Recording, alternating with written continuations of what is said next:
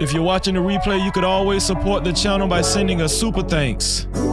That's right, a super thanks. That's the heart shape with the $ in it right below the video. I appreciate y'all. Special guests in the building. Let's go. Spacey got the sauce on.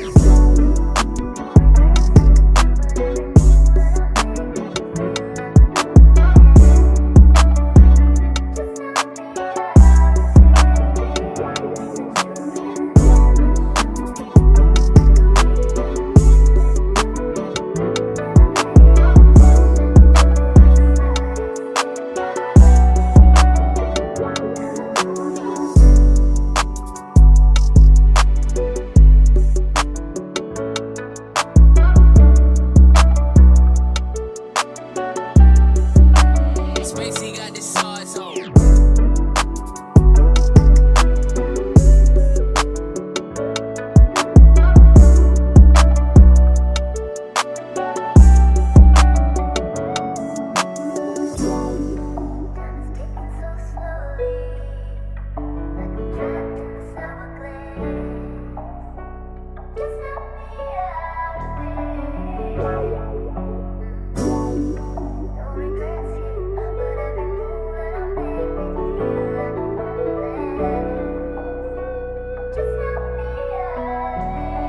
Spacey got the sauce on.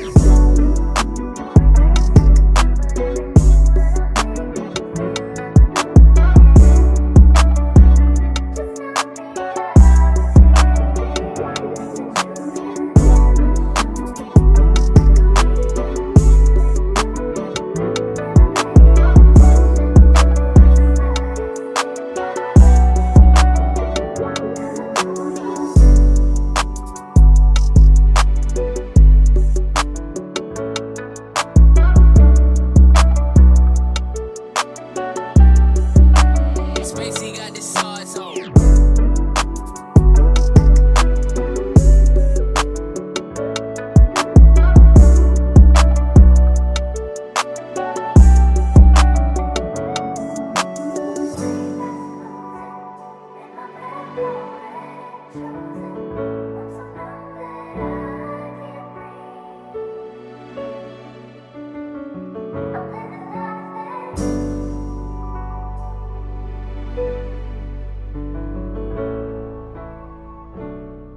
Hey, bro, I appreciate you, man. Listen, man, go sub to my boy, man. Listen, man, go sub to my boy, No Cap-tivity, man. He's a good dude, man.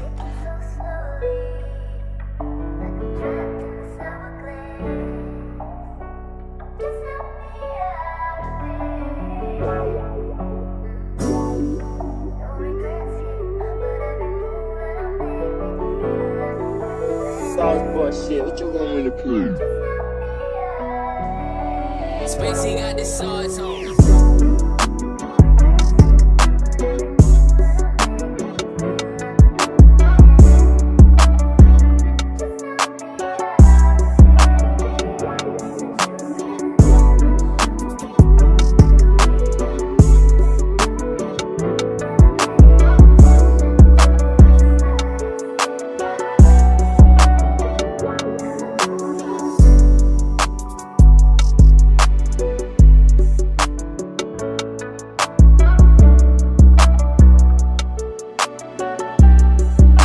Spacey got the sauce on.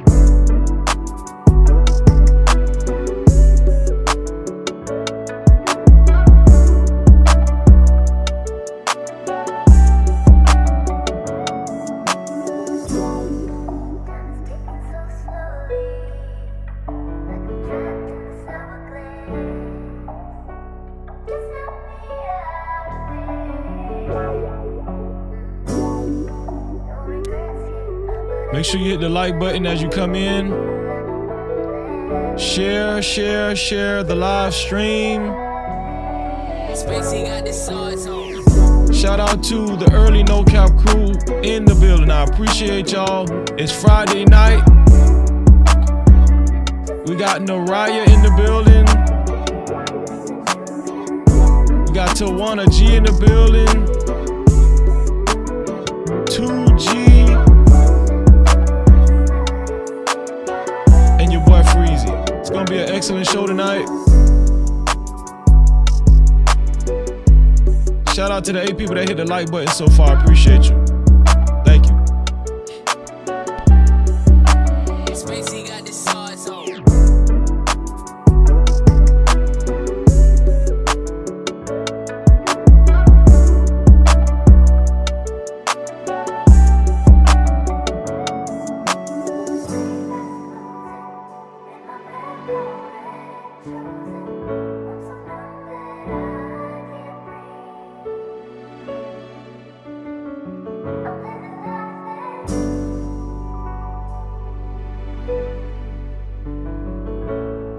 Hey, bro, I appreciate you, man. Listen, man, go sub to my boy, man. Listen, man, go sub to my boy, No Cap-tivity, man. He's a good dude, man.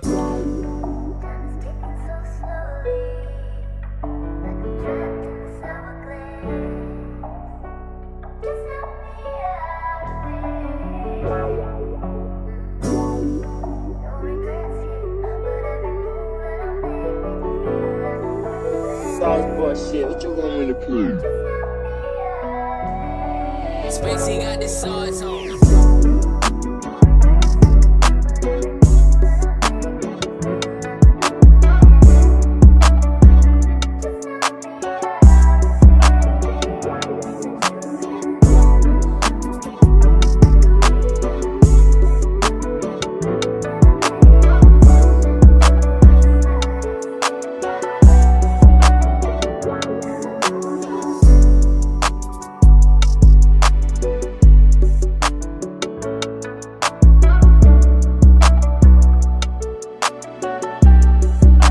Spacey got the sauce on.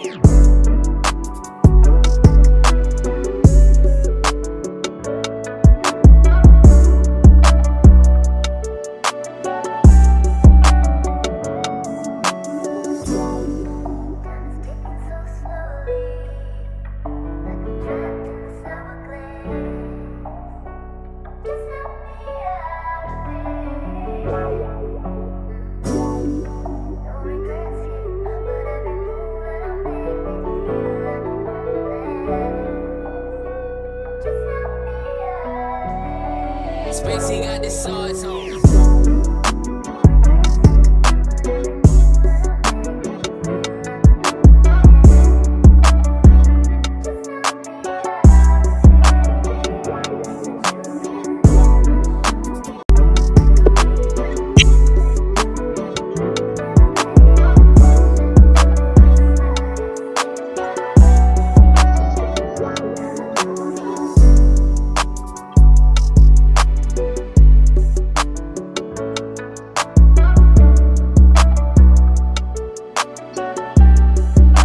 Spacey got the sauce on.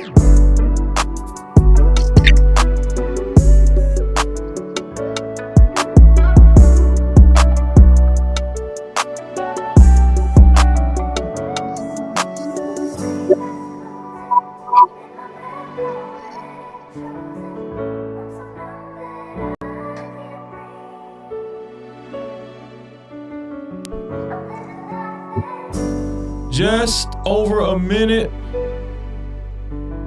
before showtime. Just over a minute before showtime. Make sure y'all share the live stream. Everybody's in the building. Hit the like button. Tawana G is in the building. Naraya is in the building. 2G is in the building. And yours truly. It is Friday night. It's a blessing to be here. I appreciate each and every one of y'all. Thank y'all. Spacey got the sauce on.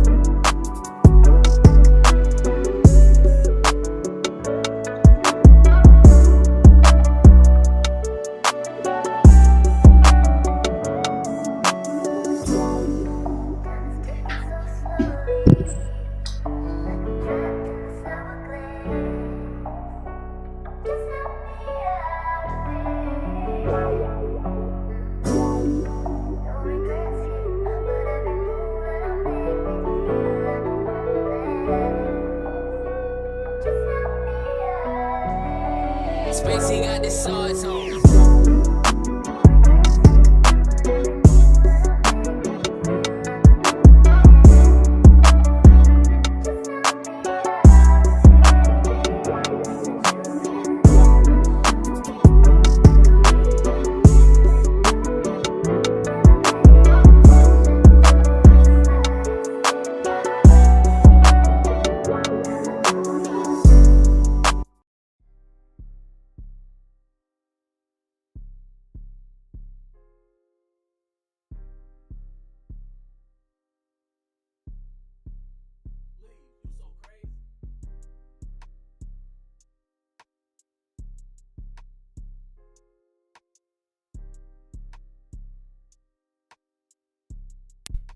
Damn, y'all can hear me? I was on mute. Okay, hold on. Let me do this. Here we go. Yo. Okay, I got you. I see y'all. I see y'all and I hear y'all now. Am I on mute? No, you're not on mute. I Okay, hear good. you. You can hear me, bro? I hear you. Yep, I hear everybody. First I want to say shout out to Tawana G. She's back. We've been praying for Tawana. You look great, Tawana. How you feeling? I feel great. I feel better. That's I good. am That's getting awesome. healthy on the journey. Thank you, That's, Freezy, for calling me. Can I come on share? now. You know we got to check on you now. Calling me in the hospital and praying for me right then. And I Most, mean, it's crazy because my results came back totally different from my initial results. So, Freezy, well, God is make good. life over it. It was amazing. It was God is good. good. Yeah, I'm doing much better. So, that's thank you. awesome. Yeah. That's good. Naraya, Hi, how are too. you doing? How have you been, Naraya? Day by day, it's I'm still in my grieving process. So it's like some days are Mhm. good, some days are bad, some days I can't get out the bed, some days I'm just manic and have all of this energy. So it just really just depends. But that's why I'm here today, because I'm good today. I wanted to support you. So you got me on a good day Thank you, today. sis. I appreciate that. You look great as well, and it's a blessing to have you here as well. And yeah, I'm going to continue. I'm going to pray for you and your loss, right? So Thank you. because I know what that feel like. I do. I talk about it all the time. I lost my mom. I took care of my mom for almost 20 years, so I understand exactly what you mean. Yeah. Shout out to I'm my sorry to brother hear that. 2G. What's up, man? What they do, bro? What's good? What's good? Where can I get one of those, man? Like with the Oh, fringes on it and gee. everything. Oh, any of your local beauty supply stores, Yeah, I bro. need one of them. I see you got your fringes on, and yeah, see you represent. Yeah, represent. You guys look great. This is gonna be a great show. I got some great content for us to react to. The audience is gonna have to forgive me because we're gonna get this show on the road. I'm gonna just wrap it up and say shout out to the whole No Cap crew. I usually just do a roll call. I'm not gonna do a roll call tonight. Shout out to the entire No Cap crew, right? And shout out to everybody that's willing to share the live stream. If you have shared the live stream and became a part of the No Cap campaign, I appreciate all of y'all. Thank you. I wish you $11 million. The share button is right below the video, right next to the like and the dislike button. And it's self-explanatory. Also, shout out to everybody that hit the like button so far. 12 people hit the like button so far. I wish you $4 million. I really do appreciate you. And if you don't like something about this live stream, which I don't know what you wouldn't like so far already, but if you don't like something about the live stream, hit the dislike button. One thing we do, we encourage everybody to hit the dislike button. If don't just sit there and hate watch, all right? Hit the dislike button. It'll make you feel better. You'll get rid of that indigestion and that GERD. I'm telling you, once you hit that dislike button, it'll go away. Trust me, it'll make you feel, it's like a stress reliever, so that we encourage y'all to do that over here. Also to support the live stream and to support. Do y'all hear? Do I sound Stuffy, y'all, I'm struggling. I ain't gonna lie. Man, I don't know what's going on. What's wrong? Man, I don't know if it's like allergies, sinus. So guess what? I got my tissue in hand. So if y'all see me grab my tissue, okay, I might get a little ghetto, but the show must go on. Okay. Listen, to support the live stream, especially if you would like your voices to be heard from the chat, there's 3 ways you could do it. Shout out to MJ. She is our initial sponsor of tonight's show, and she displayed the first way, which she always do, which is to leave a super cap. Shout out to MJ, man. Super chat. Thank you to MJ for her $20 super cap. I really appreciate you, sis, as always. She said, "Hey, Freezy, shared the stream. Great show." MJ was supposed to join us tonight, but she couldn't make it. But one of these nights, it's gonna be all 5 of us. MJ's gonna join us. But shout out to MJ. She came last week and it was a great show. She said, "Hey, Freezy, shared the stream." And shout out to MJ for sharing the stream. And she said, "Have a great show." MJ is the initial and official sponsor so far of tonight's show. Cap-tivity. So that's one way. The other way is Cash Cap, which is $sign Freezy no cap. That's $sign Freezy no cap. That is the Cash Cap. And who's going to be a part of the Cash Cap crew? Who's going to be the first one a part of the Cash Cap crew? And the third way is PayPal. PayPal is no Cap-tivity with freeze. There it is. No Cap-tivity with freeze. It's without the Y. Okay? No Cap-tivity with freeze if you want to send a PayPal. I appreciate y'all. Thank y'all. And let me go ahead and add MJ to the sponsorship. Shout out to MJ. The way to become a sponsor was $20. MJ actually, she nipped it in the bud already. So let me go ahead and put MJ as a sponsor. There we go.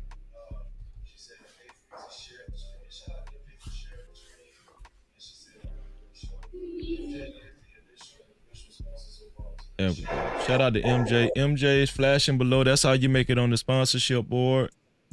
MJ is our initial and official sponsor of tonight's show. Make sure y'all subscribe to MJ's channel and hit that notification bell. I was watching MJ earlier. She has a great show, great content creator. And her specialty is Law and Order. So make sure y'all subscribe to MJ's show. That's our sister over here. So let's get this show on the road, y'all. I know one thing we're going to touch on. I'm trying to figure out what I want to do first. But how about we do this first and let's just get it out the way. Dreka Gates has recently filed for divorce against her husband, Kevin Gates. She recently filed for divorce, and to be honest with you, I didn't know if she had already filed for divorce or not, because I'm so confused. Kevin Gates was just recently linked with Brittany Renner, and it was said that him and Brittany Renner got married. Y'all heard that, right? So I was just confused. So Dreka Gates is now filing for divorce now, right? And as you can see, they've been together for a long time. I think the picture on the right is before it looks like she has a little cosmetic work done on her face or whatever, because on the right was when they were younger, and you could tell Kevin Gates, he's looked younger there. And Dreka looks a little different on the one on the right versus the one on the left. Maybe she's just older, I don't know, but just looked like her lips, she got a little work done or whatever. But they've been together for a long time. I did not realize how long this couple had been together. They've been together since the early 2000s. They got married in 2015. Been together 9 or 10 years, and she's filing for divorce. This is what I want to know. What? I hear something in the background. I don't know if it's a TV or something. That's 2G. Oh, I hear something in the back. My bad. He got a little orchestra in the Oh, back. it's all good. I don't know what that is. I still hear it though. So Mute. let me ask y'all something. Have y'all followed this couple? Are y'all familiar with this couple? Just anybody?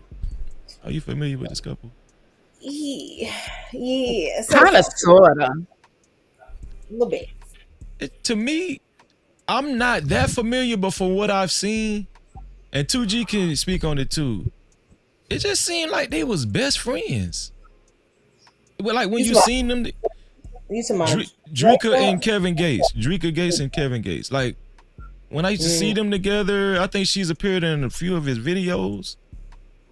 Seemed like they were just best friends, and they were attached at the hip. What I Go ahead, heard Nora, go about ahead. them was I thought he was married to her, but then Yeah. he left her for the other girl who turned Muslim. That's a whole different girl, right? That turned Muslim, and now Yes. he broke up with her, Yes, Brittany Renner. right? So Yeah. I don't really know because I don't do a whole lot of entertainment kind of following Yeah. like that. So right here, this is what was posted on Instagram, right? It says Dreka Gates has filed for divorce from Kevin Gates after nearly 9 years of marriage and over 20 years together. They met, the two met in 2003 and tied the knot in October 2015. Dreka cited irreconcilable differences and is seeking joint custody and spousal support. This comes just months after Kevin briefly married Brittany Renner in April 2025. That marriage lasted only 52 days before they divorced in May. So this is okay. Were Kevin Gates and Brittany Renner married through the state? Were they officially married? No. Oh, okay. No. That's what I was confused about. Why would they even publicize that? Religious. I mean, because they consider it a real marriage in their religion. But in the law, we don't consider it real. It wasn't a legal marriage in terms of they didn't have to go through a divorce in court. They're doing a divorce in their Muslim religion or Islam. Yeah. What were you gonna say, 2G? No, I was just speaking on the fact that it wasn't lawfully. It was just through faith. Through faith, yeah. I just understand why that publication said they got a divorce after 52 days. I get it, but they didn't get no divorce. They just broke up. You know, but the people need to stop doing that. Like, it's just so confusing. You know, They reason said why. Go ahead. They said she married him so they could have sex. And then he got some and then he stopped dealing with her. I mean, the fact that he married her tells me everything I need to know about him. He is like completely delusional. There's no way you married Brittany Renner and thought she was really gonna be your wife. Like, she literally converted to get some. That's what everybody keeps saying. Because now she's no longer, claiming the religion. Brittany Renner. She's taking off her hijab and she's like a normal everyday citizen That's now. crazy. She's no longer a practicing. I did see her online. She back in them streets looking for another one. That's right. Okay, so she just played the part of a Muslim just to attract Kevin Gates. Yeah, maybe he was a retirement plan and fell through. I'm not sure. That's what I feel that it was. She's always like, I'm gonna tell you something. I feel so bad. I feel so bad, right? Because when she first said that she converted, I defended that girl. I was like, damn, that's so good. Like, it's so People good. do a lot of stuff for money. It wasn't for no love. You ain't gonna give up your God like that. That was all about that bread. Stop Did, playing. Naraya, did we cover this when you first came? The first time we did this show, did we cover that topic about her and Kevin No, Gates? we talked about Obama and Michelle Obama. Right. Okay. When I was yeah, on. Yeah. But she ain't make no money. What money did she make?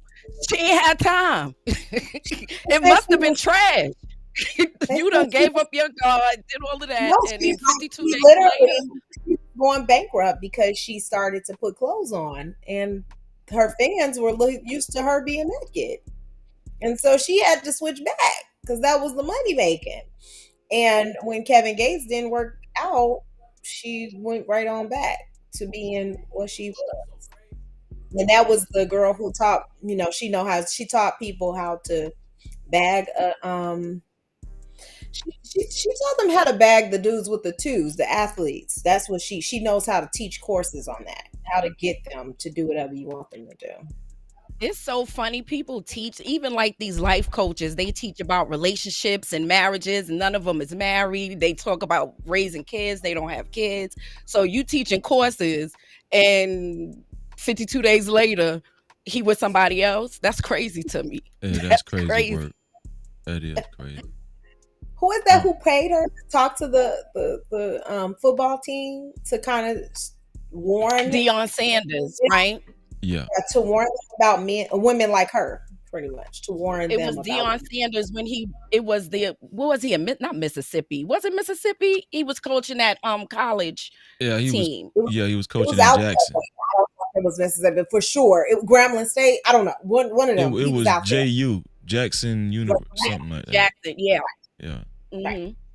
Yeah. And that was crazy within itself. But the reason why I felt that this was significant is because we've suffered through years of gender war conversations. I know y'all have. And I know y'all tired of the gender war conversation, But when we see situations like this, this woman, Dreka Gates, really it seemed like she was all in.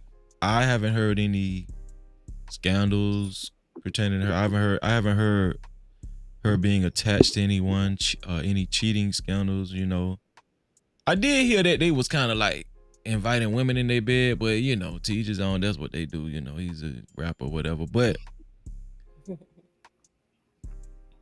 is marriage over with? 2025, is it done? Like, is it a thing of the past as far as like people being excited to get married? Back in the day, women used to cry and, oh my God, he proposed. It used to anticipate the man proposing. It was a special thing. Is that over with? Anybody can go. I want to talk about this because I got my own opinions about it, and it's not good. I just think that people are doing everything that married people do without being married. So there's nothing left to the imagination. There's nothing to anticipate anymore. You know what I'm saying? We're living together. We having sex. We paying bills. We having babies. We're doing everything that we used to wait for to when we got married. And then you have this whole thing of independence. Live your life. Go out and have sex with as many people as you want to in your 20s and 30s and all of this stuff. Marriage is not held in high regard anymore. And that's a sad thing. What do you think is mostly based on now? Okay, tell me this. What do you think is mostly based on now? And what do you think it was mostly based on in the past versus like, what's the difference? Again, when I was growing up, I wanted to be married. Like, I wanted to be a wife. I wanted to have kids. I wanted that, right? Now, women are being taught to seek other things. Get your education, do your career, do all of these things before you get married, right? So marriage is not even in the cards anymore. You know what I'm saying? Nobody is teaching them that it's okay to be a wife. If you want to be a wife, you're a pick me. If you want to be a wife, then you have low self esteem and you need a man. So being married comes with all of this negativity that it didn't come with before, Okay, gotcha. I gotcha. What in about my you? opinion. No. That's what I want. 2G, what do you think about the outlook on marriage nowadays? Well, I agree with everything Naraya said. To add to that, I feel like marriage is like a godly thing. It's biblical, and most people living outside of the Bible, but for some reason I know last week we discussed marriage, and everybody was talking about business and structure, like almost like it should be like a beneficial thing, like Mhm. as far as benefits, and it has to make sense, and status and all that. But I Yeah. think people like took the faith out of it. They took God out of it. They feel like they can be a married couple without God being involved, and I don't believe in that at all. Like I don't believe in no marriage that don't consist of God. You don't believe in That any I don't marriage believe that in does any not marriage. I consist don't of believe in God. any marriage. But yeah, nobody can tell me they happily married if the foundation isn't built on God. Like I don't believe that. I don't What care agreed. how about much you? money they have, how happy they look. Mhm. If the foundation isn't built on that, I don't believe it.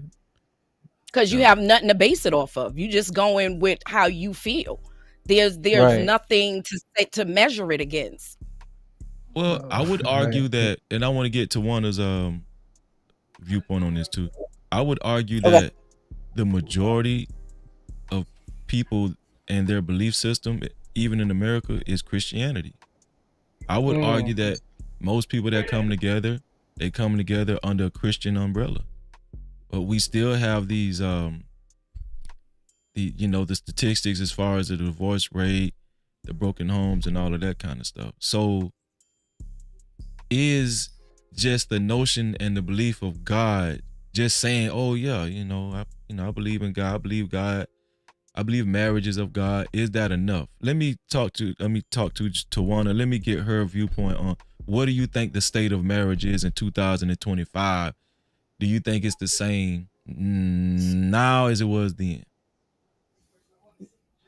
Ooh, marriage. I mean, gosh, I think that people expectations of marriage is just totally different than it was, just even 5 years ago. I Mm-hmm. know it's just a totally different environment. And I know a lot of people just lost faith in marriage because it does have such a, low percentage of success.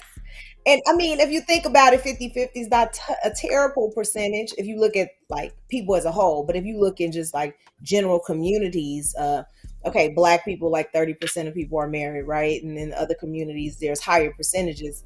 I think when you look at black people, like and what they think about marriage is makes sense that people are skeptical because it's such a low percentage of people who survive marriage and who even gets married.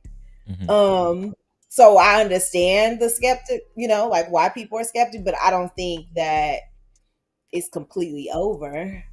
Maybe it's my faith or hope that people will like, believe in love. And I mean, because there's so many people that's still committing, even if it is not lasting. Here's my problem. What I think is like people have unrealistic expectations of marriage. You have a baby, things change, your partner don't help, or you feel like your partner should do more, or you think that people should have more traditional roles and things don't play out that way and people don't know how to adjust. They just continue to get frustrated. And so marriages are just not lasting. After a year, marriage is over. Some people 5 years and don't even make it. So it's just a matter of people not really understanding basic human interaction anymore. People are just like so viral. What looks good makes sense. What everybody else believes in is what I'm doing.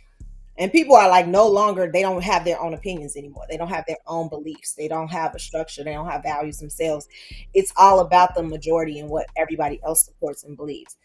It's so hard to be married when you think like that because you do have to be you have to have your own mind. You have to have your own ways to form your life and your marriage, and you have to be strong and you have to be committed to that situation. And a lot of people just don't even have the mental capacity to commit to marriage anymore. Because you can't even handle another person's opposition. Like, let's just, even when we on the internet and we Mhm. all different, some people can't even handle your difference of opinion without being upset. And if you marry, your husband or your wife is definitely gonna disagree with you a ton of the time. So then what? Are you just gonna separate? So I think that it's people's unrealistic. And then when people try to give you the real truth about marriage, people say, "Oh, you're not happy in your marriage," or you like, motherfucker, I'm trying to tell you how to really survive this shit. Okay, I'm trying to give you the real deal. Like I remember, like Michelle, like telling There people, is a survival aspect to it, though, right? there is. I mean, it's not because it's not all roses. And if that's what you're getting married for, you might as well absolutely not get married because there is no every day of your life you're not gonna be happily in love like a fairy tale. Like that's just not what marriage is all about. Marriage So I is don't. work, man, and people don't want to put that work in. I've been married since the '90s, okay, Yeah, until Wow. this Hold on. Let year. me give you a big So, bomb on that one. Congrats. Congratulations. Dang. so no, it's that's not work. a small It's work, and sometimes you really don't like your spouse, right? But do you thing. love them enough, and are you committed to making this work? Yeah, Some people can't even commit to hairstyles or outfits or whatever, just the small things in life. Yeah. yeah, And sometimes you just be looking at that person like, oh man, did I make the right choice? Did I messed up? But then you realize, you look and see what value does that person bring to you outside of my emotions. What value is he bringing to me, and I'm bringing to him? yeah. And I don't think people want to dig that deep. Relationships are transactional now. What can you do for me? And Right. people are picking wrong. They're Hmm. picking for the wrong reason, so it's never going to work. And like 2G said, if God is not the foundation and y'all not equally yoked, it is Yeah. not going to work. That's probably why a lot of marriages do fail. The Christian church, I'm not a fan of traditional church and traditional Christian. I study the Bible, Right. right? Right. And I study scripture, and I live by the law, statutes, and commandments of the Bible, right? So that is what the basis of my marriage was on. What was my role? How did he need me to be? It's not a one size fit all. And I think people see other people and then try to emulate that in their relationship, like Tawana was saying, and it Yeah. don't work that way. Mm. I thought marriage was the end of love and basketball. Let's play for our love and we just go off in sunset. That ain't how marriage is. I'm saying we just play 1-on-1 and whoever win. Yeah, like the first year. After the first year, then no, it's a little bit different after that. Is the first year even like that? I feel like the first year, the hardest year. That's the year that's like, dude. I was on cloud Still- 9, honey. You couldn't tell. He ain't have a name no more. It was like my husband. I did that for like a whole year. But like year 3, I'm like, I feel like the first year so hard though, because it's just like, okay, now you're adjusting to, what is marriage like? How do we combine? But unless you've already started to do that, maybe some people, like if you've been together for a while, like you were with your husband for a while, so maybe y'all had already started to like partner, get together. But then like if you traditional and y'all had your own places, then y'all try to partner together, you like, wait a minute, you do this? Wait, what? This it wasn't that hard because I didn't live with him until we got married. I didn't do the whole shacking up thing. Absolutely not.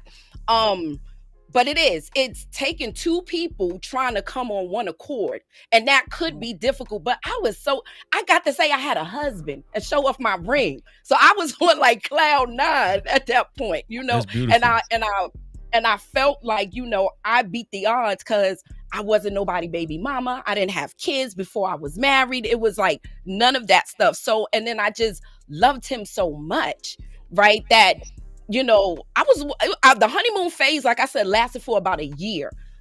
After that, when reality started like kicking in, and then the kids come and all of that, now it's just not you two. That's when it starts becoming a little bit, okay, how we gonna work this out? But lucky for me, he helped with stuff. I didn't have to do everything. So like when I hear women saying, oh, I'm a single married woman, Yeah. I have no understanding of that. You know what I'm saying? And plus, I had a village too that Right. supported us too. So I didn't have that. So I don't understand when they say that. And then they get Yeah. angry with me because I'm like, you want to be a mama, just do it. But I had sisters. I No, had, no, I had people to help. That's no. beautiful. I will. So for those that don't know, like this is my second marriage. So I was married 10 years Hmm. initially to my first child's father, and I was absolutely a single mother, married single mother, absolutely 100% I paid all the bills. The house was in my name, all the cars, everything was in my name because I had the better credit. And so I was the one that was like, let me hold my husband down. I'm going to do whatever I got to do. I'm going to take care of us.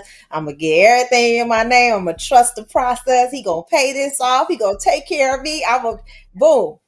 I took care of all the kids. I worked every day. He did not have a traditional job. He worked, but he did not have a traditional job. He had kind of like, he promoted and he did other things, and I supported his dream because that's You what was a I was ride or doing. die. 5 years, I supported his dream. Yeah. And I was like, okay, I'm gonna pay all the bills. Crazy me. I got the water, everything in my name. So guess what? I'm saying that for a reason because when things don't get paid, whose credit's gonna get messed up? When things don't take care of it, I was the one who, you know, was going into default, whose credit was jacked up.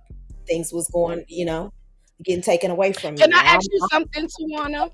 So if he didn't have a traditional job before Yeah, y'all got married, you didn't think, well, let me make sure and see how he progresses before I do that? yeah, yeah.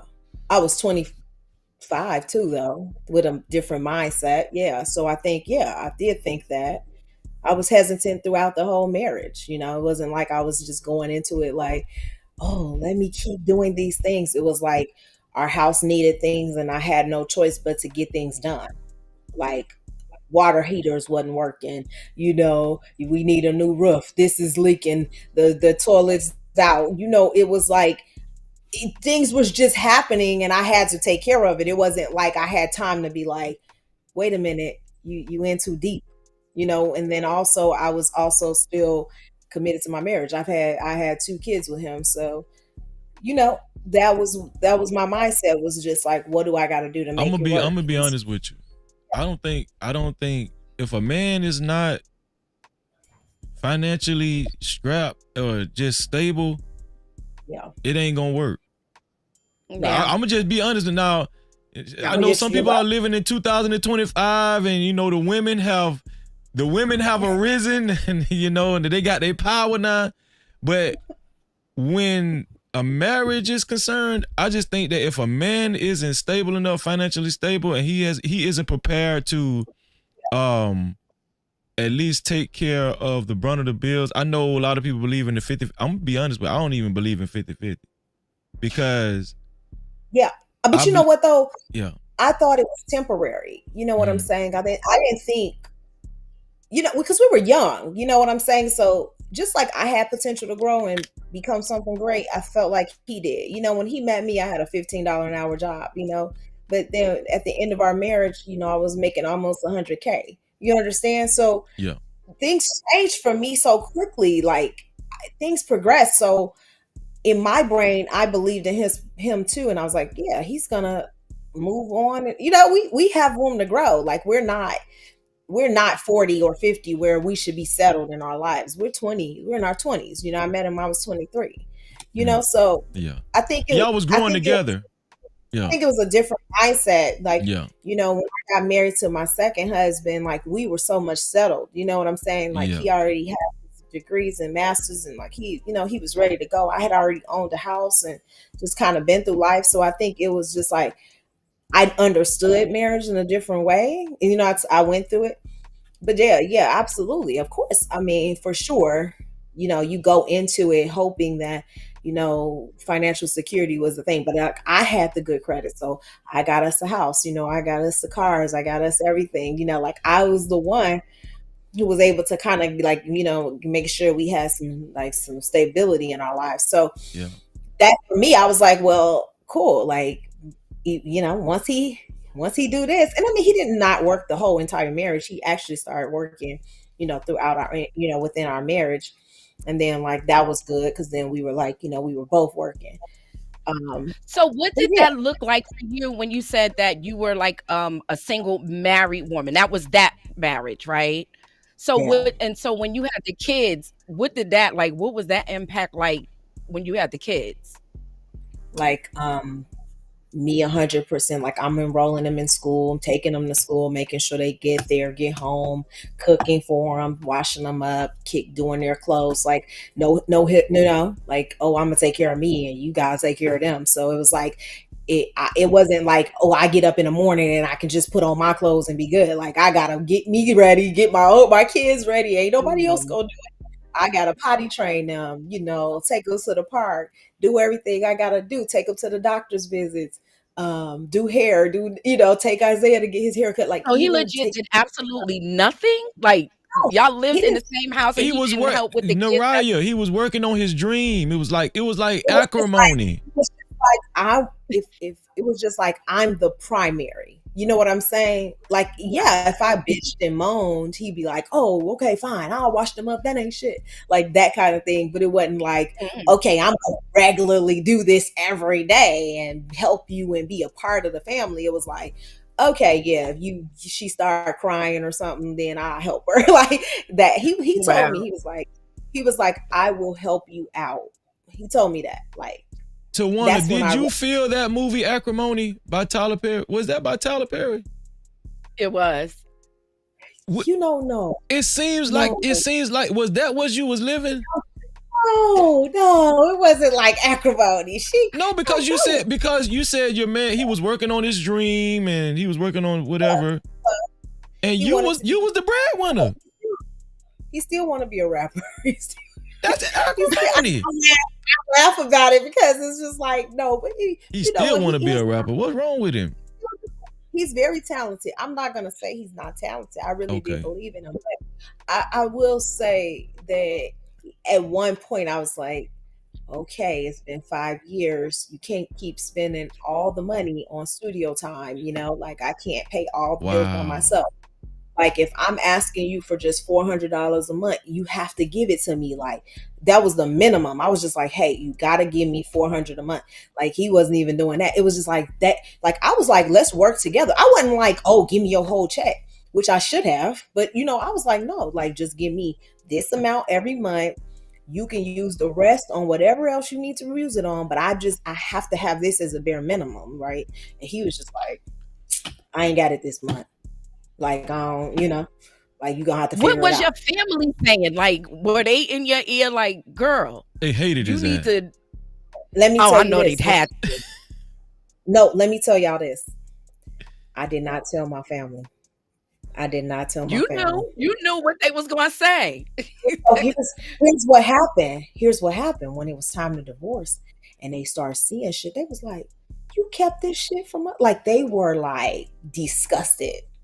Like, but my mother was kind of like, but if you had told us, we could have helped you through this. Y'all, we could have maybe helped Mhm. y'all. Like that's why you have people come to this is what marriage is about. You need to share so we can kind of Yep. pull you through it. We can kind of give you some and I was just like once it was at that point, there was no one who could help us because we had been through the counseling, we had did everything, you know what I'm saying? Yeah. It was done. And so I never told my family. I never told them. And I That would really, have helped your marriage so much because they would yeah, have been able to relieve you from some of yeah, that stress, at least yeah, that you could have been okay. right. That's what Yeah. they told. That's what they told me. And I Yeah. just thought maybe I just thought keeping it to myself was the best thing. I was again, you remember, I was so young, y'all. Like I really just didn't know how to, like what to do. I really didn't know. I That's made a that's lot of mistakes. understandable. Yeah. Yeah. Yeah, I made a lot Yeah. of mistakes too. And plus, Nobody you in my don't want to tell your family something. Now they don't like him, and now it yeah, makes you feel funny when you around them or whatever. So, yeah, Facts. definitely, I get it. Yeah, absolutely. that's totally understandable. And I'm gonna be honest with you, Yeah, Tawana. Most guys, especially like in their 30s, yeah, late 20s, they want a woman like you. They feel yeah, like that's a good woman, a woman that's gonna, grab the steering wheel when this guy wants to, he's trying to establish himself and he's trying to be great, and you got his back, you doing whatever, you ride or die. yeah. But in reality, man, that's not healthy. It's not, Right. No, you it's know. not. So let me ask Mm-mm. you this, Freezy. Yeah. So as a woman, okay, let's say your daughter is getting married, right? She wants to marry this guy, Yeah. right? She's 23, 24 years old. Mhm. And she's like, I want to support his dream. I love him. Same situation that Tawana had. What would you tell your daughter as far as her marrying this man? Good, yeah, I that's would a good I would question. say no. And then Why? But wait, I mean, because yeah, what I know now, marriage is not about butterflies and feelings and emotions and stuff, right? It's good. Those things are good, yeah, but it's about sacrifice and it's about being in order. Marriage to me is about order. Things have to be in Mhm. order before you actually commit yourselves to one another, especially under God. And mm-hmm. God said the man is supposed to be the provider, and I think that he structured it that way for a reason, right? Because men are supposed to be the teachers of the family. It's supposed to be the teachers of the women and the children, and then it trickles down. The women are the teachers of the children. It's just trickle down. It goes from God, Mhm. Jesus, to man, woman.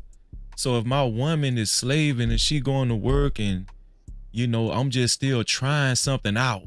I ain't got no, I'm not figured out. She's like, she's taking care of me too.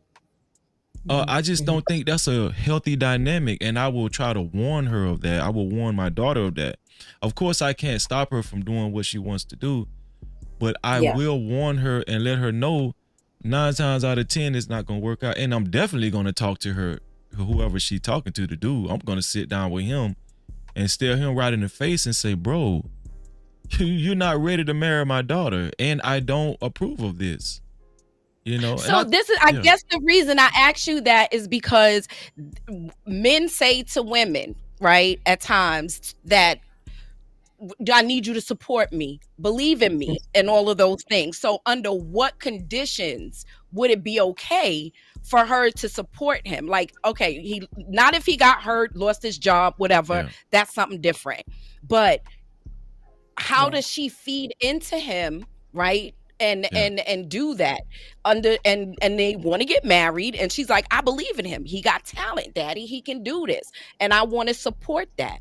Like, would you tell her she's being stupid versus if he lost his job and then didn't have a job for 5 years and she's still doing everything for five? You know what I'm saying? What I'm Yeah. trying to get at? Yeah. So I was in the music business for a long time. I'm actually a audio engineer. mm-hmm. And I know several people that held down a 9 to 5 and still pursue their dreams. And I would tell her, listen, you're to be his helpmeet, not his provider. Not his, I mean, not you. So that's what I'm saying. So order to it, right? So Yeah, I don't want my daughter, because people, these type of situations can ruin people.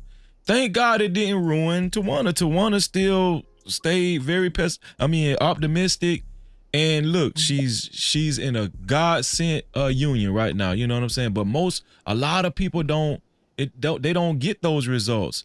yeah, When you actually experience a lot of hardship, especially as a woman, and this one they call me a simp, as a woman, and you're going into a marriage where essentially you are the provider, and mm-hmm. you are basically trying to show your man that, hey, I can work, I'll pay the bills, I'll pay the taxes, I'll do all of this, and I'm going to nurture the children if we have kids or whatnot.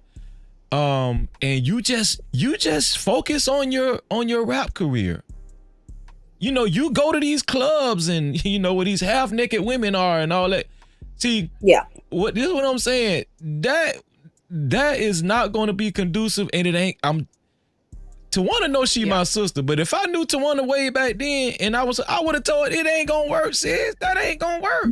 Let me say this though. I'll say a few things that, you know, he presented a totally different thing. You know, like oh, I'm gonna be there to wake up with the kids because I'm a night out. Like he presented like, oh yeah, we in this thing together. Like he never was like, yeah, like you got to do everything like a woman. Like if he was to present like, you know, this is, you know, I want you to be traditional, you taking care of everything, I'm not gonna help out. Like I think I would have rethought it, right? But a lot of the things came out after we were living together and you know, like married. So that's, you know, I was just kind of confronted with those things. It was kind of like, yeah, he loved me and did all these great things in the beginning and, you know, rubbed the feet, did all the things, treated me like a queen when I was pregnant, you know, then it just flipped. So it wasn't like, you know, I knew that this is the person he was going to be. You know, I think sometimes like some of the men tell you like, I want a traditional wife, like I'm not helping with the kids. Like, so now you have a decision to be like, man, am I okay with that? Right. If my husband doesn't want to step up to the plate. And so you're not surprised. But when he was kind of telling me like, oh no, this is going to be like, we're going to be doing this together. And like, you know, I'm going to be there. I'm going to be helping. Like, and so I thought that he was going to be that kind of person. And then it was just like totally different, you know? I'm one to believe that you now with my mind, how I am now, I'm one to believe that you have to be qualified to be married. Like they need to offer some type of like, the government needs to offer some type of program. If you don't pass this test in this program, you shouldn't get married. Like there should be some type of qualification, because I'm gonna tell you something. We're playing with people's lives here. I mean, marriage is playing with kids. You know, you're fostering the direction of your kids with under this umbrella and all of that. You could ruin somebody's outlook, a woman's outlook, even a man's outlook, right? And so I think a man is supposed to go into a union like that ready to direct his family. Ready. And if you're not ready to direct your family, just stay friends. Ain't nobody making y'all get married. Nobody making you get married. What is the example though? Like a lot of people don't really have a good functional example of what marriage is. Yes, they do. They do have an idea. They have an example. They just don't want that example. You said it earlier, right? You said that you follow the law, statutes, and commandments. I promote that, right? But when I talk like that, it's corny. They don't want to hear that. They want to. They like Kevin Gates and Dreka. That's what they want. You know, they like that stuff. You feel what I'm saying? So when we talk about the tools, let me bring my brother back up. When we talk about the true tools that's needed for a successful union, all of these years that we've participated in these conversations, these gender war conversations, these manosphere conversations, the sisterhood, all that kind of stuff. How many times, let me ask y'all something. How many times have y'all heard on these panels where somebody actually stress God and they just bring up God and law, statutes, and commandments? How many times have y'all heard people talk about that? No. You know why they don't talk about that? Because you might lose viewers. That's why. Because you know your ratings might go down. You might lose subscribers and stuff. Right. Listen, I can go all day about this right here. The point I'm trying to make is that people have a perverted outlook on marriage and they want it to be their way, but it's a reason why stricter sex or stricter like when I mean sex, SECTS, or stricter beliefs patterns and stuff, they tend to be more successful when it comes to marriage, like stricter belief systems and stuff, instead of Yeah. just this universal Yeah. you know, Worldly way of thinking. yeah, yeah, Like the Mhm. romanticized of it is because yes, it's yes, it yeah, gets romanticized a lot in American culture yeah. for sure.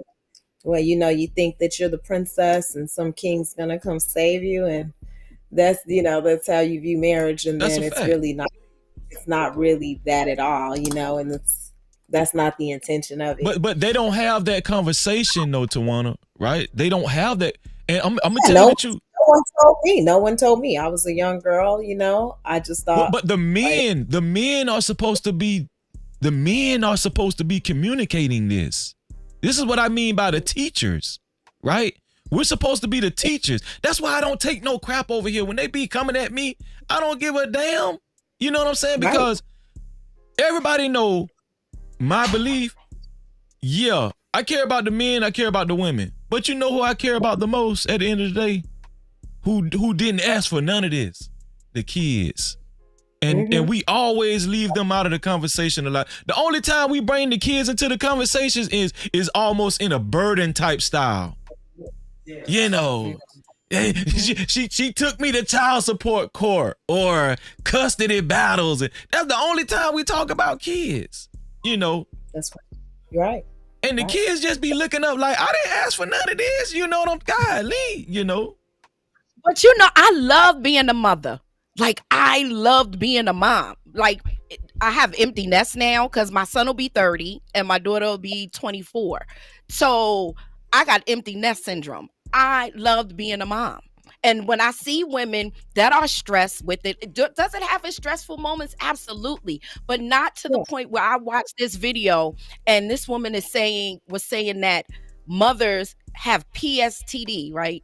Mhm. Yeah, PSTD from loving their children too much. And I feel, and I'm like, what? And so I just feel like you said, people are making it seem like kids are a burden and being a mom is a burden. When on one hand, you like to holler and scream, I could do it on my own. I don't need anybody. But then now you need counseling because you love your Mhm. kids too much.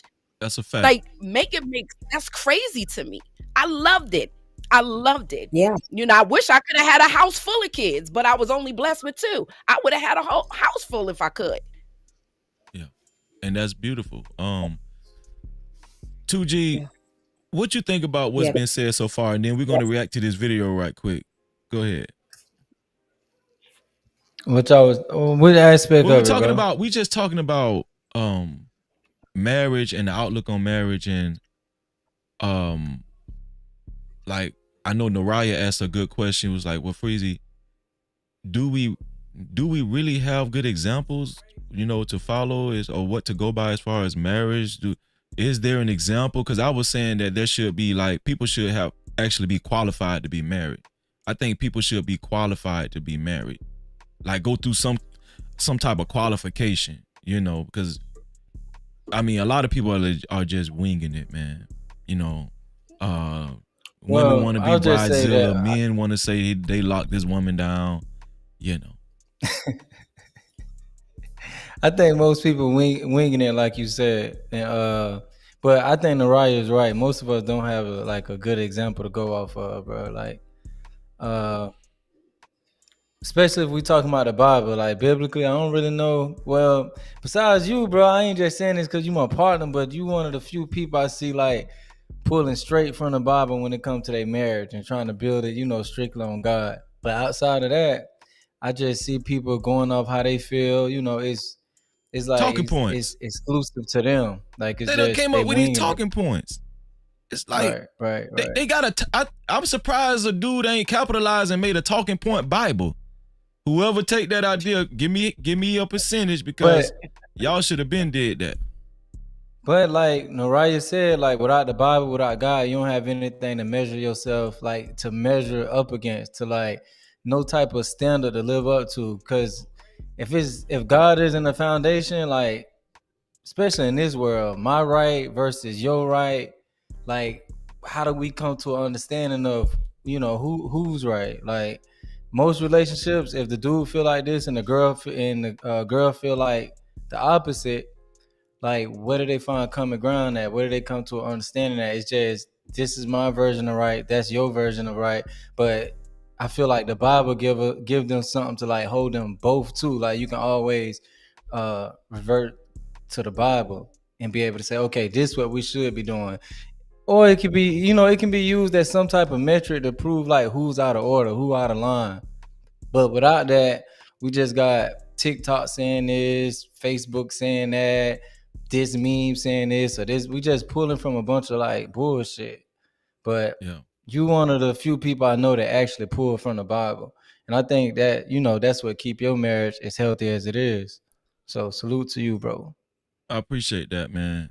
And the reason why it's so serious is because you know how much time you could lose with one person? Look at look at what is his name again? Kevin Gates and Dreka. Say they was together like 22 years, 23 years. And this dude just bouncing around. You know what I'm saying? He bouncing. And guess what? On top of that, he actually made it as a successful rapper. He actually did make it. I would argue she had your same story to one where she, stuck it out with him and he actually broke into the industry and made it, And so it just goes to show you that it's not enough. Him being successful. A man has to have direction. You know what I'm saying? Okay, he made it as a successful rapper, but that man ain't have no direction. That man said last year he crunk up a car with his hands. Like did y'all already see that? He said that man is crazy. Kevin But Gates he is mentally crazy as like hell. he crazy for real, bro. That man crazy for real. I've seen him spit in women's mouths in his concert, and he's very. I was like, I didn't even know he was married because I was like, my husband ever spit in some other woman's mouth? Like, what the hell? Why would I want somebody to spit in my mouth? She opened her mouth and took it right. Listen, it's video. It's viral. Yeah. So They the just Brittany wasn't Renner qualified. thing, is it a chance that Kevin Gates could play a part in why she like stepped away from the Islam faith? Like, maybe she dealt with him, but She like for didn't real, love Allah.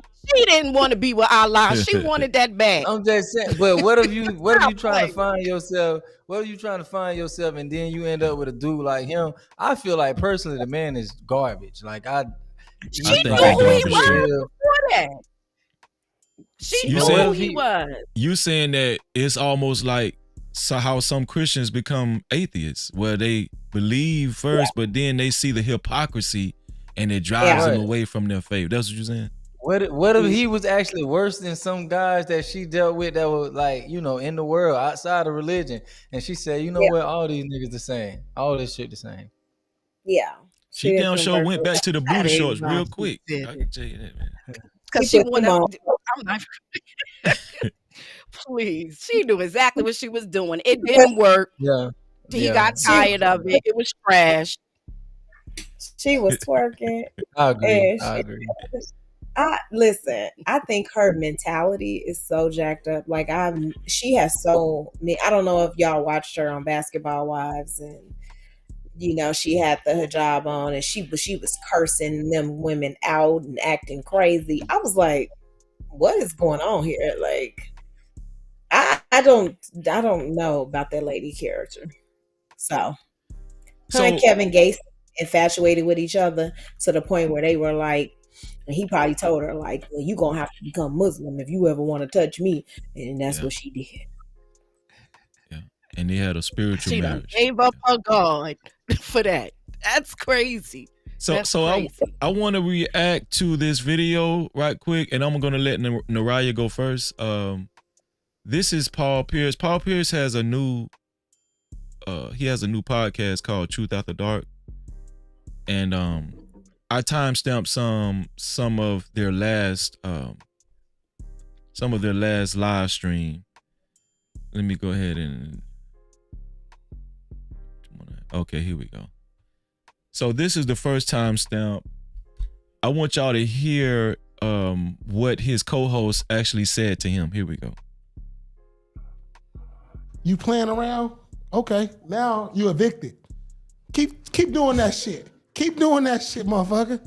Oh yeah, keep doing that shit. Okay. Yeah. Keep talking that shit. You're not talking to me. Yeah, I ain't talking to you, but like, I'm you know, not like, even don't think you more player than the nigga that got money. I'm not thinking the nigga that. I'm that's gonna talking find about the out if I women wanna you're really interested in. I'm not the woman you're interested in. If Your I woman really is wanna interested find out under about- 30, little children, 20 to 30. That's what you like, and un-American women. Don't tell me what I like. You said that. You said you think women over 30 are cooked and that you like women that are not in America following French Montana steps. So I'm not even in that ranking What of did what I you're say that I feeling. like?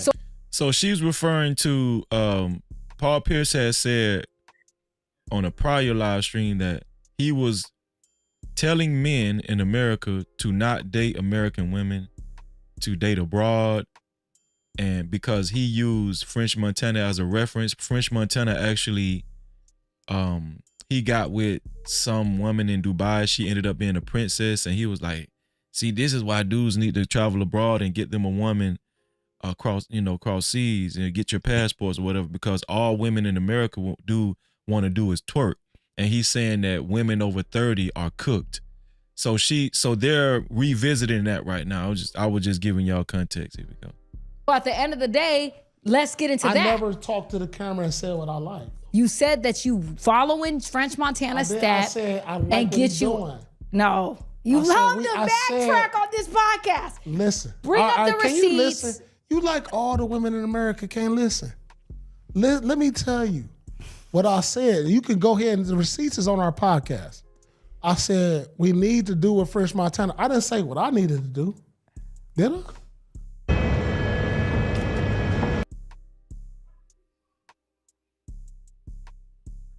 Tell you what I need to do. I can say what as we need to do this, fellas. I can say that as a leader, but I didn't say what I need to do because what I need to do may be something different.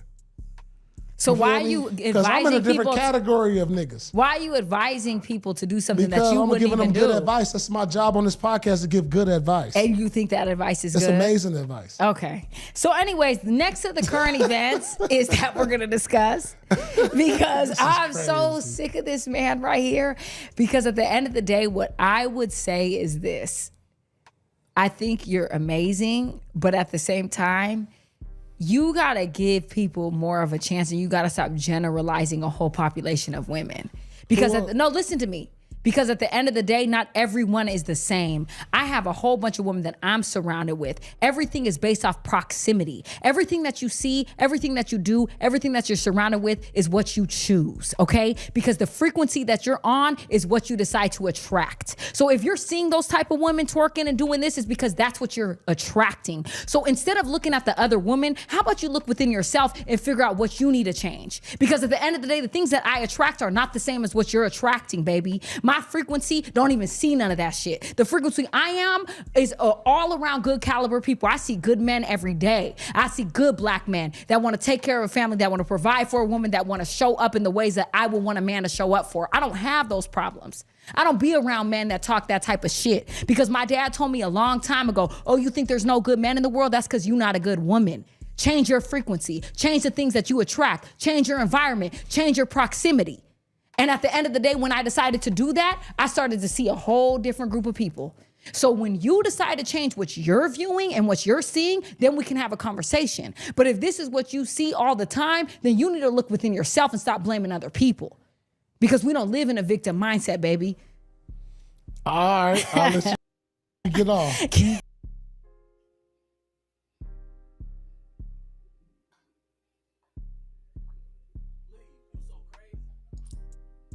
Can't hear you, bro. Yeah. I'm sorry, I had muted myself. So that was Paul Pierce's co-host. Paul Pierce basically was saying that men in America need to just stop entertaining American women. All they want to do is twerk. Over 30 years old. Oh, if a woman is 30 years or older, they're cooked. And he's saying it's better if men just travel abroad and get them a a foreign woman like French Montana did. French Montana ended up with a princess out of Dubai. And he's basically saying, hey, it's a high chance that you could get you a princess too, or a woman that, still within her culture and all that kind of stuff. And she's going to give you the qualities of a woman that you want. So his co-host basically was saying, no, the problem is men attract who they are. Men basically need to start looking in the mirror at themselves and start asking themselves, why are you attracting these type of women? Do y'all think that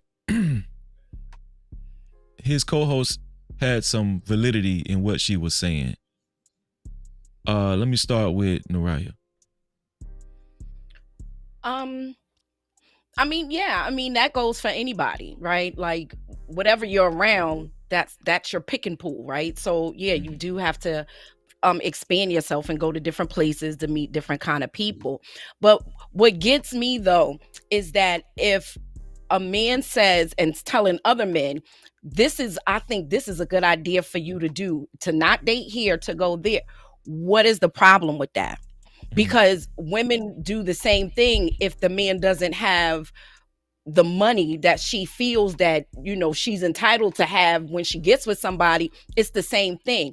I think that women don't like to hear about shortcomings or feel like they're not being picked or they're not the choice in something, and that's why she went on that tirade. I don't think nothing is wrong with him saying to his audience, yo, go out. They ain't gonna get a princess because they ain't got French Montana money either.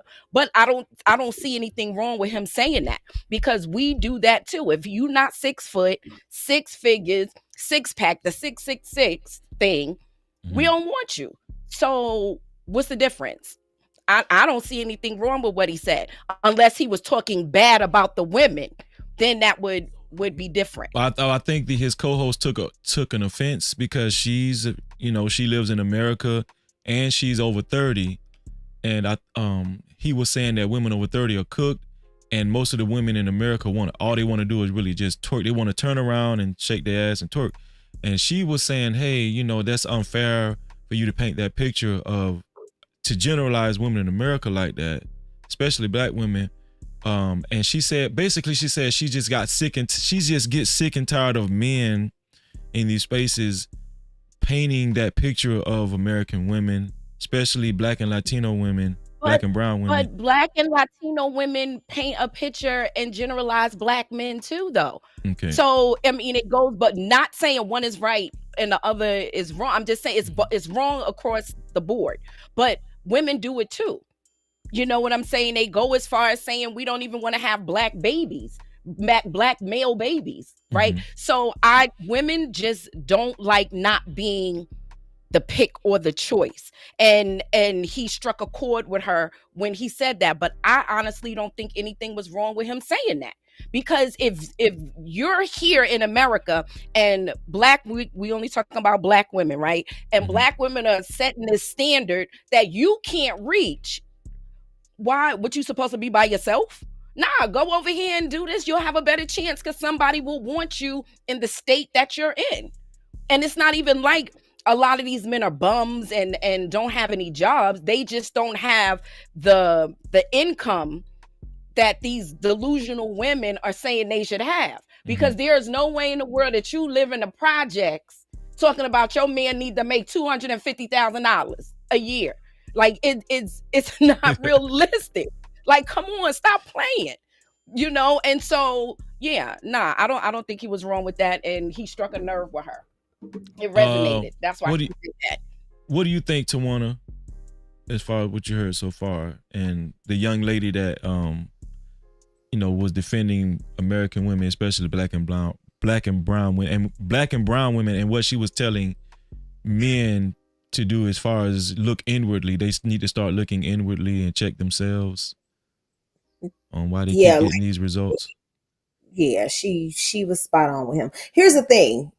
Okay, here's my opinion about what Paul Pierce said, because I've heard him so many times, and I've heard things that he said. You can have a preference. Go on to Dominican and get you a woman. Who cares? I don't care. I don't care what preference you have. But the problem with him is he will say that all women over the age of 30 are washed up. Like, why? And she was absolutely 100% right. Like, what are you, how are you going to generalize a whole group of women? First of all, ageism and age shaming is so stupid to me in general. Just like it just makes absolutely no sense. But people will do it and really justify targeting vulnerable women, like younger girls. Like that's really what he's saying. I like young. I want a woman who I can easily manipulate and control. And because he's saying that, he's telling you guys exactly what it was. He pretty much was like, she called him out on his hypocrisy and things that he was saying, right? She's like, but you said that I'm not even your type, so why are you even referencing me, right? Because you like you like women who are of out of the country and under 30. So I'm not even your type. So you don't even got to reference me, right? But see, we have to hear the whole conversation. And then he's like going in circles and he's going in circles. And then ultimately he says, I'm just saying, I'm just giving me an advice. Oh, that I ain't say it was for me. That lets you know right there that these men are just telling you whatever they think you want to hear. Like they are literally telling men the opposite of what they actually do in their real life. Because he basically admitted in that whole entire interview, if you watch it, that he don't even really believe what he was saying to people. He was just giving men advice based on like some stupid abstract idea that he created in his head. So if you genuinely feel that way, yeah, I'll support you. I'll back you. Yeah. If you really feel like, you know what, women under 30, that's where it's at. And you know what, we should all date women that's young and like that's what he cool. But that's not what he really mean. And so it should teach you one thing to stop listening to these dudes. Like to have your own mind and your own value system. But also to be realistic and to be like a human. Do you really think that you can judge a whole group of people based on their age? No. Do you really think that you can take one specific thing and judge a whole group of people? It's one thing to have a preference of how tall a person is, which is really stupid too. But it's one thing to just be like, you know what? I like women who are shorter because I'm a short dude or I'm a tall dude. I like short women or I like tall women because I'm a tall dude. Like whatever, right? Some people have their preferences. It's like it makes sense to them. Like I like dude. Some people like dudes that wear glasses. I like this. I like that. Whatever. That's cool. But if I say if you don't wear glasses, you're a dummy. Every man who don't wear glasses is stupid. You see the difference? Like it's a difference between saying I like this type of woman versus saying the opposite of what Paul Pierce said. So nobody's upset that he has a fucking preference. People are upset because he has to demolish and diminish a other whole nother race of women, a whole nother culture of women because he has a fucking preference. Go and actually what I will tell him, what I will tell black women and what I will tell other women is pay attention to men who don't fucking like you and don't want to be with you. Stop trying to convince these men to care about you. Who cares? Listen, they do not want you. They don't preference you. They don't prefer you. So why do you prefer them? You need to go where you are appreciated and accepted and loved. And that is what it is. And if you're not appreciated and accepted, you need to stop trying to convince because you're not going to convince somebody that has a preference and moves and this is how he moves. So my whole idea is that yeah, he just talking out his ass. He's just saying stuff just to go viral on the internet. He's sitting there in his fucking PJs talking stupid. Like he was just saying stuff and people are listening to him because he's some sort of idol and he got money. But really, ultimately, this man is not probably ever going to be able to connect with a woman. He can't see women beyond the physical aspects of a woman. He thinks that he's going to go into another community and be successful, more successful than he's going to be in his own community. And that is never, never true. You can look at the statistics of when they go and they go to these other countries and get women, those marriages fail as well. Those marriages are not more successful than American marriages. So stop acting like I have more success over there. No, you don't. No, you don't. Actually, you have way worse success. And actually, those cultures, really don't want y'all nowhere near their children. They don't want y'all nowhere near their children. Ask any man in those other cultures; they will tell you exactly that they do not want y'all nowhere near their children. And when y'all do, y'all cause ruckus. The only difference is their parents have the money to get them out of it. And some of us, we really just we stuck. We poor. We gone. So I'm just saying, they can pop their shit. Anybody can. But show me the stats that tells me that when you go over to those other communities, you are more successful, that you are having thriving families, that you are over there, you're getting married at higher rates, that these women are appreciating you more. These women are complaining. Just do a search. These women are talking about being left as single mothers, being left in debt, being left devastated, being left in this. The stats are showing the same exact thing. So we can talk all we want, but it's not like there's better. I'm just letting you know that there's truth to what this woman is saying. You attract who you are. Let me go ahead. Go ahead. I was gonna say, let me get Noraya, see if she had any. Yeah, I when you say, Tawana, about women like going where they appreciate it, I don't see Black women knocking down Black men's doors to be with them. I see them saying exactly like what you're saying, like, I got options now. I'm going to, and it's the same for them in those situations. Them white families don't want them Black women in their families either. Right. So this is why we need to come to some type of consensus as Black people to work this out, because nobody wants us in their families. You know what I'm saying? So it's not just them not wanting the Black men.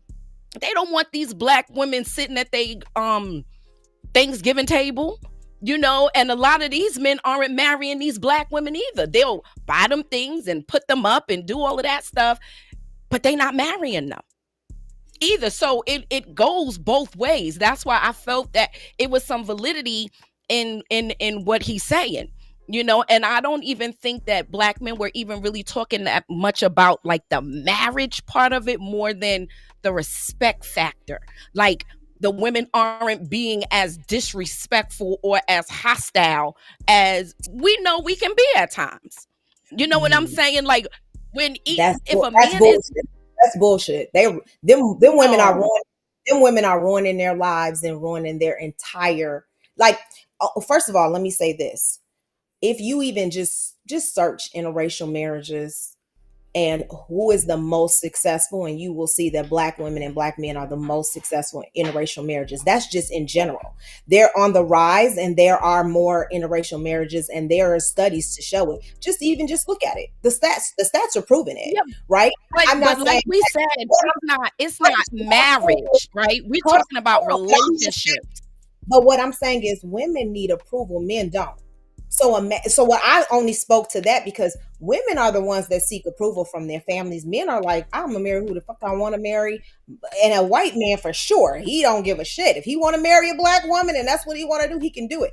But and that's just what it is. Now, yeah, not all.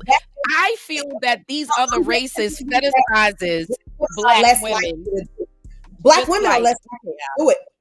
Black women prefer Black men at 93%. Black women prefer Black men at 93%. That's just what it is. That's the truth.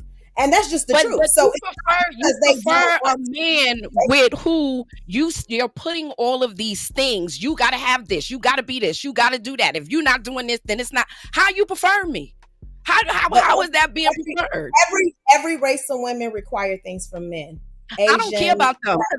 I'm not. Yeah, I don't care. I only know about Black people. Also have expectations and standards too, and boundaries. We can also, but they're realistic though. A lot of this is not realistic expectations. All women have standards and boundaries. It doesn't have a race. But it's not. I'm speaking to Black women because I'm a Black woman and I care about Black families, right? And I want the nuclear Black family to get together. So what white people do, I don't care what they do. Right, I don't care what they okay get. For Black women, for us, it's not abnormal. okay for Black women to have a standard. It's not abnormal. No, It's no, nothing. you should, but it should be realistic. Be saying that- realistic though. Yeah, they It's not should be. realistic. You can't say that Black women aren't transactional. And they're not, right? So that's what I'm saying. So, and then they go to these other races. Black women now are exploring, which, like I said, with anybody, go where you are happy with. You know what I'm saying? But when we start saying one group does something more than the other group, it's just from a different lens, because Black women put all of these must-haves and gotta-haves, right? Things they would never be able to achieve on their own, that they are requiring somebody to come to the door with them. You want to take me out on a date? You got to pay for my babysitter. You want to take me out? You got to get my hair, my nails and stuff done. Unrealistic expectations. That's what I'm saying. Everybody should have a standard. Everybody. That's not what I'm saying. But are we getting our information from TikTok or real humans? And that's what her point was. We get it from real life. No, that's what her point was.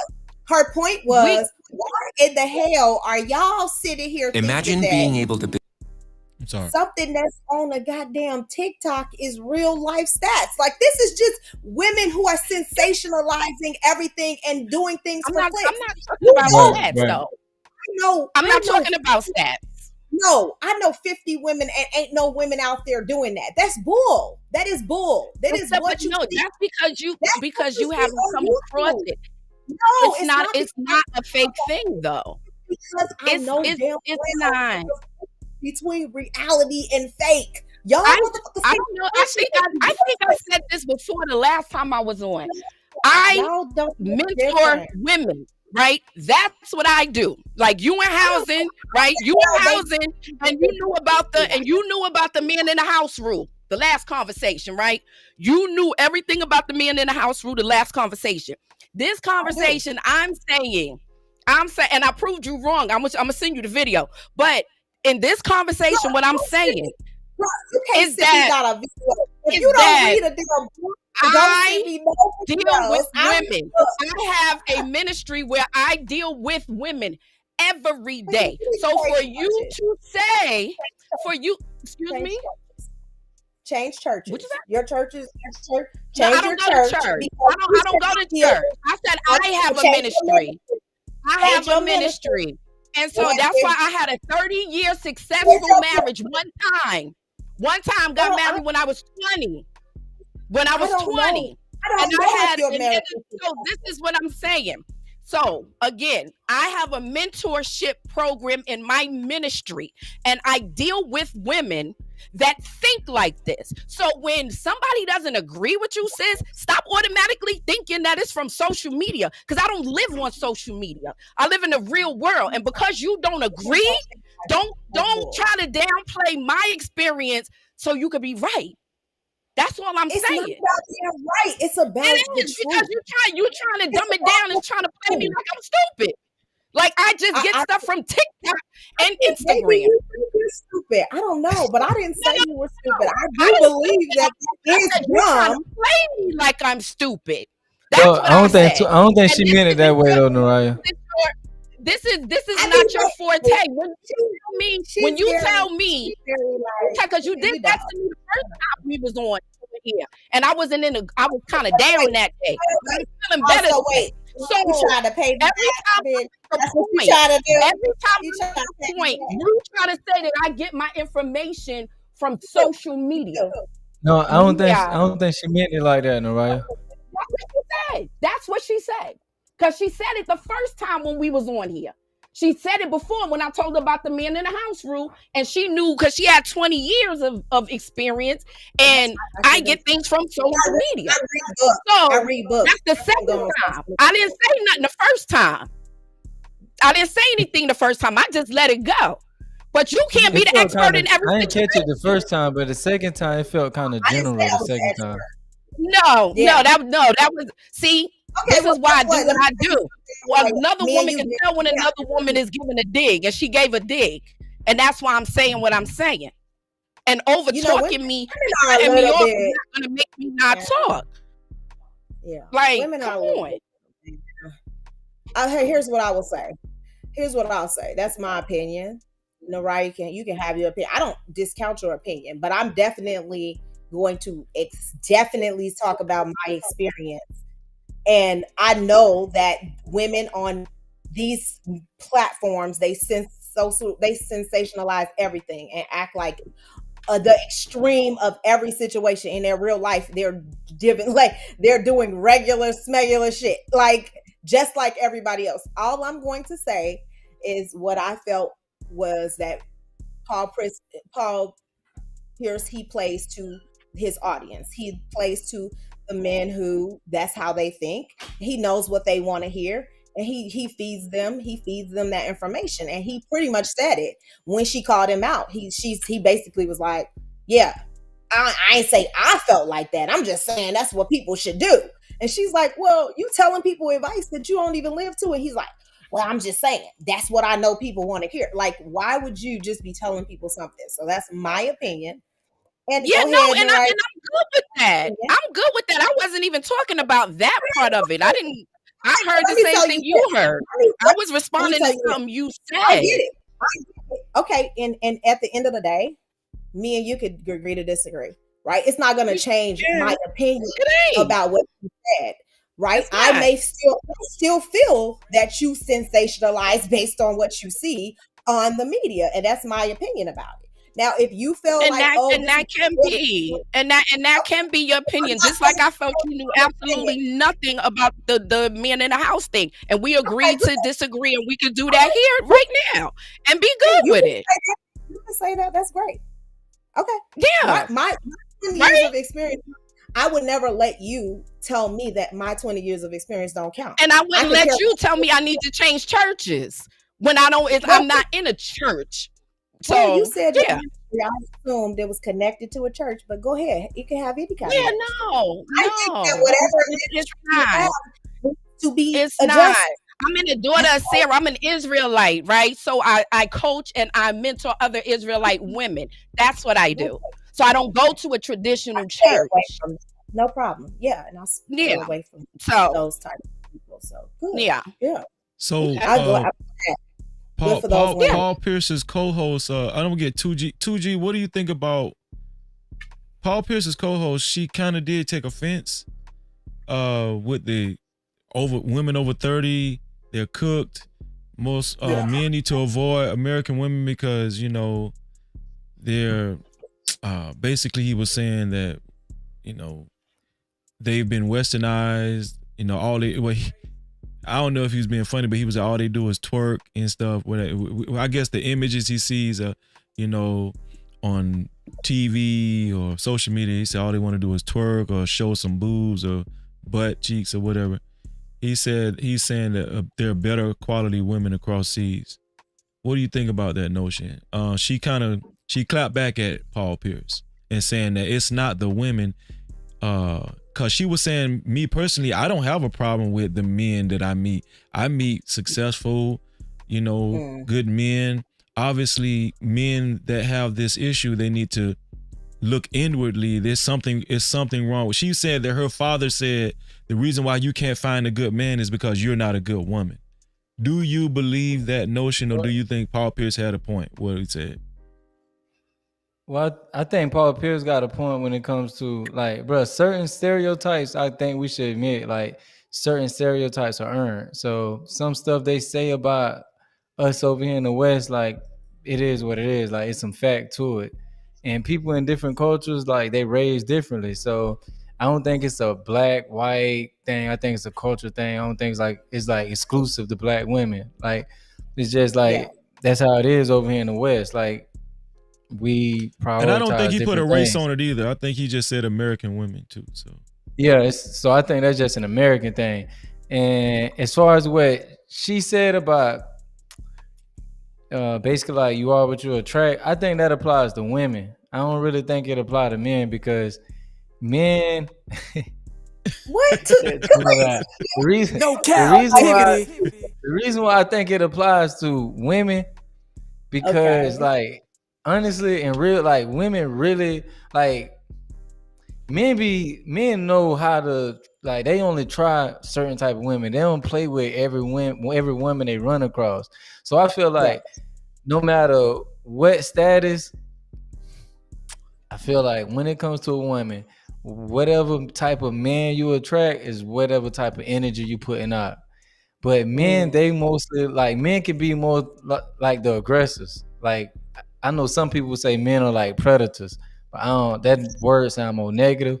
But So you don't I feel like men, but that's men what are the you aggressors. So a man, no matter how much money he got, I feel like he just gonna step out. Like, he'll approach whatever type of woman it is. Like, he ain't really concerned about what she got going on. Like, he not really attracting anything. He like more the aggressor. He just picking and choosing. Why men choose to complain about the type of women they entertain, I don't know. Because whatever Paul Pierce complaining about is solely because that's what he's entertaining. Like, that's what he giving his attention to. So, like, it's actually his choice. But what I think they should be more honest about, men prioritize sex way too much. Like, that's why these conversations even take place, because they giving their time to women that they know they don't see a future with. They know they wouldn't marry, but sex is the only reason they feel in the same spaces. Like, that's the only reason they even entertaining these type of women. But then they complaining about women that they didn't plan on having a future with to begin with. So it's like, I feel like it's more hypocritical on the men part. Like, you complaining about the same stuff you keep entertaining. Like, that's on you. And I feel like women should, I do feel like it's some truth to what she's saying about you are what you attract, but I think that only applies to women. Well, let me I squeeze think this women in attract because certain type of men. let me squeeze this in because I know, Naraya, we already talked. Let me squeeze this in to see, because this is what his co-host was trying to communicate as well. Yeah.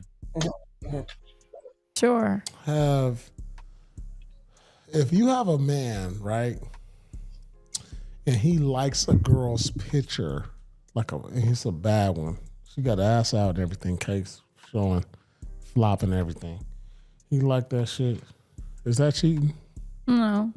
He can do that? He can like that? I mean, this is what I will say about it. No, right? I'm saying, listen he to can what I like will that say picture? about it. He could do whatever he wants because he's a grown ass man. He can like that picture though. He's a grown ass man. You could do whatever you want, but what I will say is this: that Because I'm feeds, all right, before you. No. The moment I loved our Subaru out. Feeds into a woman's thought process when it comes to a man, right? Because we could be with a man like you who's like, listen to what I'm saying, Paul. You saying like me though. No, like anyone, right? We could be with a man. I don't do that. I'm not saying, listen to what I'm saying before you cut me off. We could be with a man like you, meaning you're talking about these women over sexualizing themselves. You're saying that you can't take those type of women serious. You're saying that those women are no good, and you're praising the women that actually are wholesome and don't do that on Instagram, like me, right? But then you see your man constantly liking half naked bitches on the internet. As a woman, your thought process is gonna be like, he must like that. So do I need to be that? Do I need to become that? And this is me being vulnerable and being honest about how women think. Like, we can do the politically correct thing and say that you shouldn't feel that way. But at the end of the day, when you're with a man and you see what he's liking, as women, we feel like we should morph into what our man likes. As a woman, you feel like, well, damn, if he likes a bitch half naked on the internet, do I need to start dressing like that? Do I need to start looking like that? Because I look at what my man is into.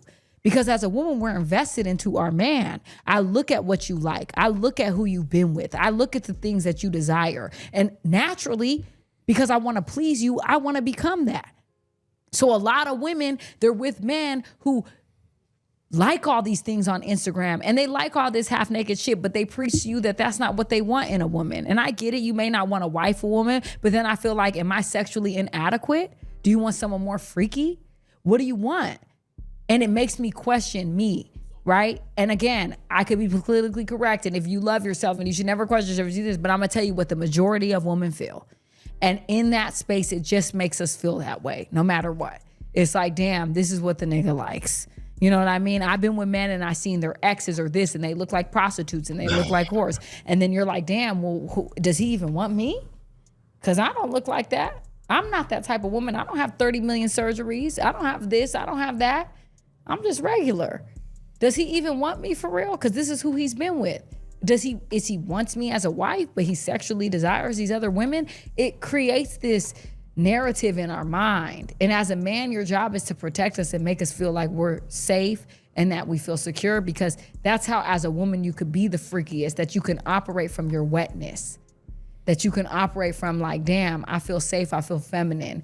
But when we start to feel like our man wants other things, it starts to wear on us, and it makes us feel crazy, and it makes us feel inadequate in a lot of ways, because a man energy dictates the relationship.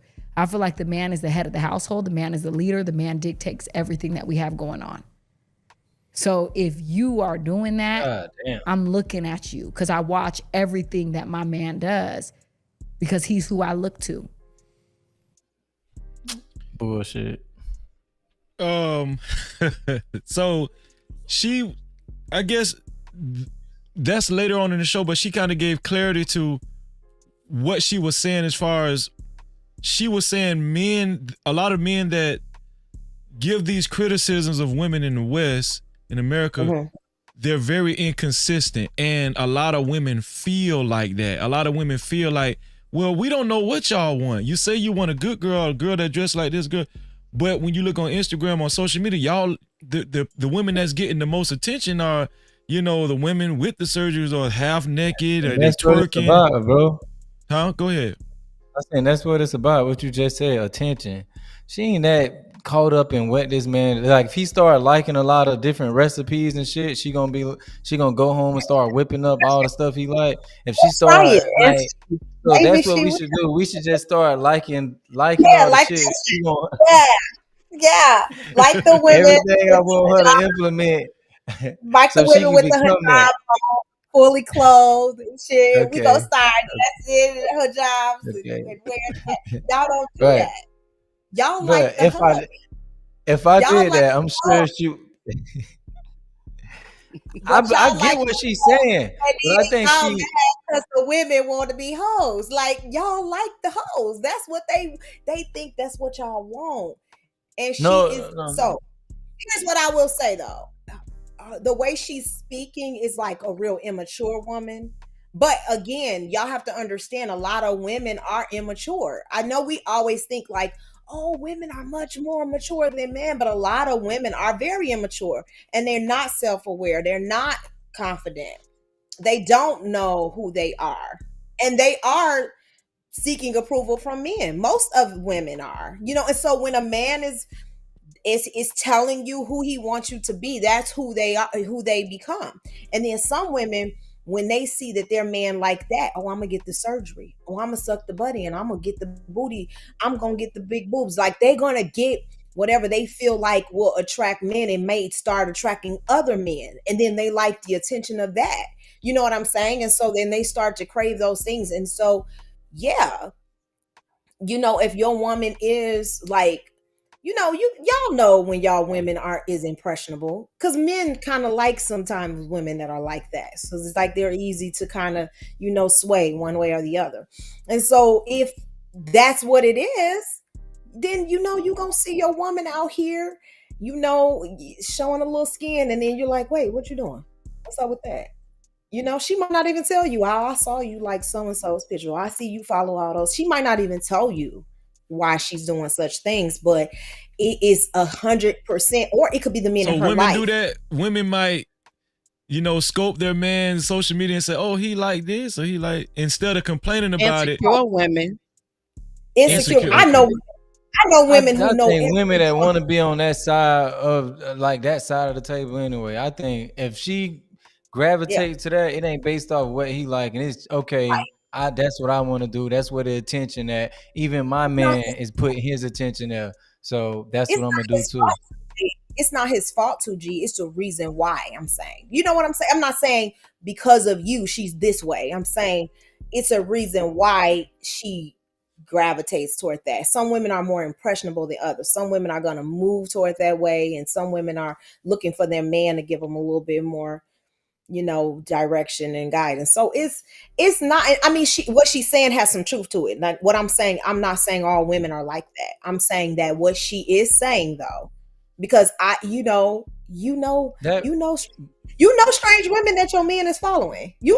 Can I tell you something? I honestly think that's a positive thing though. Like if a woman scopes her man's social media, I know Naraya, and I'm gonna let Naraya go next. If a woman scopes her man's social media and she sees that he likes some salacious superstar and she's dressed sexually, hypersexually, whatever, instead of her, cause she could come in the room and say, "Hey, what is this? What is this? Why did you like this?" Yeah. Instead of her doing that, guess what she did? She said, this what he like? Oh, okay, so I'm gonna see if he like it on me. I think that might be a positive thing. What do you think about that, Naraya? Naraya said insecure, but she could have hold on. She could have complained about it. Right? No. When I said she was insecure, because when you listen to her, she said it starts making you feel a certain kind of way. Like, does he want me? Does he? That's why I would never look at my man's phone and stuff. Like, I don't like it's not like I wouldn't like a muscle bound man and he dancing or whatever. So like it go both ways. Like, but I don't want to fight with my good sister Tawana G no more tonight. So I'm gonna head on now. No, I didn't. No, we didn't. We didn't fight. No, y'all cool. Y'all cool. I think that was violent. I think that was my no. Yeah, no. Women have, but okay. So are you saying? Because I feel like most women have insecurities, and I'm not saying that we all are always insecure, but I do think that most women have insecurities. So I have met the most beautiful, and some of the women that is not as beautiful have more confidence than the most beautiful women out here with the best bodies and all the stuff we're doing. So I'm saying that most women have insecurities. So it's fair to say that, if you see your man value something that looks totally opposite to you, or you feel like, dang, he like that, like you like blonde girls, or you like this, you like that. It could be like a mind. It could change the way you feel about yourself, is what I'm saying sometimes. And that's why I said I think that's like an insecurity, because we do, and now it's valid to say the internet ain't a real place, right? So he could like a million of them pictures. They ain't gonna want him. I don't care. How you know they ain't gonna want me? They ain't gonna want him. So he can like whatever he want. They on the internet. Like, why do I care? Like, so this one, I'm sure enough gonna be liking the dude that be doing this, licking the tongue and doing. I'm like that. Like, so what? It's the internet. But can't it go into something deeper, like him desiring something in a woman that he's liking on social media? Maybe she might. Okay, so you might deem this the insecure part too. She might start feeling like, oh, he might cheat on me with a woman like that, or that looks like that. I think they would feel that if you don't feel safe in your relationship, then maybe. So if you're not comfortable or safe or confident in that, then definitely I could agree that you would feel that way. But if you know you and your man are locked in, you don't care about that. But he needs to kind of add to that confirmation too, right? It can't just be the woman, though. Yeah. Right. Yeah. Right. Yeah. Right. No, for sure. Right. For sure. Yeah. So I never want to feel like, I always feel like a bitch could take my man. I be like, I don't know. It's like something in me that I'm always like, shit. Cause I don't know. It's like I feel like people take relationships too much. Like we too comfortable in it. Like, why? Like, I was telling my girlfriends during COVID. But you stay on point. You try to stay on point. They wasn't doing their hair and stuff. I'm like, bitch, do your hair. She's like, girl, I don't care. My husband, I'm like, girl, he don't want to see that. I don't want to see that. You know what I'm saying? But no, I'm saying, but they like, girl, I don't care. But I'm like, I'm not that comfortable. Like, I be like, let me get up, do my hair. Like, my husband did see me looking like this for 2 days. You know what I'm saying? And so people be like, girl, he ain't going nowhere. But in my brain, I never think like that. I always be like, shit, somebody can come, to do something. I don't know. I got to keep myself together. I got to get it right and tight. But I guess, I don't feel like my husband to just leave me for any old body. But I don't want nobody to be like, yeah, I got that bitch on lock. I can do whatever to her. Like, no, get your shit together. Like, you get too fat, I might start telling you, I think most women that get married, and I might be wrong, but from what I seen, most people that get married, I don't see that in a lot of women. I think as women actually go into the marriage, go deeper, farther into the marriage, the more complacent they get. We married now, and Right. they ain't really trying to make an extra effort to keep that spark and all that. Hey, this my man. I got him now. I won. But blah, you blah, got blah. to keep them. So it's not just about getting them. You got to keep them too, though. Right? Yeah. Because if he out in the world and he works in where it's beautiful women at, he can't come home and you still got the same night clothes on from last night and your hair not done or whatever. So yeah, you still want to keep up for him. You know what I'm saying? But yeah, I gotta Don't go. get me wrong. You can be comfortable. Naraya, listen, thank you so much, Naraya. I'm gonna call on you next weekend. I'm gonna keep calling you now, okay? But you can let me know your availability. Tawana's gonna be here.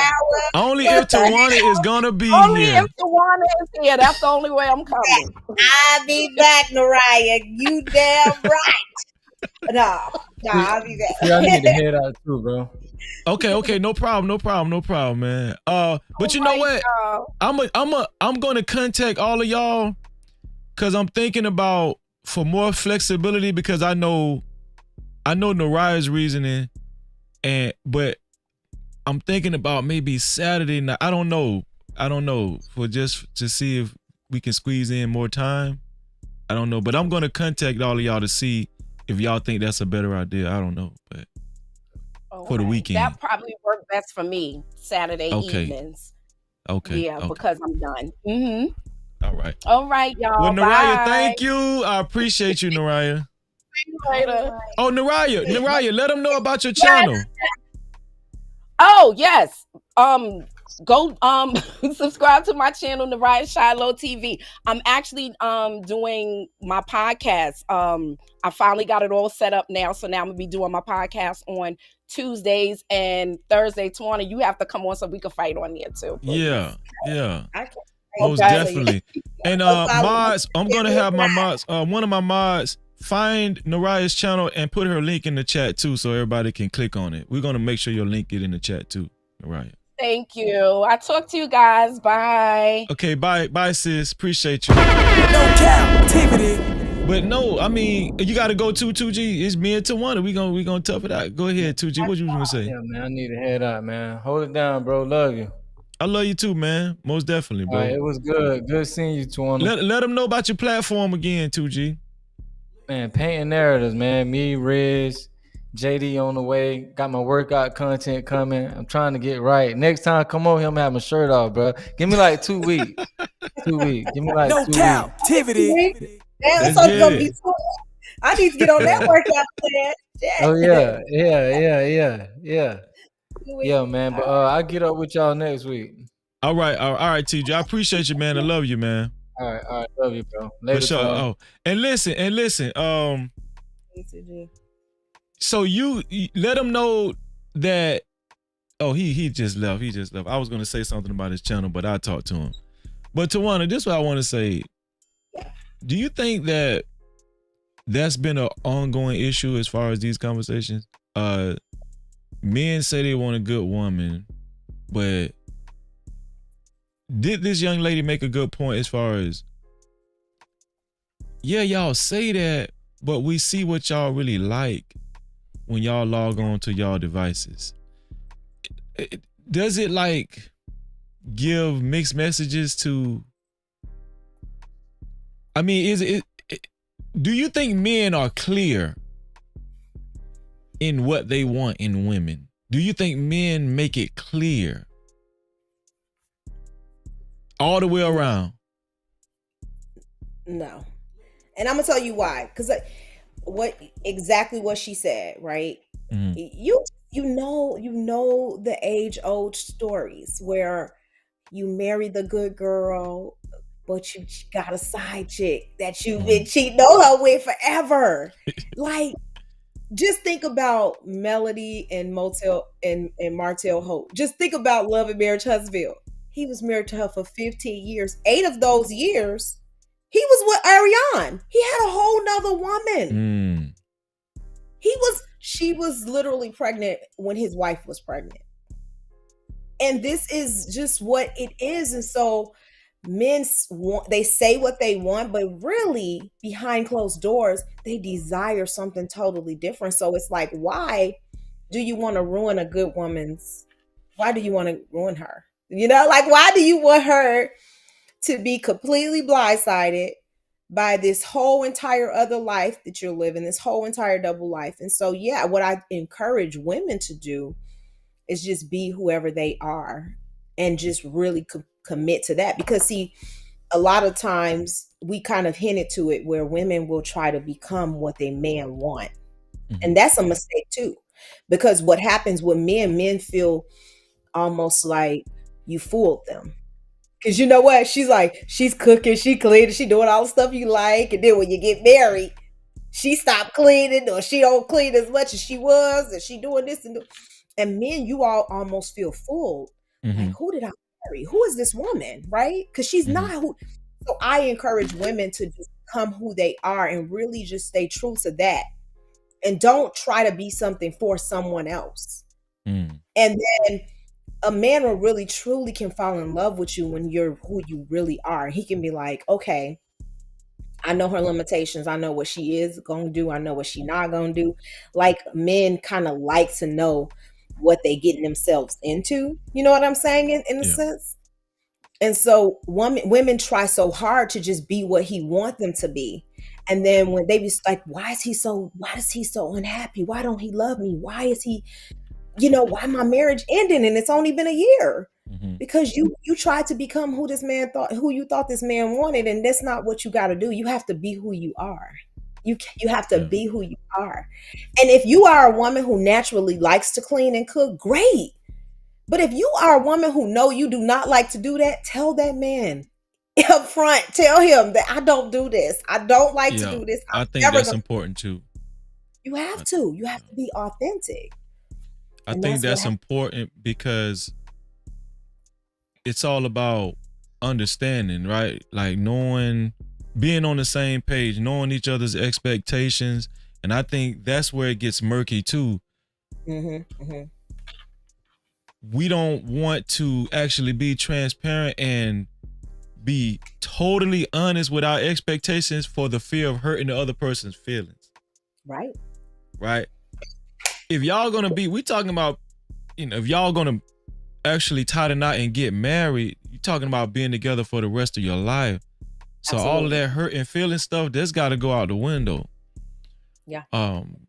Yeah, and so you got to tell the blood raw truth. Like, I agree with what you said. I believe what the young lady was saying. The reason why she said what she said, the way she said it to Paul Pierce, is because I heard a little frustration set in. Maybe she's in a relationship as well, and she just wanted to because Paul Pierce on a prior podcast was basically saying that women are cooked, and he was going in on American women. Yeah. You remember that? Did I play that during one of the Friday shows or whatnot? I definitely saw it for sure. Yeah. I know exactly.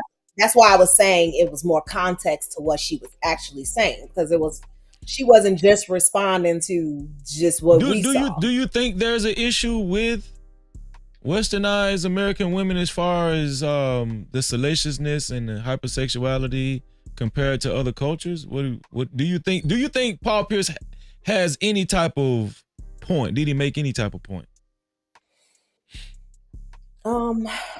Why? I think you desire what you can't have. You know what I'm saying? And it's easy to fantasize and fetishize women over in other cultures, and they actually um talk about like men who go over there to exploit those women, because they call it exploitation. There's advocates that are completely against those passport bros and the women who go over there to marry men, because people in those countries, most times are looking for the wealth. They're looking to come to America, right? They see that. And so sometimes like that is the reason why you get them to do the things that you want them to do. That's why they behave a certain way. So it goes into that whole thing of women doing certain things just because they just want, what they want out of men, and men Right. not being able to differentiate. And Right. I think some men are saying, well, we don't care because they just doing what we want them to do in that moment. But ultimately, what men want is a long lasting partnership, because they also complain about women filing for divorce quicker than them, women leaving the relationships easier, women not, whatever. So I think ultimately when you go beyond all the hurt and stuff that men are talking about, you hear that they really do want long lasting relationships, and they're going wherever they feel like it may happen for them. And so Mhm. they're looking at other cultures and saying, well, look, these marriages are lasting, these women are doing these things for these men, but then they go over there and those relationships don't work. And so they're kind of wondering, well, what the hell is going on? You know what I'm saying? So do I think that there's some truth to the fact that women in different cultures have a different idea of family and relationships and marriage, and they're grown, they have, just a different mentality when it comes? Absolutely. Yeah, we can all be delusional and say no, but it's true, right? Those Mhm. women, sometimes they don't even believe in marriage, or really even feel that, I mean, believe in divorce, or even feel that divorce is even an option. But when they come to America, most of those women, they're leaving those passport bros.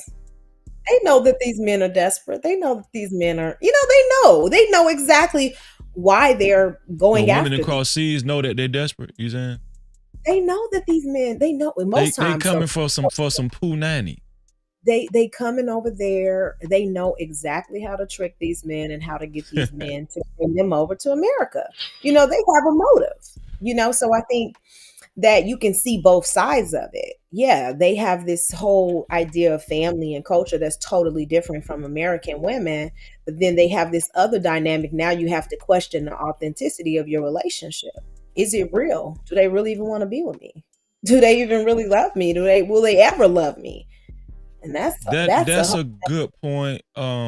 Because so often the picture that's painted is the women across seas are more easygoing, more submissive, kind, and everything. And then I think it could be misleading. A lot Mhm, of those mhm. women, they are very seasoned when it comes to dudes and getting that money. I mean, they drugging you and some. I've heard some guys. I remember this one guy. He had a podcast. I forgot his. I think his name Guapo or something like that. I forgot his name. But he said he actually got drugged. He stayed across seas and he got drugged by uh a woman over there at the bar. And before you know it, they was, I don't know what happened. He got drugged, and him and his homeboy got drugged. Yeah. And I don't know how he escaped. I don't know how Mm, he escaped, whatever, but yeah, they doing that over there, man. So this picture these women are just uh yeah. culturally sound, and they're submissive and kind, and all of the Kevin Samuels talking points, and I think that could be misleading too. And here's the thing. Another thing is these conversations be all over the place, and I kind of felt that young lady too. Like, man, Yeah. sometimes we don't even know what y'all want. Like, Yeah. y'all say y'all want a good girl, but y'all like Megan Thee Stallion too. Look at Right. I talked about this. Look at what's the old boy's name that played for Golden State Warriors with Steph. What is Klay Thompson? Did you see that Klay Thompson is with Megan Thee Stallion now. Stallion. You wouldn't expect that, that you wouldn't expect those two to get together because I always looked at Klay Thompson as like clean cut. He came from a good family and I just would if I was to bet on it, I wouldn't bet that he would actually be serious about Megan Thee Stallion, but he's voiced how much he likes her a lot and how fond he is of her. Yeah. Right. So it's just like I don't even know where I was going with it. What was I going to on? I know exactly where you're going because you're saying, well, you would think he's with the girl next door, like yeah, yeah, and that's what the young lady was saying. The young lady was saying, Klay Thomas, he's fishing. Exactly. Where's his country girl that's proper? And she don't talk no slang. She educated. Yeah.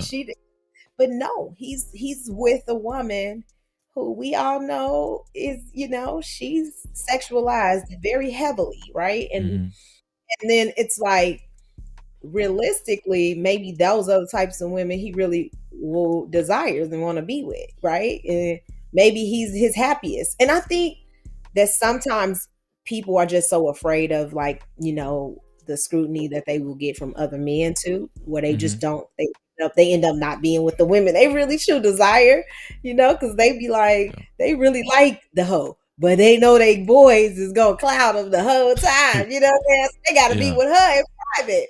But really, like, some of our grandfathers and granddaddies and daddies, they really love they hoes more than they loved the wife, and y'all know that, you know what I'm saying? And and so it's hard. It's like it's a hard conversation to have because it's what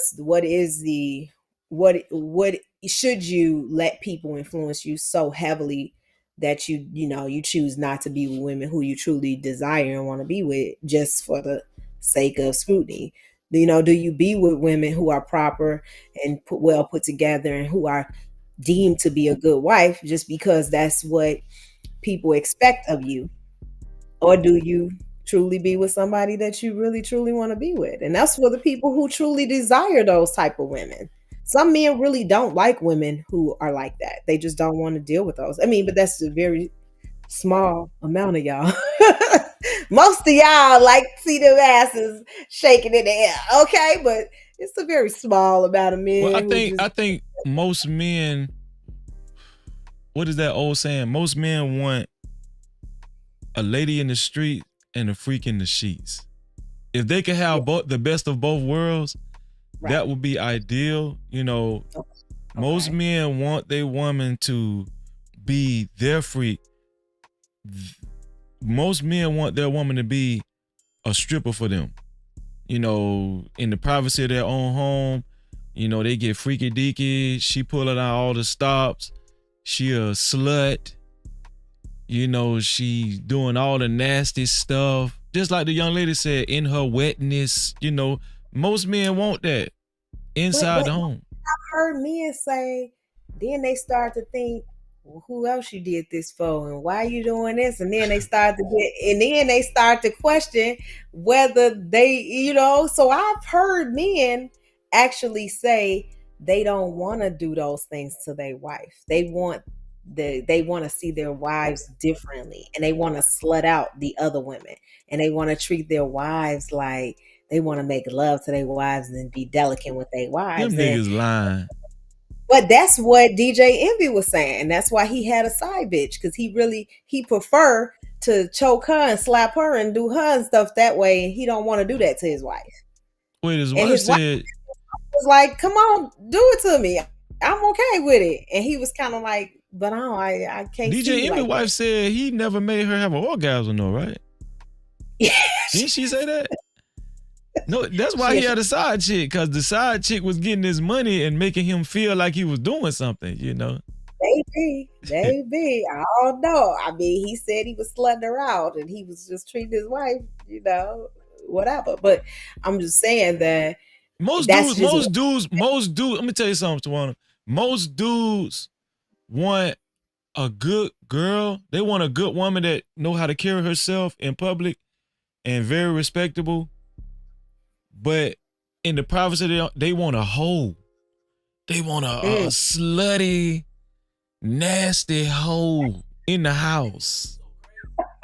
That voice, Tracy. Say it again, Tracy. What they want? They want a slutty, nasty hoe in the house.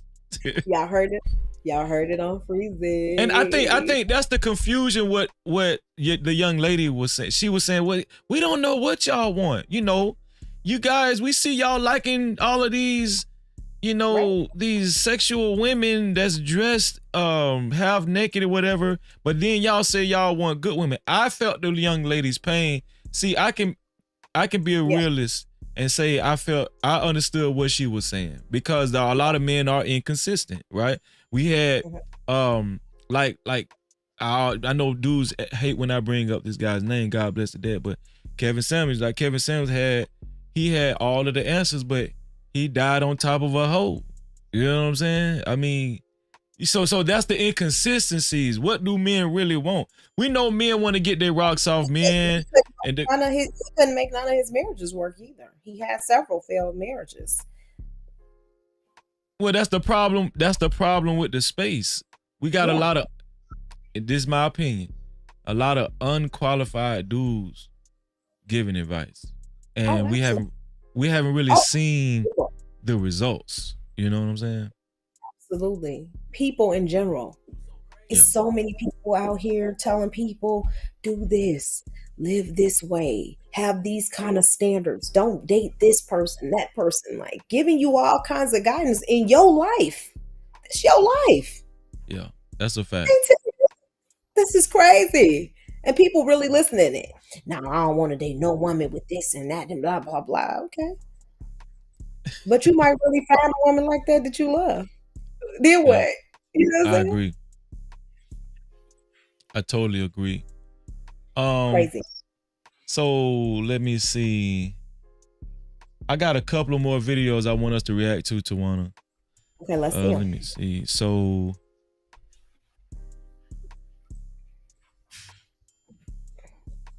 yeah.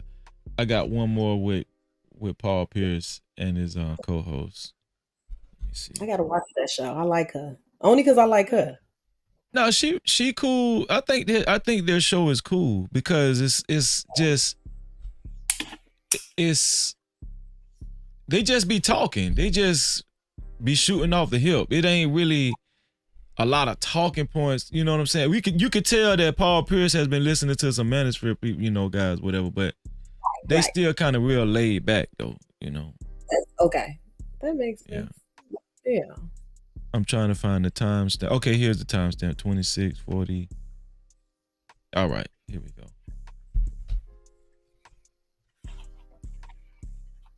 Relationship. Yeah. What's your longest term relationships are? 7 years. So have you ever went 5 months without giving your man none? No. See, so you ain't never had the experience. I have a high sex drive. I like to have sex all the time. So for me, it's different. Damn. So I don't play that. Like I be like, okay, cool. You know what I'm saying? That breathing is crazy. But anyways, what I would say is if you're not giving your man sex for 5 months, you should expect him to be having sex with somebody else. That's just period. If I decided I didn't want to have sex with my man anymore and I didn't want to give him head, then I hope that he was getting it for somewhere else because I'm tired. You know what I'm saying? If I'm tired and I just can't do it, then a man has needs. And that coconut oil and that jack off only goes so far.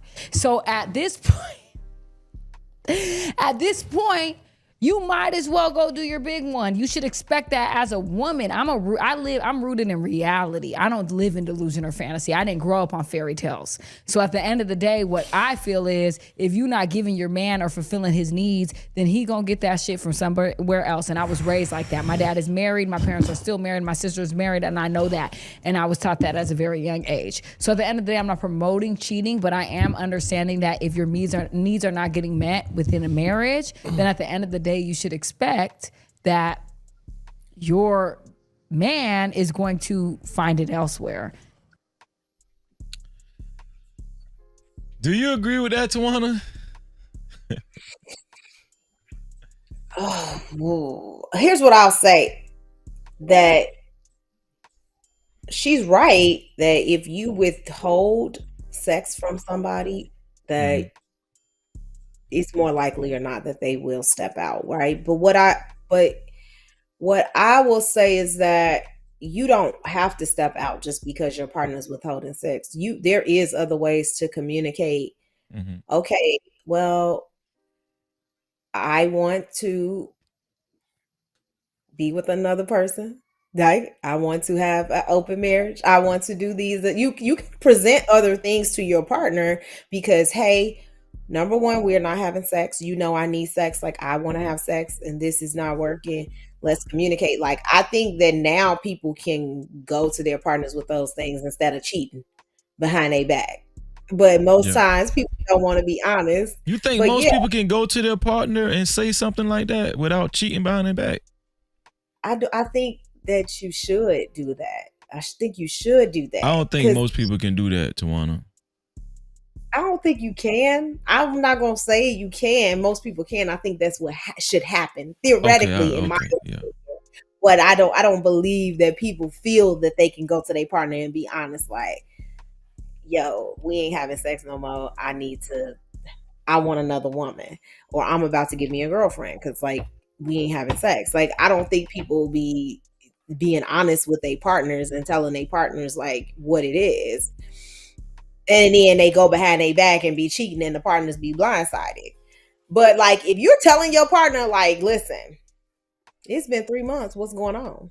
Why are we not having sex? Like, what's happening? Whatever. You keep communicating, and then they're not doing what you're doing, and then you're like, listen, I'm about to start, like, I want to date other people because you're not What fulfilling if my. you're married? What if you're in a marriage?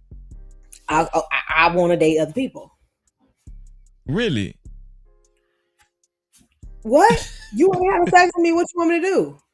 We roommates, but then you don't You want to have make it sex. sound so easy, sis.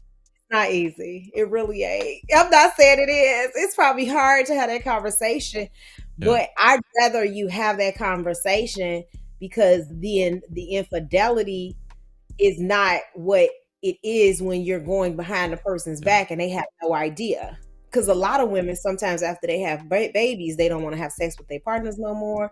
It takes them a long time to adjust, or they Right. get, you get into the routine of having kids and you don't take time for your partner, which is a huge mistake. Don't get me wrong. I'm not saying it's just women, because sometimes men have low sex drives and women be sexually frustrated. Yeah, that we don't ever talk about that, but that happens way more often than the other side too. Like, women be like, he can't perform, he can't do this, he can't do that, and women are anonymously complaining about it because they don't want to, hit men's egos. Men talk about it openly, like, yeah, my woman, she not giving me this, she not giving me that. But women rarely talk about it in the reverse, but it happens. What you mean, like she's not being satisfied, and he might? Yeah, he's not able to get it up. He's not able to stay hard Well, long. he might. Maybe he's not able to get it up, or he can't last as long as she would like for her to get hers off. Mm-hmm. I mean, I think that happens. So she gets turned off, and I don't feel like she's not that excited about having sex with her man. That's what you're saying. That's what I'm saying. Or it's too short, or it's not. Maybe she need to communicate. Then she need to be like, that's what I'm saying. And so a woman like the that short thing don't count. The short thing don't count because you knew it was short before you got married. Come on, now, you know that. No, I'm telling you. Well, I don't know because I ain't in a bedroom, but I've had girlfriends tell me like it's just changed. Like, oh, we was doing it forever and hours, and now it's just different. Oh. Or like men who just don't want to have sex, like whatever. And like you said, they could have another woman, but maybe that's not entirely what it is. Sometimes, men have, like other underlying conditions that they don't tell their women about. A dude that don't want to have sex, that's a red flag. Not that he don't want to have sex, but like one of my girlfriends, like her husband, he was taking like horny goat. He was taking all this stuff to try to get it up, but like it was like he was trying.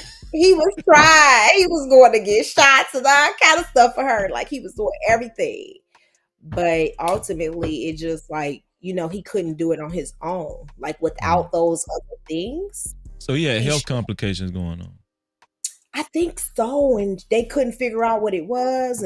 But he did try everything, but ultimately she left him. Because of that? Yeah. Wow.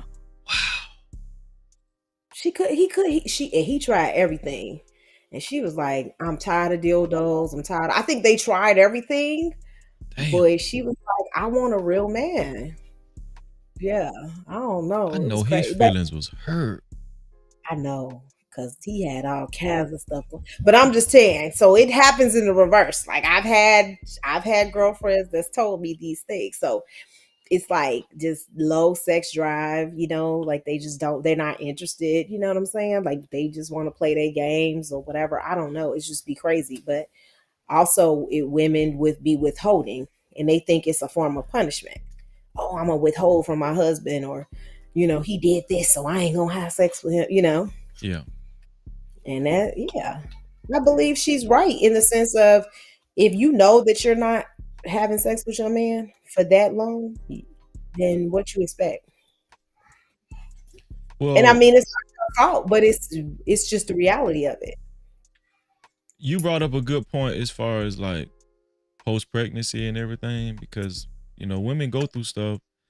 Let me do some house cleaning, and then we're gonna finish off this segment right here. Super chat. Pull it up here. Shout out to GameWise DJ for the $10 super cap. He said, Yasa dig, what's happening, Freezy? Florida repping, Broward County stepping, sticking and juking. No Cap-tivity. Shout out to my brother GameWise DJ in the building also. Super chat. Shout out to GameWise again for his $5 super cap. He said she must understand her spot is not guaranteed. She must understand her spot is not guaranteed.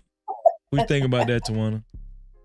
Well, if you're married, it should be, right? That's the misconception. Marriage is a permanent covenant. Yeah, if you're a girlfriend, of course. But once you get married, ain't it supposed to be a solid commitment that it is a guaranteed spot? And they commit to forever, right? Unless that sex ain't right, No Cap-tivity.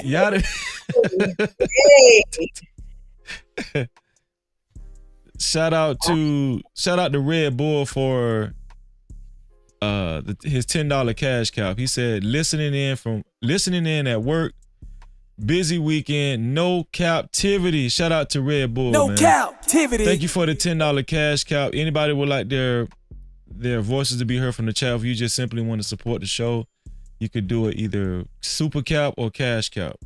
But yeah, Tawana, I'm gonna be honest with you, like when the young lady said what she said after she said if a woman doesn't give her man sex in 5 months, she should expect for her man to be cheating. It shouldn't be a surprise if he's cheating or not.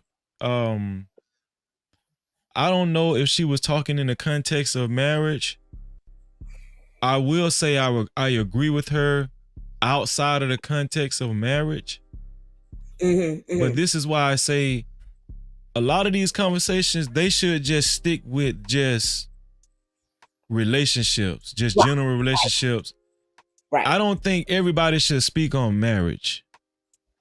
Exactly. Right? Because if your woman does not give you sex in 5 months, you signed up to work through that.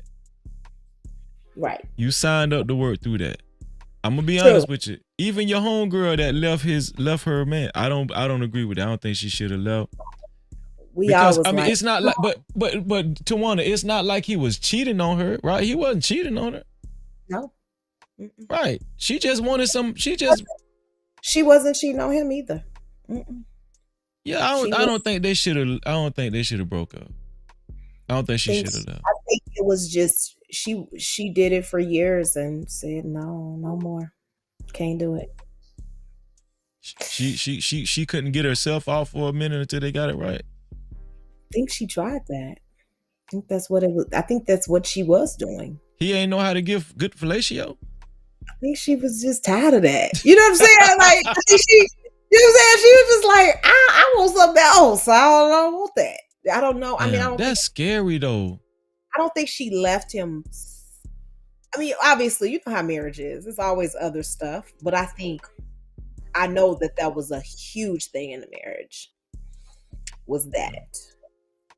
So, in my opinion, it was the downfall. But yeah, of course. People's bodies change though. You know, like people change over time. They're exactly. And it's sad that she feels like, if I don't have sex with my man for 5 months, it's okay for him to cheat on me, because really it's not.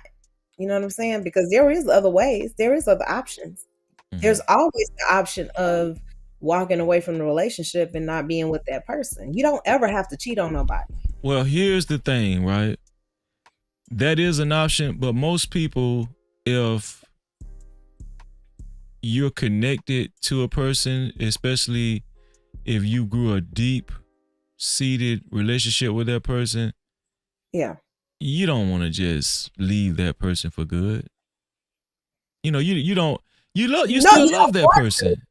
You don't want to, but if you're at a point where you're gonna lay down with somebody else, it's time to think about leaving that person. Men don't really look at it like that though. No, y'all don't. Y'all right, because y'all feel like once you take a shower, it's over. A married man told me that. A married man told me that. He was like, once I get in the shower, I don't even think about it no more. It's meaningless. Like if a man, in most situations, if a man, let's just say in a situation like what that young lady described, after 5 months, his wife did not give him any, and he decided to step out on his wife and cheat. 9 times out of 10, it was what is it called? Strictly recreational, I think, even though we know women don't care about that. Women don't care if it's recreational or not. You still cheated, nigga, Yeah. It changes the way you interact in your relationship. Even men feel like, oh, I ain't doing nothing different, but it does change the way you interact in your relationship. Once you're able to step out and have sex with someone else and come home to your wife and you get away with it, you're never going to be faithful again. Never. You're just not. Yeah. Because now you know you don't think so? Do that. Now you know you can do it and come on back. You can come on back home. To me, it's like it's always to me a thought like, oh, I could just tap this. I'm out of town. She'll never find out. You know what I'm saying? It's like always. So, and it's some men, of course people change. Of course people change. You know what I'm saying?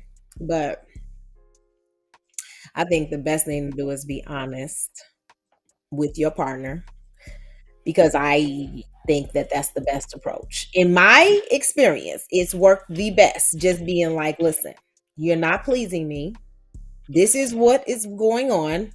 And if you don't change this, I don't know if I'm gonna be able to stay in this relationship. Maybe the dude started liking men. Maybe he started being attracted to men or something. Right. Because that happened. These men out here in the No Cap-tivity. It ain't even gonna surprise me. You gotta. Did y'all talk about that? Did she say that? Did you say, girl, I'm saying he ain't. Is he attracted to the same gender now or something? Do you think? Have you? I mean, she was looking at his messages and stuff, so I don't think so. You know what I'm saying? Okay. You would have caught something. Yeah. You know what I'm saying? She just had too much access to him. I think she would have saw something. Did she feel like he wasn't attracted to her, or he just stopped being attracted to her or something? I think initially she thought he was cheating, because it changed rapidly. So that's what she was doing, looking at his phone, looking at all this stuff. And then she didn't find none. So she like, what the hell is he doing? She was, following him, doing stuff, trying to find him, she had locations on him and all that. And then I think eventually she was like, okay, he's not cheating. he wasn't like cheating. He was coming straight home. Like he was doing exactly what he was telling her he was doing. So she was like, all right. And I think that's when she had the conversation. But he was in denial about having a medical issue. You know what I'm saying? So it was hard too, because he wasn't like open to like, oh yeah, I have a medical issue. Yeah. He was just like, oh, I'm gonna go get some. I know what to do. I'm gonna go get, this, and I'm gonna go get that. He was trying to take the blue pills and all that. You know what I'm saying? Like all this temporary stuff. You know what I'm saying? He wasn't really trying to like go see what was wrong. Oh, he never went to the doctor. He never sought medical help. Oh no, he's supposed to did that. He should have did that.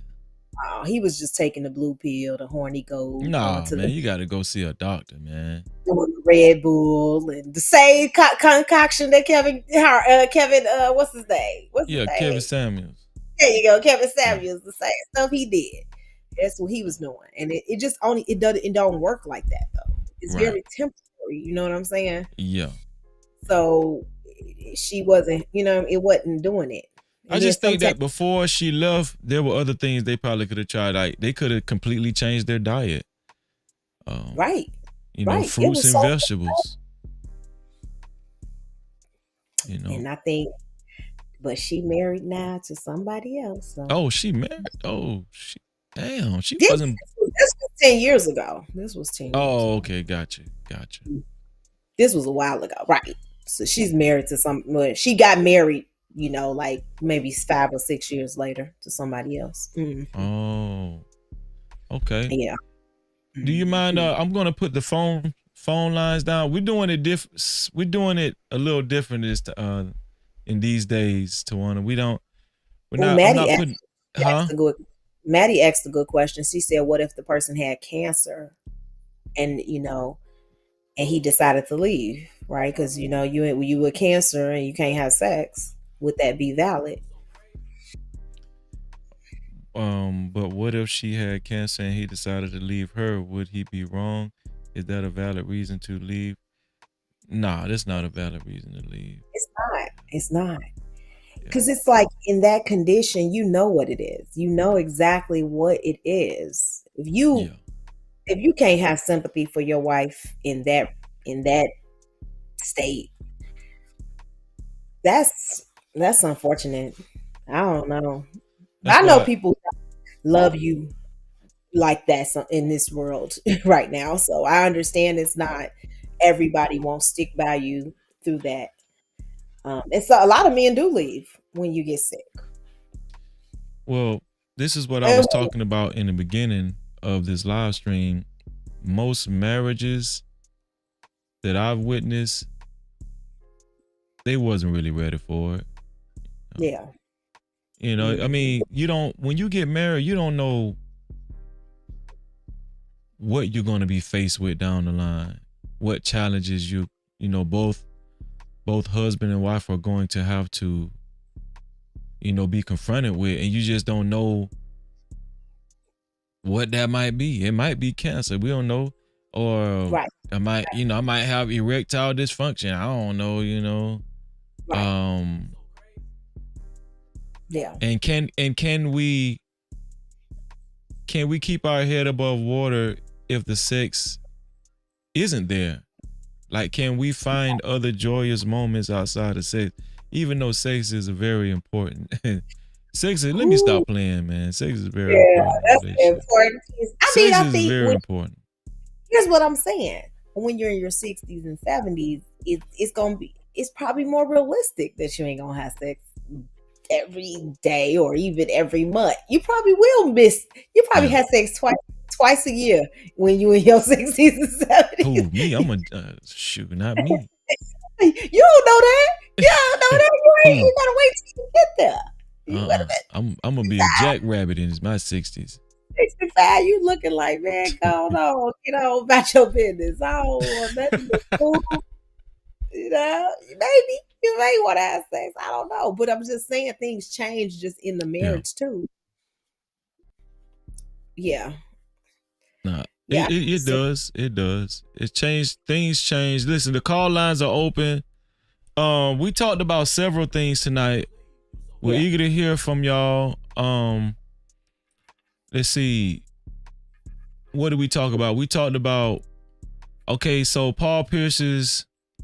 Well, Dreka and Kevin Gates. Yeah, first.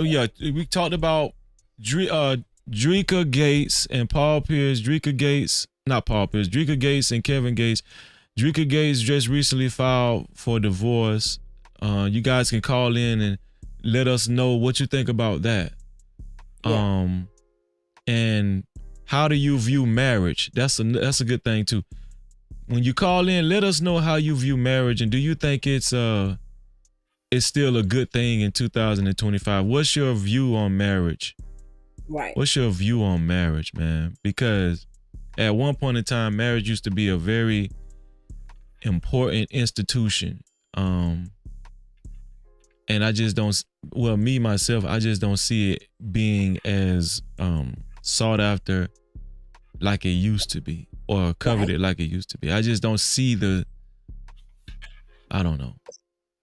No, Like when we was younger, when Martin and Gina got married, and it was just a big thing. But I think, did they even get married, or did Gina not show up at the? Finally, they got married. They got married, or did somebody didn't show up at the altar, right? The first time. Oh, okay, yeah. Then I think after it started getting weird, and it was the sexual, allegations. Gina was saying that during their kissing scenes, she accused him of trying to actually put his tongue down her mouth and throat and stuff. Yeah. But once that happened, and then they kind of together, I don't know. They got. Caller, what's your name and where you're from? This is the boy J-Dub from Philly. J-Dub in the building. No Cap-tivity. J-Dub, what's on your mind, man? First off, what you think about marriage? What's your outlook on marriage in 2025? Man, my outlook on marriage, man, is once you take it to that level in relationship, everything should be got to be two people that's really about that. Mm-hmm. Like ultimate maturity when it comes to that level of relationship. Mm-hmm. Did you see? Go ahead, Tawana. You want to respond to him? Go ahead. Ask him, do he think it's dead in 2025? Do you think that marriage is still something that people value and desire? I mean, it all depends on the individual people as a man and as a woman. Like, if you personality probably plays a part. I'm the type of person that always took relationships in general, no matter if married or not, as just gotta be about it. There's no playing games, especially when you get to a certain point in life. I would say, give or take 30 plus. I think you should be there, been there, done that, and really be about it. Do you still have a desire to get married yourself personally, J-Dub? I would say for the most part, yeah. Have you been married before? Never. Still working on it. Okay, so what would it take for you to get married? What are you looking? I mean, what's like your expectations for you to get married to a woman? For me, I just recently got back from my ex from 6 years ago. We broke up, and it was some trivial BS. She was worried about an older female that's a friend of mine that's twice her age. You say you just recently got back with her? Yeah, yep. Okay. Yeah, and us breaking up was so trivial that a female that she was worried about is like a little older big sister to me, and I was her little big brother, and she didn't trust it. Made it so trivial to where you worried about somebody that's. I mean, look at you and look at her. Like, really, anything is possible, but me, no, I'm not going to downgrade myself for some temporary, sensational, gratification. Just not gonna do it. Going to do it, make it worth it. But at the same time, I've never been a guy in relationship to call myself, hey, my cake and eat it too, do something behind your back. Well, why she felt that way? What was the other woman your friend? Were y'all friendly, or she used to come around sometime, or what? I mean, we see each other when we see each other in the neighborhood. She lives up the street from me. Oh, and, she close. Okay. But my whole dealings with her was just on some people's type thing. That's it. No more, no less. What you think about that, Tawana? I mean, because she looked at it like she didn't trust the closeness of that relationship and that it was platonic. And so some women can't handle their man having other women around them. And so if that was if that's a deal breaker in your relationship, then you know that you can't be around women who can't tolerate you having other women having friendships with other women. You have to have a woman in your life that's comfortable with you having friendships with women and being able to trust you. Yeah. I mean, That's very much understandable. But at the same time, for me, when she brought that up, I mean, it's deeper than what I'm telling y'all. At the same time, with her bringing that up, and I stood pat waiting on have that conversation, and she dropped the ball on her end and take responsibility, and that made me just break up with her. You broke up with her? Okay. Yeah, she just let it just fester, and she thought like, well, he loves me, he'll never break up with me, and yada yada yada, and then she found out wrong. How long did y'all break up? We was separated for 6 years. Oh wow! Like she really did a number on me mentally to where, other females probably was interested in me, but I wasn't. I had no energy for nobody. I was good. You got into a relationship. Did y'all get into relationships during that breakup, or? Oh, mine, I didn't entertain anybody. Really? Yeah. I was focused on being about my business, grinding every day or whatever, just staying focused on things that are constructive. I didn't really, you talk to somebody here and there, whatever, and then some type of bullshit comes into play when you start talking to somebody. Hey, I'm going through this, I'm going through that. Can you give me some money? And I'm like, I'm already hip to the game. So once you come in like that, and we just started talking, it's over with. I already know what's up. It's over with. Whatever you got going on, hope you find some way as a grown adult woman to have that handled somehow. Y'all had kids before y'all broke up? She has 2 daughters. One is currently 14. Okay. And one is 7. I have no kids. You still have no kids to this day? Yeah. And ironically, everybody, including her, I've dealt with that have 2 kids on average from like almost knee high to almost at the cusp of being teenagers to maybe a good 3 to 4 years from being grown.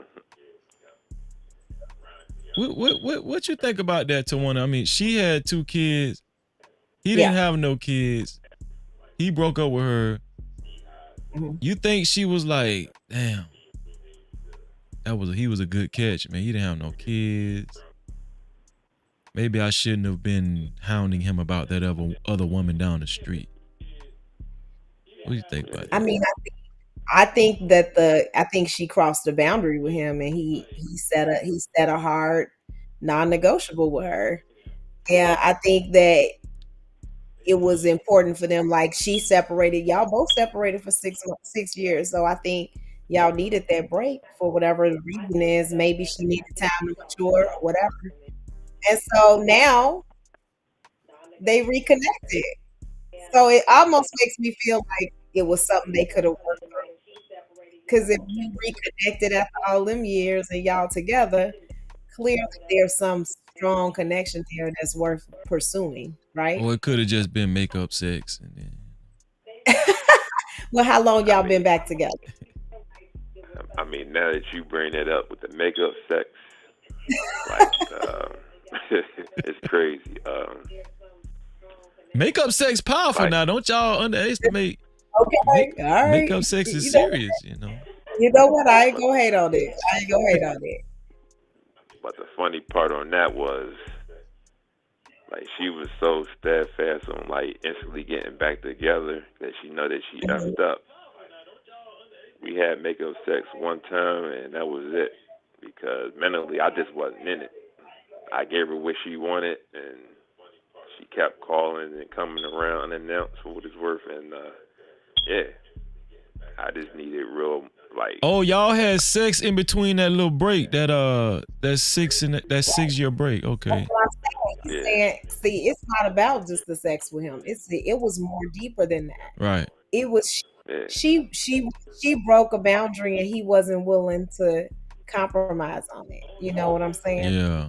And Yeah. it wasn't just about having his female friend, right? It was more so like she just crossed the line. yeah. Because Yeah.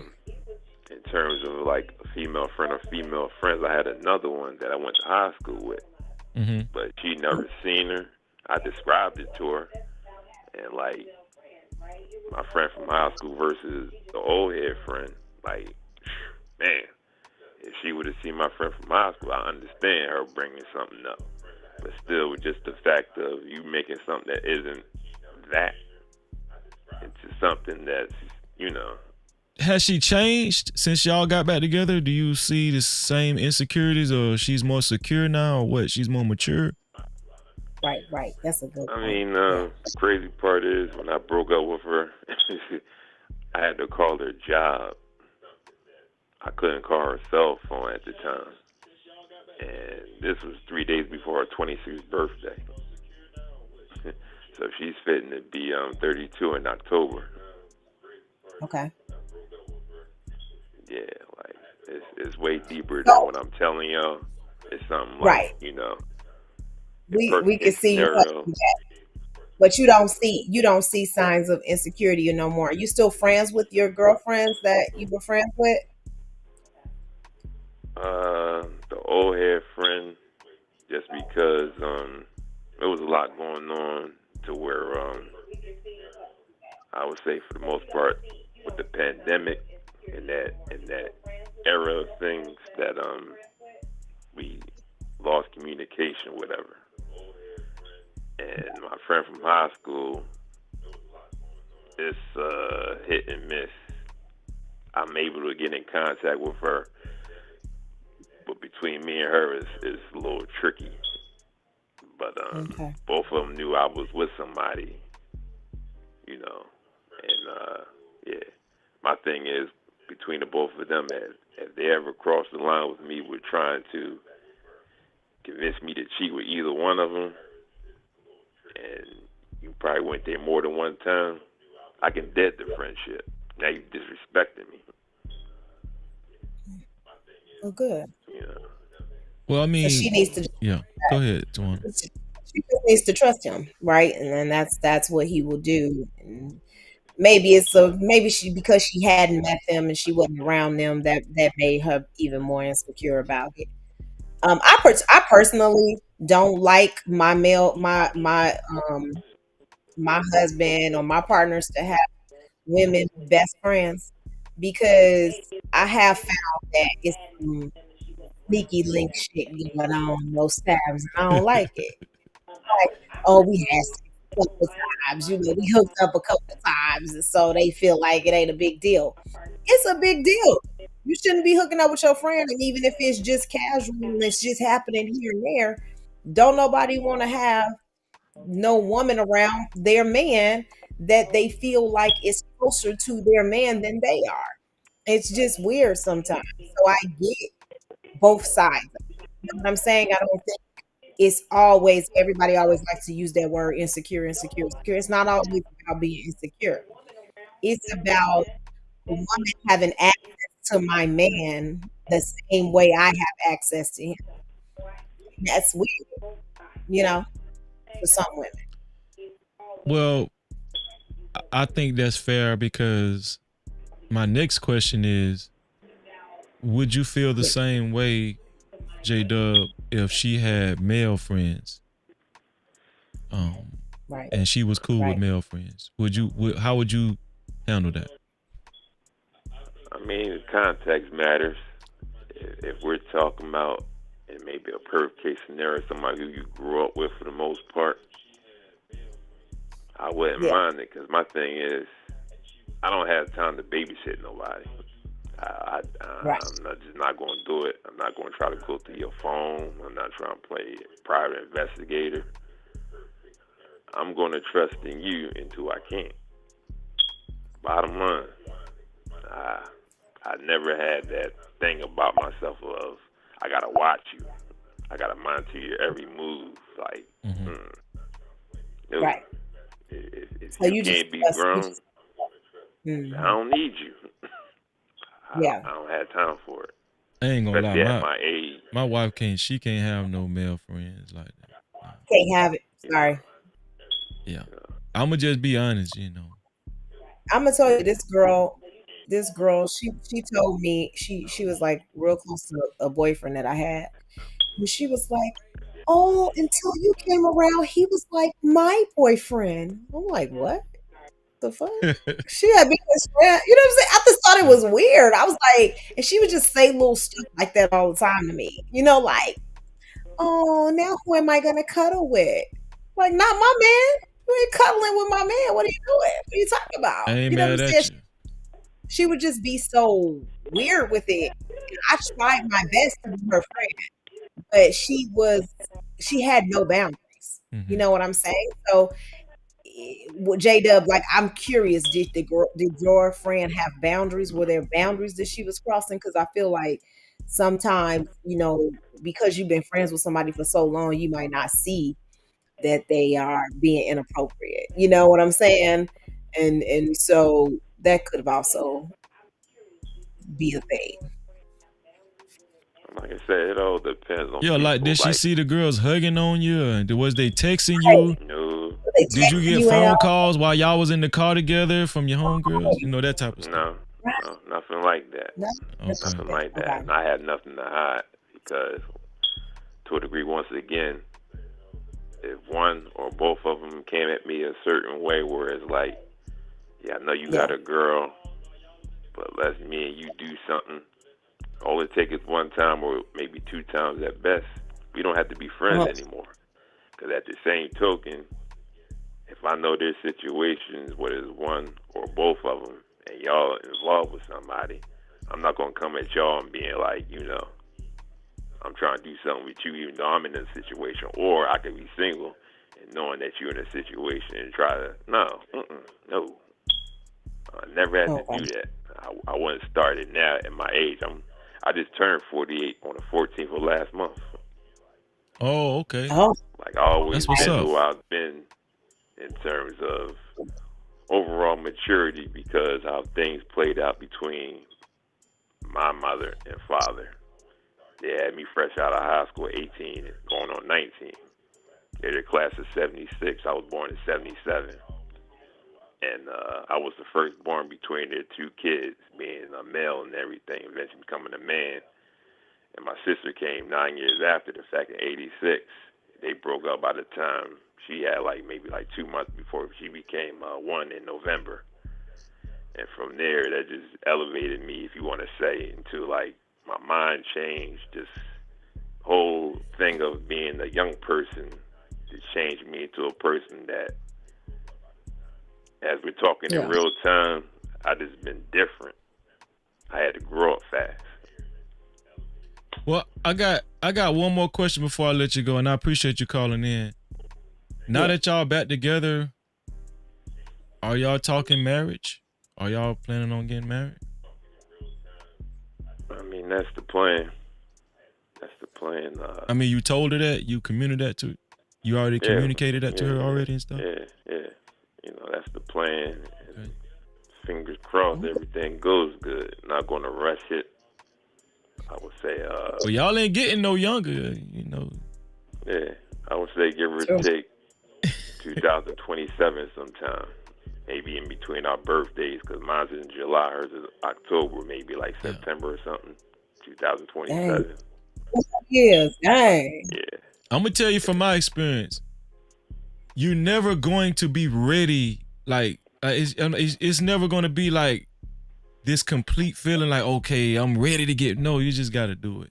Like if you know, Yeah. if you know this is your person, and you know your souls are connected and stuff. Obviously, you guys came back together for a reason. And I'm gonna tell you, a lot of the dudes in the manosphere will probably have something to say about her having 2 kids or whatever. You know, I know you've heard these things before. What do you think about that? Have you let those type of talking points affect you, or? No, not really. But I Okay. get it though. I totally get it. But Yeah. I'm a very observant person when it comes to people in general, and being a man and observing females slash women. That all baby mamas ain't the same. So it's one of those things. It's hit and miss. Because on the overall note for life, you can't be too scary.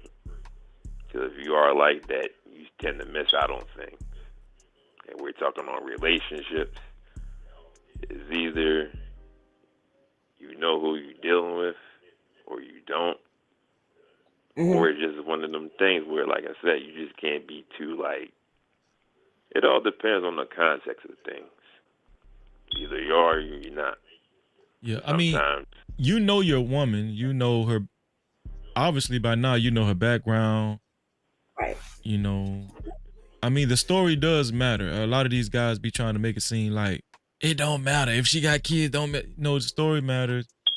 And Yes. like even a woman without kids doesn't mean that she's a good fit for you just because she ain't got kids. You know. Exactly. True. Yeah. We don't know her background either. We don't, you know, she might have been on the underground circuit, you know, for some time. We don't know what's going on, you know. But Yeah. what you think about that, Tawana? I mean, I know you've heard it. Tawana done been around the block and back. She done heard it all. Yeah. I mean, I didn't understand. I mean, I appreciate him being like, yeah, it's like it all depends on the context. Because I think that's a key thing. Like you said, people just miss on the internet in general. Like they never think about the context of things. It's always either black or white, this way or that way. It's always a rationale to everything. And you can't really tell people who they should and should not care about based on these superficial factors that they think are important. It may not necessarily be important to you or any other individual. It depends on what you truly value in a person. Because like you said, she may not have no kids, but she might have been on OnlyFans. You know what I'm saying? Or she might not believe in God. Or she might not, you know, she might have disrespected your mama. She might have did other things. You know what I'm saying? So like there's other characteristics that you to consider that, you know, outweigh whether or not a person had kids or not, you know? Yeah. So Well, I think with the kids thing is, yeah, it just like it depends on if you're going to be able to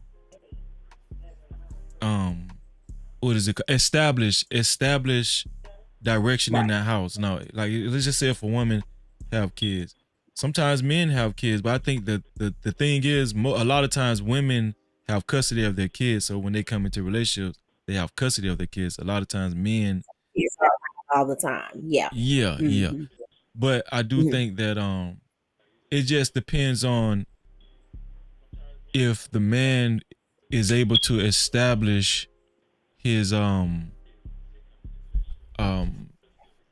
his presence in the house as far as the kids, and his woman is not impeding that, because some women are protective and they'll bring that protective spirit into the marriage and say, yo, don't talk to my kids like that. Oh no, you can't, you can't punish my kid, you know. and so that could cause some type of divisiveness and stuff. To me, that's when it becomes problematic, right? That's when it becomes problematic. But man, listen, man, I'm happy for you, bro. I'm rooting for y'all. And it's a reason why, you know, you guys had 6 years to figure out if y'all. That's another thing. Y'all had 6 years to figure out if y'all wanted to talk to somebody else, you know. So obviously y'all back for a reason. So yeah. True that. Like I For was single the whole 6 years. Like for real. Like I never even engaged in actually getting in the bed with anybody.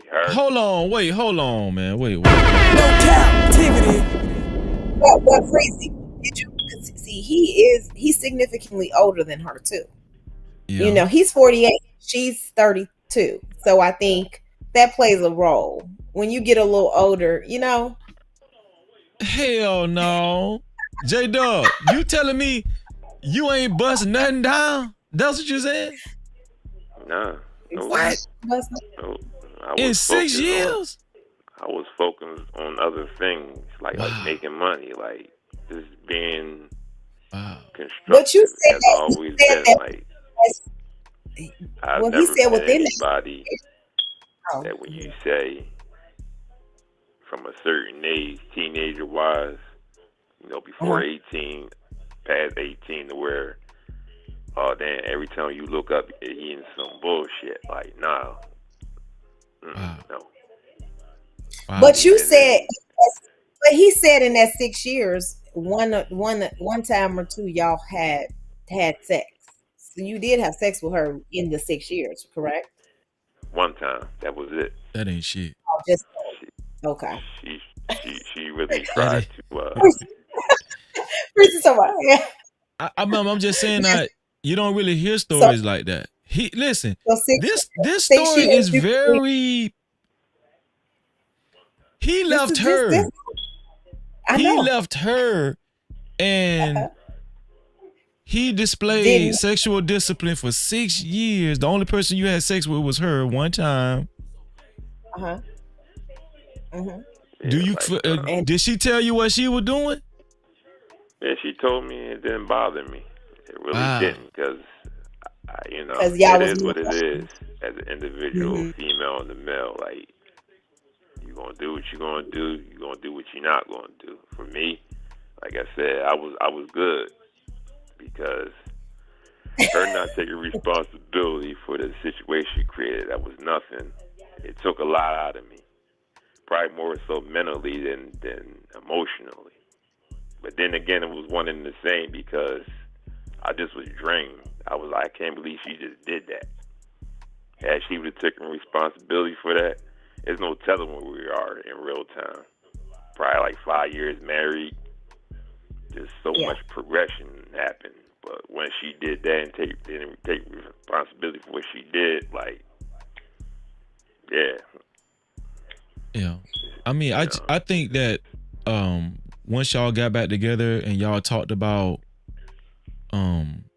what each other did during that breakup, I think that you took into consideration, well, I am the one that let you go. I'm the one that broke up with you, so I can't really hold it against you if you did entertain somebody else for a short period of time. Were you in that mindset where you was like, well, I did break up with you, so I mean. Yeah, I was good with it. Because I even told her, like, here it is, regardless of who broke up with who violated who. If the person that you violated is willing to deal with you, you're on their timeline in terms of when they're ready to fully get back engaged with you. That's how it is. Right. So, if you're I mean, willing to wait around, dog, that's very mature of you. I ain't gonna keep you too much longer, but that's very mature of you, bro. You didn't get no coochie for 6 years, and the only coochie that you got was hers, and you know she did her thing. If you like it, I love it, bro. I'm just saying, like, everybody different. Go ahead, marry your girl. Just go. Just get married. You might as well get married right after you get off this call. It's time for y'all to go ahead and do it. Well, no, she ready to marry you right now. I'm gonna tell you because That's what I'm telling him to go Yeah. ahead and get married to this woman. Stop waiting to 2027. I don't think he ready to get married. I think she ready to get married. But No, as you said, you're never gonna be ready to get married. It's just gonna be a fun. I mean, it's a little bit of both. I would say there's no real time frame. But what y'all saying is get married immediately, so to speak. No. What I'm saying is she ready. Your woman is ready to get married right now because she done went through that 6-year break. She done went out there in the playground. She realized it ain't nothing out there. Then you ain't got no kids. She realized what she lost and all that. And then she made it back home with J-Dub. She got her claws on you. She ain't going nowhere. I'm telling you, like she's ready to lock you down right now. I know she is. He got to lock her down. He got to lock her down. Yeah, but I just got a funny feeling about this. I don't. What's you your ain't gotta feeling? say it, J-Dub, but I just No, you right on point. Cause I know in real time as we speak, like I've gotten back with her. Everything is good thus far. Okay. Even with that, like it's real deeper than what y'all know in terms of. I'm pretty sure. Between me and her. Yeah. Right. And then when I'm out and about, and I don't be looking for no type of attention from no other females, but it comes how it comes. And like if y'all was like flies on the wall being around me, it's like I could very well like still be serious about her, but want to at least talk to one or two or a gang of females and be like, and it doesn't mean I have to have sex with any of them. It's just the heat keeps coming like every day. Every day when I step out my door, I'm like, here you go, here you go, here you go. How old is your lady? She'll be 32 in October. Damn. You know, I got all types of chicks. At least if you 18 up to old as you want to be a grandma, like, hey, what's up with you? And it don't have to be verbal. It's just the blocking of the eyes, smiles, or it could very well be like verbalized. Hey, what's up with you? Like yeah. And I'm the type of person, I don't force things. Either organic and natural or it's not. It's going to be organic and natural from my side of things. It's the other side. Because if you being fake and phony with me. But what you waiting on? Like, what you waiting on with her? Like, y'all was together all them time. You done separated 6 years. Now you back with her. What's up? I don't understand. You said you and organically, but it's like at this point you're 48. What, don't you want a partner? I mean, what's the ultimate goal here? And how long do you need to decide?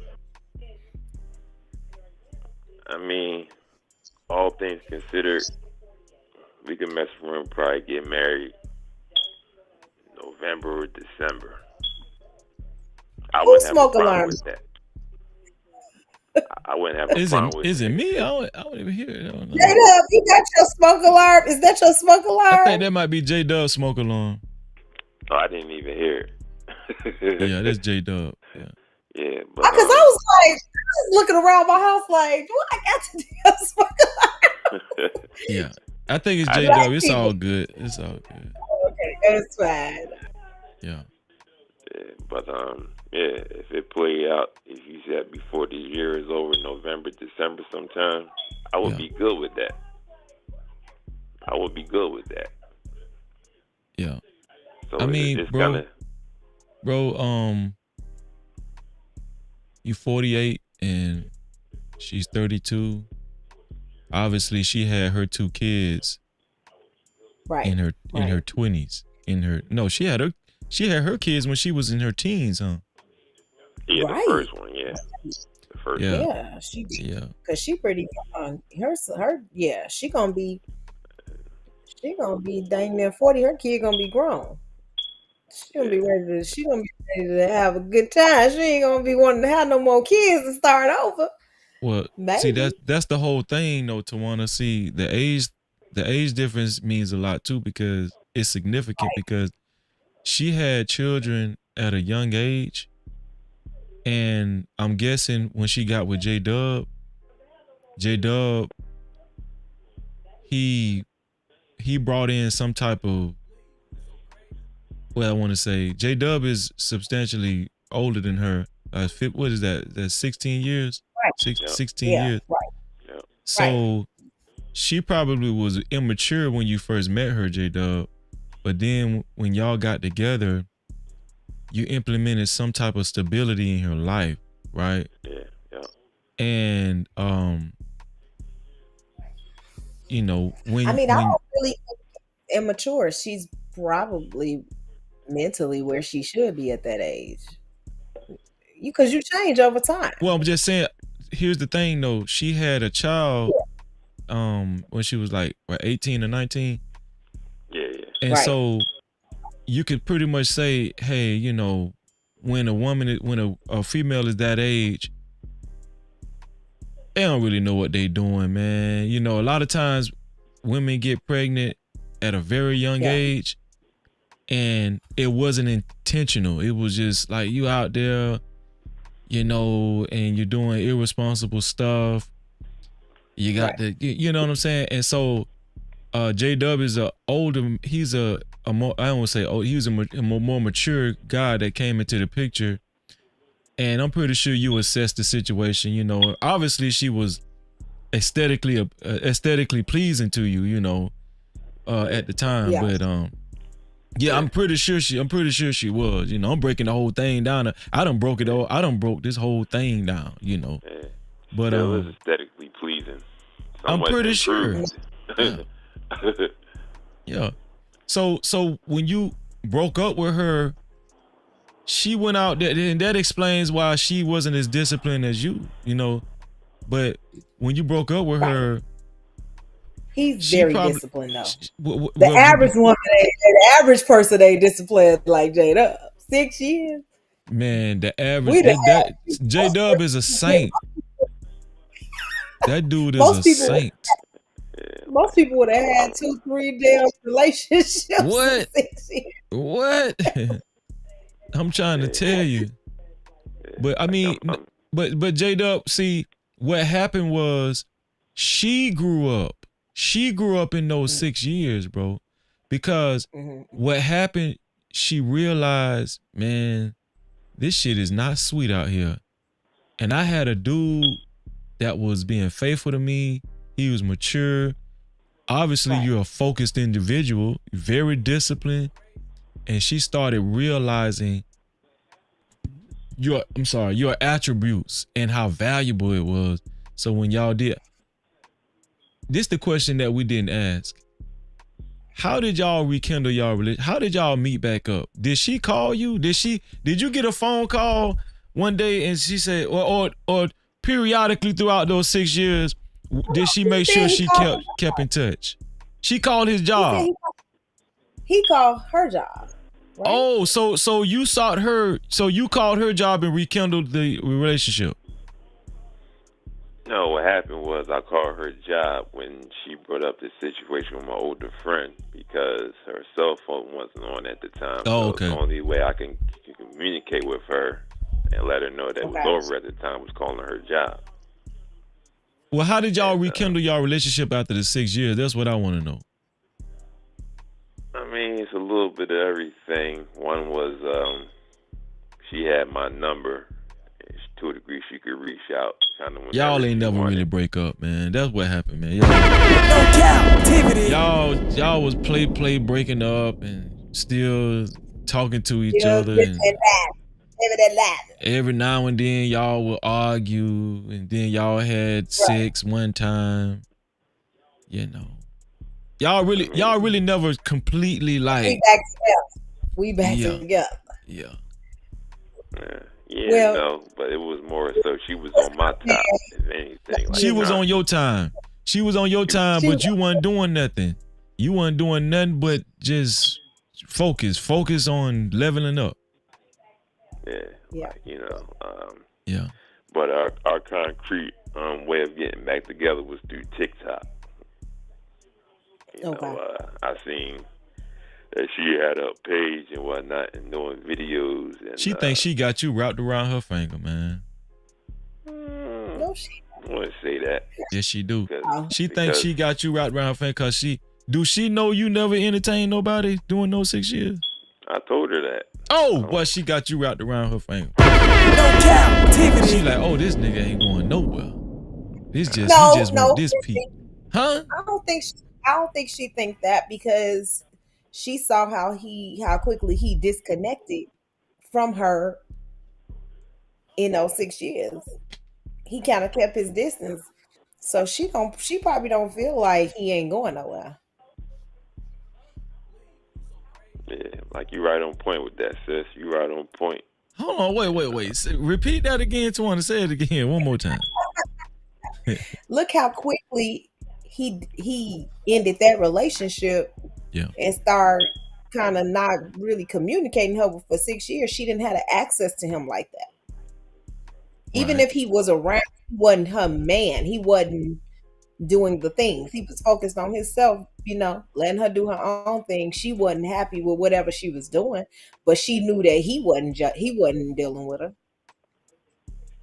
Well, he was. They was So I don't- calling each. This the thing, but they was dealing with each other. They was calling each other every blue moon. One time they Every had blue sex. moon. One time in 6 years, Freezy? That don't count. Like one time, Freezy, in 6 years. If I break up with you, I ain't talking to you no more. It's over. But yeah, She's the one that did way more of the calling than anything. She did. I know she Right. did. Did you hear what he just said? Blowing my What he phone say? up. See? Texting, like, Yeah, she because- really was like, yeah. She was still in a relationship with him. He was not in a relationship. It's Yeah. not. But they were still together to her. Yeah. And see, she probably had her dealings outside of y'all doing that six year relationship just solely because it was just to occupy her mind space because she was thinking about you. Like, people do that, man. People do that when they can't get what they want and they miss somebody so much and they can't have, and they're the ones that got rejected. Women don't like to get rejected, bro.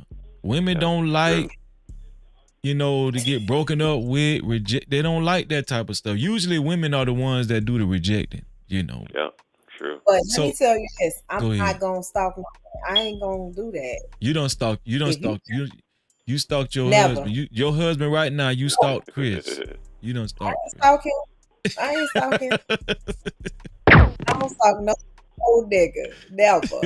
I ain't stalking nobody. You know what I'm saying? Like stalking? No. What? If you don't want to be with me, we done. I don't care. I ain't about to. No, I don't force no man to be with me. I ain't gonna beg. I'm not getting on my knees. I ain't gonna do J-Dub. that. J-Dub, Tawana sir. just Yes, sir. talking, man. Don't listen to No, her. I'm Trust me, dead I'm ass. listening. I'm dead ass serious. Listen. You ain't never been head over heels for in a relationship. I ain't never stalking not a dude, not one. It just ain't. It's not gonna happen. What? You don't want to be with me? I'm You was stalking raised by you? your daddy one. Yeah, my daddy. Yeah, yeah. My daddy was in my damn house and told me my worth for sure. He first of all, the number one rule is don't ever be with no man that don't want to be with you. That's the number one rule. My What you dad- think about that, J-Dub? Oh yeah, I wholeheartedly agree. That goes for anybody. Don't try to never Yeah. force it because it doesn't end well. It just Nope. doesn't. Like, there's no point to it. There's a whole lot of time, energy, and whatnot wasted with that. You know? Yeah, I'm only fighting for I a agree relationship. wholeheartedly. Yeah. That's how If I we both- operate. If we both fighting, if we both love each other, if it's like We both want to be together. Cool. If I gotta force you or chase you or stalk you or try to convince you, I'm no. I We agree with done. that. I agree with that. Because I'm just saying women don't like to be rejected though. That's the truth. No, that's a we funny don't. thing Yeah. that you Yeah, we brought that don't up, like. sis. Because Yeah. there's somebody else in the picture that Uh-oh. What, no, it's Jada? not What? like that. It's not like that. It's not like that. What I'm Okay, what saying happened? is, before I talked to my ex when we was together, then Mm-hmm. there was somebody that lived across the street from me that I got at. And how this played out was I got at her and I really let her know, like, I'm not trying to be on no boyfriend, girlfriend type of thing with you. I'm trying to come out the gate. I want to put a ring on your finger. This was during the breakup. No, this is before I met my Before ex, you met who I'm your back okay, with. this girl right here. Okay, gotcha. Yeah, like a year before. Yeah. And we both had each other's information. I had her cell number, she had my cell number, and I have a home number. But we was communicating through the cell, mostly through text. I did most of the communication. Okay. And midway through our communication, she said to me, "Oh, you too nice." And then by the time things really like ended, she was saying to me like all good things I was saying to her, never not out of bounds, nothing over the top. I'm gonna let you know I'm interested in you. She says that you're making me feel uncomfortable. So here comes the last day of communication, so to speak. It's Thanksgiving. I said, "Happy Thanksgiving to you and your family." No response. Mm. So either that was an ig move or you blocked me. So I just left it alone. And the funny part is, this is when she moved away from her family. Had a car. I don't know where she lived at particularly. She might have still lived in the area or whatever. I'm not sure what she does exactly for employment, like she's an RN or a home healthcare aid person. I don't know. I'm not sure. I know she wears the scrubs. Brown skin, kind of thick, kind of tall. Like she's very attractive. And at the time when I got her, she moved away for a little bit. And once she said all that about me being too nice and I'm making her feel the type of way uneasy, I left it alone. So here it is. I look up. Maybe about a good month, 2 months, maybe 3 months tops. I look up. She's moving back in with her family. And maybe about a good month, 2 months, she loses her car. I'm like, oh, okay. And this is all during the pandemic. Mm-hmm. And I'm like, wow, okay. So as she loses the car, I'm no longer on the scene. I'm out when I'm out. I'm not when I'm not. Most of the time I was, staying out the way. Anyway, let me rewind a little bit. Yeah, I'm lost. Before, I'm lost. This the woman that he wanted to marry in the beginning. Okay. That beep getting loud. Hell yeah. Listen, J-Dub, you got to change that, man. She didn't want to get married. She left her family. She came back. She didn't have no car. I'm following you. I'm trying to figure out where you're going with it though. J-Dub, you got to change the battery. Please change the battery. I got you. Let me rewind it a little bit. She was still moved away from her family, but one day I looked up, looking out the window on a Saturday, and she pulls up in front of my building on the other side of the street. And when you're going towards Broad Street, I live at Broad and Allegheny in Philly. When you're going towards Broad Street, there's a corner store on the corner. So she gets out of her car and goes towards the corner store and does whatever, comes back to her car. The window is halfway down. She's looking around or whatever, sitting there for like a good half an hour. She doesn't see me. She spins off and I guess goes home or whatever. Doesn't go to her family's house to visit with them or nothing like that. Goes where she going. The very next Saturday, she does the same exact thing. I'm like, wow, okay. She don't see me, spins off. And like I said, she moves back with her family, and she still has the car, but maybe like 2 months after the fact, the car is gone. So that tells me she fell on hard times, I guess due to the pandemic. So next time when I see her, maybe a month, 2 months after not having the car or whatever, she comes out by herself, and she's coming to my side of the street. I'm looking out the window, and she's heading the direction to where, walking past the church that's next door to my apartment buildings. The church owns my apartment buildings. But anyway, she's passing by, and as she's like getting out of view, she's looking over her left shoulder to see if the door is open or not. I don't come out. Eventually, she goes back home, whatever. Next time when I see her, she's with her mother. They're walking on my side of the street. Her mother is walking in front of her. She's walking behind her. She's looking over her left shoulder again. Next time when I see her, this is probably maybe give or take middle of April. So the weather is kind of like in between, nice and still a little chilly. She's by herself. She crosses the street again.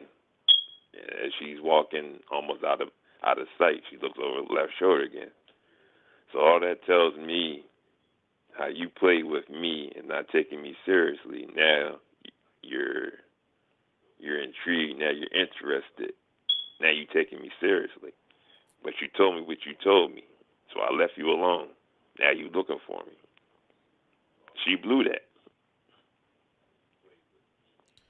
Well, I think just from what I gathered, you're the type of dude from early on. You've been very intentional about what you want, and that's a good thing, man. I think a lot of men need to be like that. You know, you knew this first girl, you wanted to marry her. She wasn't ready to get married. She still wanted to, you know, play around. The girl that you're with now, she was young, insecure, but it just seems like you've always knew what you wanted, right? And you've been focused and disciplined. That's good. Yeah. And I think that a woman that gets you, you'll be a good catch for a woman, you know.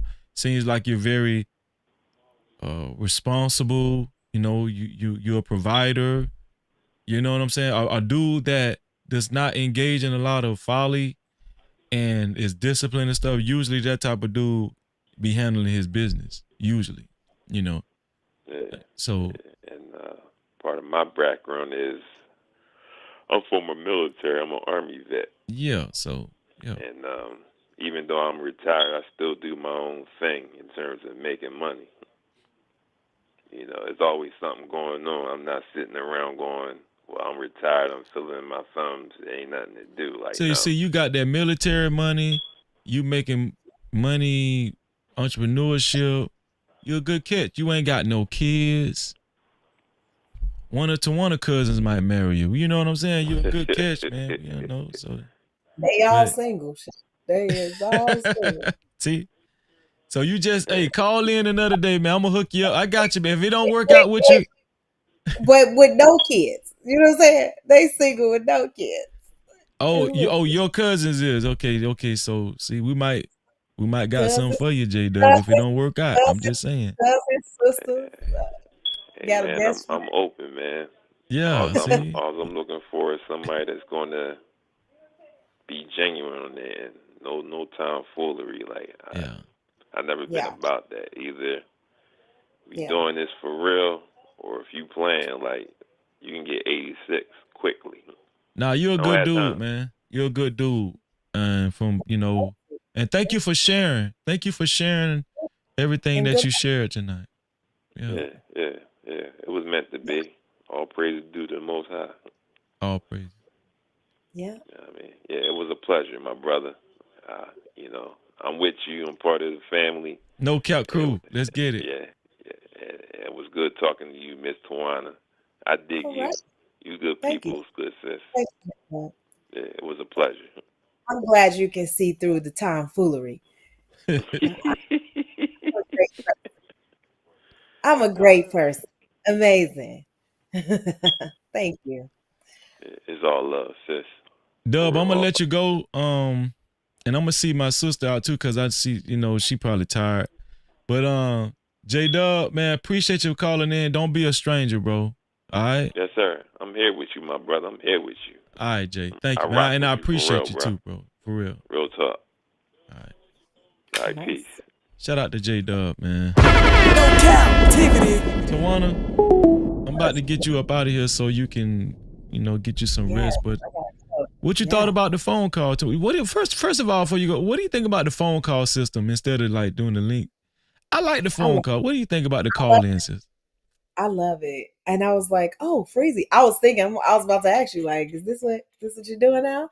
I Yeah. like it because it gives people opportunity to be a little bit more like vocal and honest, and you don't got to worry about your face being on the screen. You can kind of say it's a little different honesty you could get from a phone call versus having to, show your video.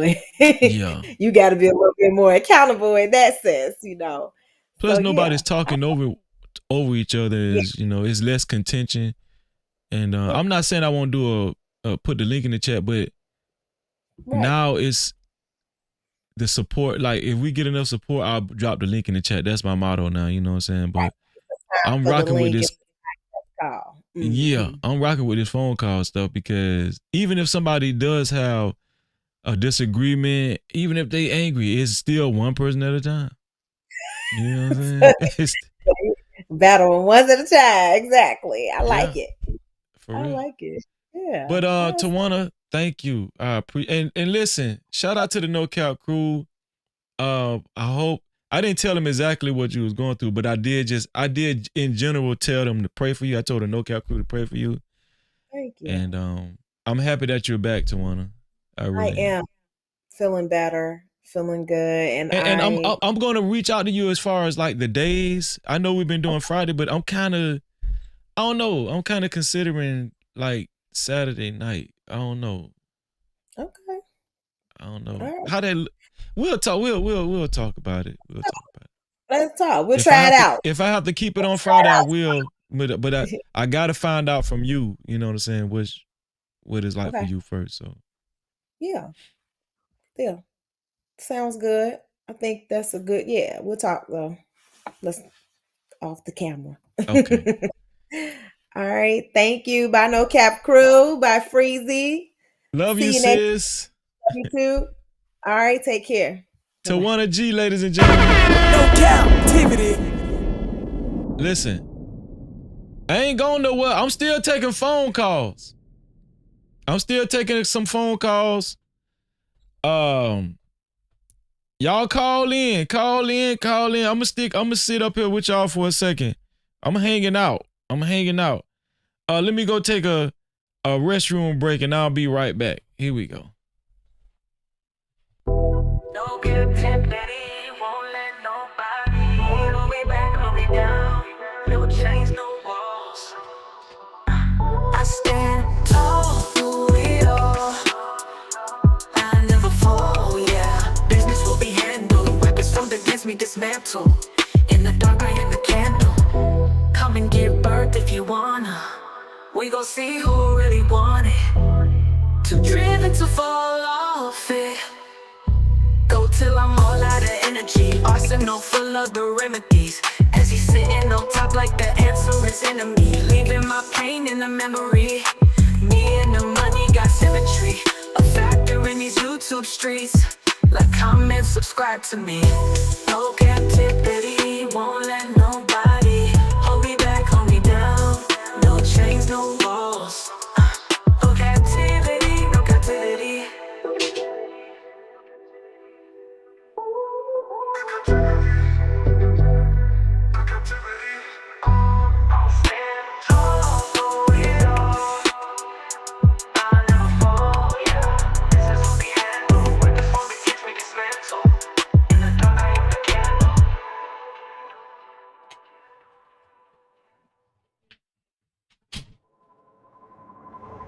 captivity, no captivity.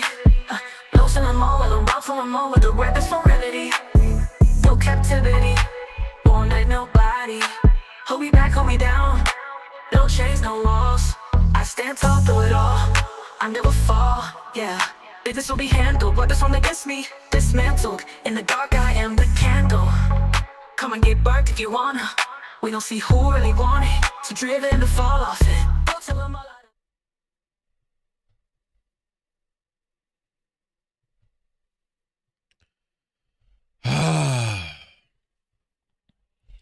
Shout out to J Dub, man, called in. No captivity. I'm just chilling, man.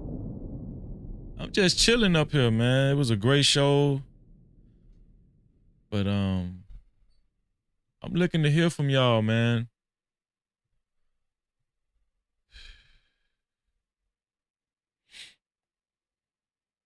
What y'all think about what we talked about so far? Let me read some of these. Shout out to J Dub, man. Super chat. Shout out to J Dub for the $5.43 super cap. He said it was a true pleasure to be up and on to talk and love my brother. All praises due to the Most High. It's all love, my boy Freezes. Shout out to J Dub. No captivity. I appreciate that, J Dub. Thank you, man. Thank you for the support too. Thank you for calling. It was a dope conversation, bro. Dope conversation. Yeah. Let me see. What y'all think about that video I played earlier? Let me see.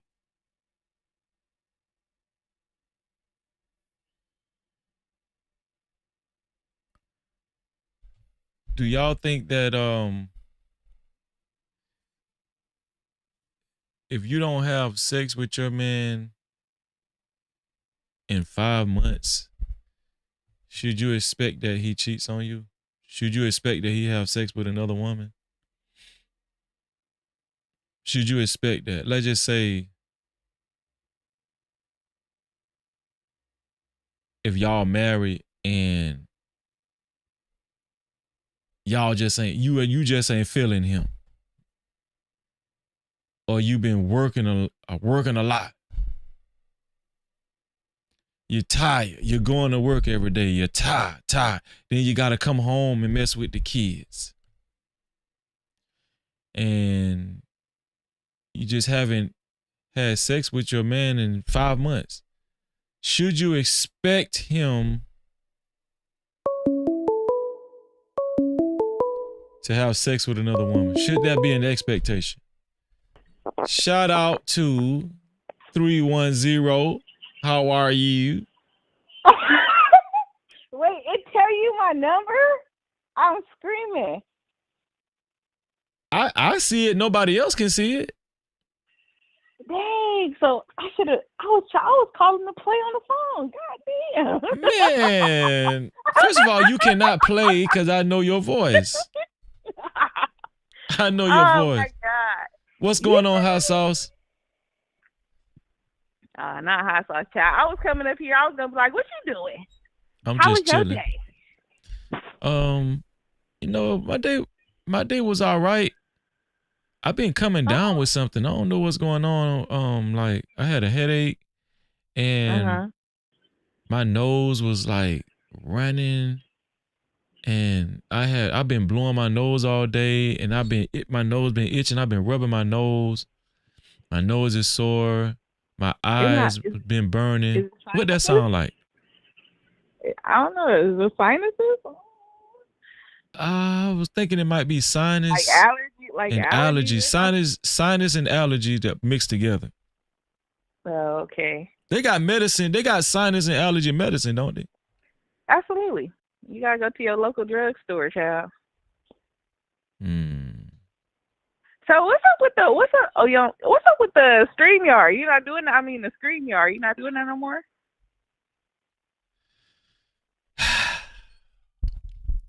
I don't know. You know, y'all be putting me to sleep with that. Like literally. Like I'll be listening in the bushes and going to sleep listening to y'all craziness. Well, Cheapo, it gotta make sense.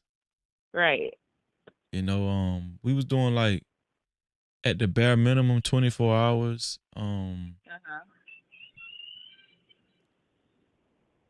The support slowed down tremendously. And then other people I noticed started kind of jumping on that train, like doing 12-hour streams when they wasn't doing it before. And I don't know. Like I'm in this mode where I need to be more proactive as far as getting different people to this channel. Like because a percentage of the audience, we got a core audience over here, right? But a percentage of the audience, they're going to fluctuate between this channel and somebody else's channel that's starting to do a long stream. So there's a percentage of people they're not loyal to this channel. They're just gonna jump around. You know what I'm saying? Right. When we was doing the live streams, when we was doing StreamYard Saturday in the beginning, and we was doing long live streams and nobody else was doing it, it was more exclusive and everybody was over here. You know what I'm saying? Towards the latter end, we still had a substantial crowd over here, but you could tell being that other platforms caught on to it and they started doing long streams too, like 12-hour streams. Like you could tell the fluctuation started happening and the support started kind of getting a little shaky. You know what I'm saying? So that's when I said, yeah, we got to switch it up. I mean, I just look at it as like that's like, you know, competition. It's like you got to be competitive. So I mean, I don't know if that means bringing different conversations or something different to it, like different ideas. You know, I'm saying, what kind of different conversation can you necessarily have during a 24-hour live stream? It seemed like the last few ones that I was catching, it seemed like it was like arguments about the whole religion thing. That's what I kept hearing, and I was just, you know, you already know how I am about that, so I'm not really into those conversations, you know, and so, you know, I don't know if that could have been deterring people, you know, like I don't know. What you think? I think that like StreamYard Saturday, right? When it first started out, I mean, when it first starts out, when I first kick it off on Saturdays, I do my monologue. I might do 4 hours. I might do 6 hours. Right. Before I even put a link in the chat. So people see me first. They see me and I do my show. I do, you know, my regular show. And then when I put the link in the chat, we talk about relationships. Sometimes we talk about politics. I will agree the last couple of times, the last couple of weeks we did StreamYard Saturday, it was like big on the Bible and what the Bible say. Ruthless Truth was on some crazy shit, and I could see what you're saying. I could see like people tuning in, and then like that the religious conversations could be. It could either like captivate people and sparks people's interest in the beginning, but if you have it too long, it can become redundant, right? It can become redundant, and then I'm trying to get I'm just using Ruthless Truth as an example. Like it starts becoming circular, and even that last weekend, I had said to myself, I can't do that no more. I'm cool with Ruthless now. Ruthless is cool. But I just can't do that no more because we damn near had a conversation for about 12 hours, and I'm trying to get Rufus True to see, bro. I'm giving him scriptures. Man, I'm talking about I gave scriptures for damn near 12 hours once that last. That's what I'm saying. Like I remember going to sleep, listening to it, waking up, it's still going. I done went to church and everything, and come back and it's still going. It's like, okay, like, you know, and so I mean, I know how I felt, you know, tapping into it, and I just didn't, me personally, you know, like it just wasn't something that I was interested in. No, and I respect that. But see, Yeah. the thing about it is that, and you already know because you are a content creator, it's like you kind of gotta, I don't know,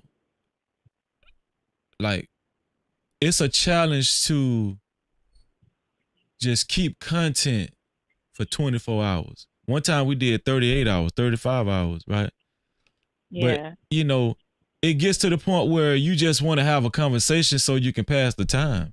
So I was cool with having a religious conversation. If we having it for 6 hours, guess what? It's passing the time, you know. Right. Because what I was noticing about StreamYard Saturday, some people will go to sleep and some people will wake up and tune in. Those people will go to sleep, but then it was like shifts, you know. Yeah. Yeah. But Prime said in the chat, but if you got nothing but people like Ruthless on, there goes your viewership. Well, it's not like I had Ruthless on. That's the whole thing about StreamYard Saturday and Sunday. I didn't have nobody on. They hit the link. Yeah. Right. You feel what I'm saying? So that's the whole thing. It's uncontrolled. It's like that's the thing about the link on StreamYard. Anybody can hit the link. It's almost like how it was back in the day, like this show called Fight Club. Anybody can hit the link. And so you can't really control who hits the link. If Ruthless Truth wants to stay on for 12 hours and we don't have a full panel and he never drops off, I can't control that. Unless I implemented the bounty system and somebody kicked them off, but I really never implemented the bounty system like that. Like, I know Next Level did it more so than I did. I did it every now and then for choice people, but I didn't just do it in general. You know what I'm saying? But I mean, if I'm doing an open panel, you think it's appropriate for me to just say, oh no, this person can't come up here? Right. You understand what I'm saying? Yeah. Like if you're not banned and you're not restricted, it's StreamYard Saturday. It's StreamYard Sunday, StreamYard Saturday. So, open. yeah, you can't, you know, so that's the whole thing about it. But And I mean, you know, for some content, for some conversations, I feel like Ruthless is good content. I mean, you know, yeah, exactly. For some of the conversations I have, you know. Yeah. But yeah, I just was wondering about that. Like, was you like getting rid of it, or you was curtailing it, or trying to figure out. Let's just be honest though, Cheapo. A lot of channels, especially in the space that most people frequent, in this space, whatever, where you might see a Ruthless Truth or Jay Prince or other people, right? Right. It's like a hangout. Like that's what they look at. That's what people are looking for. But I don't want that though all the time. That's what I'm saying. Like I don't, the hangout shit good. But No Cap-tivity. When we go, like this is my channel, right? One thing I agree is, I do have some type of control. But if I'm telling people, oh, I'm doing StreamYard Saturday, we hanging out this Saturday, 24-hour stream, 38-hour stream, 35-hour streams, right? Like if I'm telling people this what we doing and people expecting to hang out, if I discriminate against one person, that ain't gonna be right. You know what I'm saying? That's not gonna be right. Just like you said,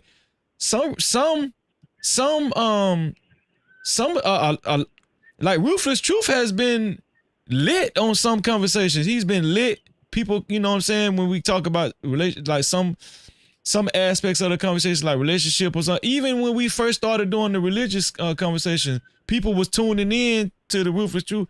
It's just it don't be the beginning, it be once it becomes circular.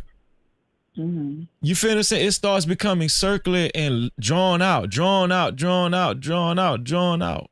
You know, but Right. that's So, but 24-hour live streams though. Go ahead. but as a channel holder, like, isn't that your job to kind of like will the conversation in or change the conversation instead of allowing it to like continue lingering or going in a circle?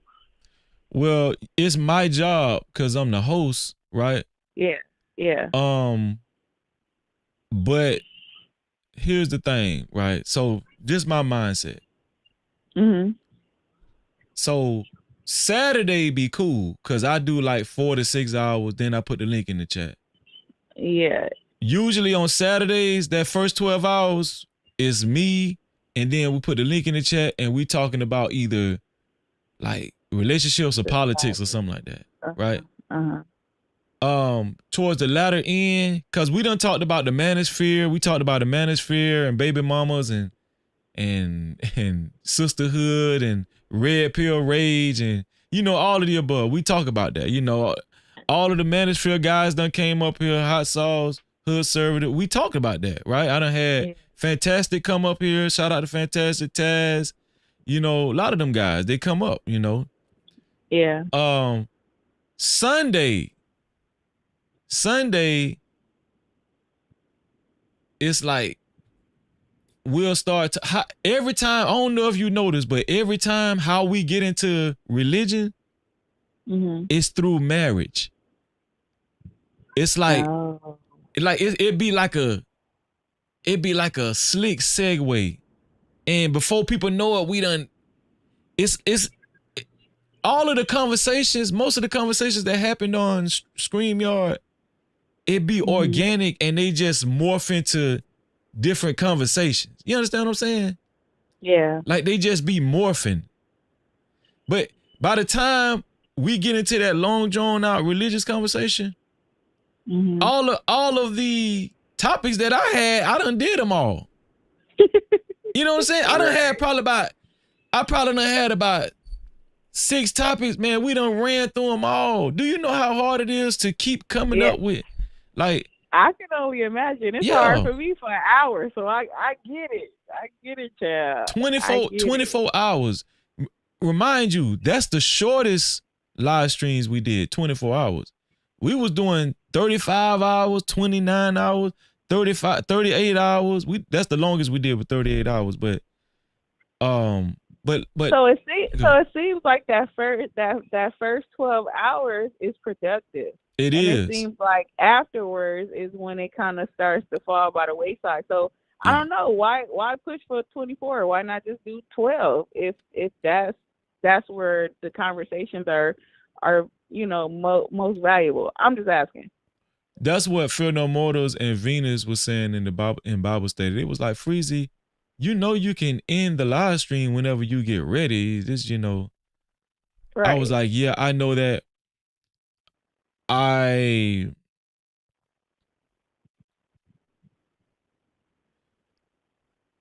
way I am, once I cause my audience to have a certain expectation, I try to stick to it. Well, it's like you done put us on a ride, and you done hit the brakes on us. You like to get to Well, it was just a matter of time. Over. I hit the brakes because in content creation you do have to like pivot sometimes, and you got to pivot and you got to make stuff make sense. So here it is, right? People will hang out on your shit until the wheels fall off.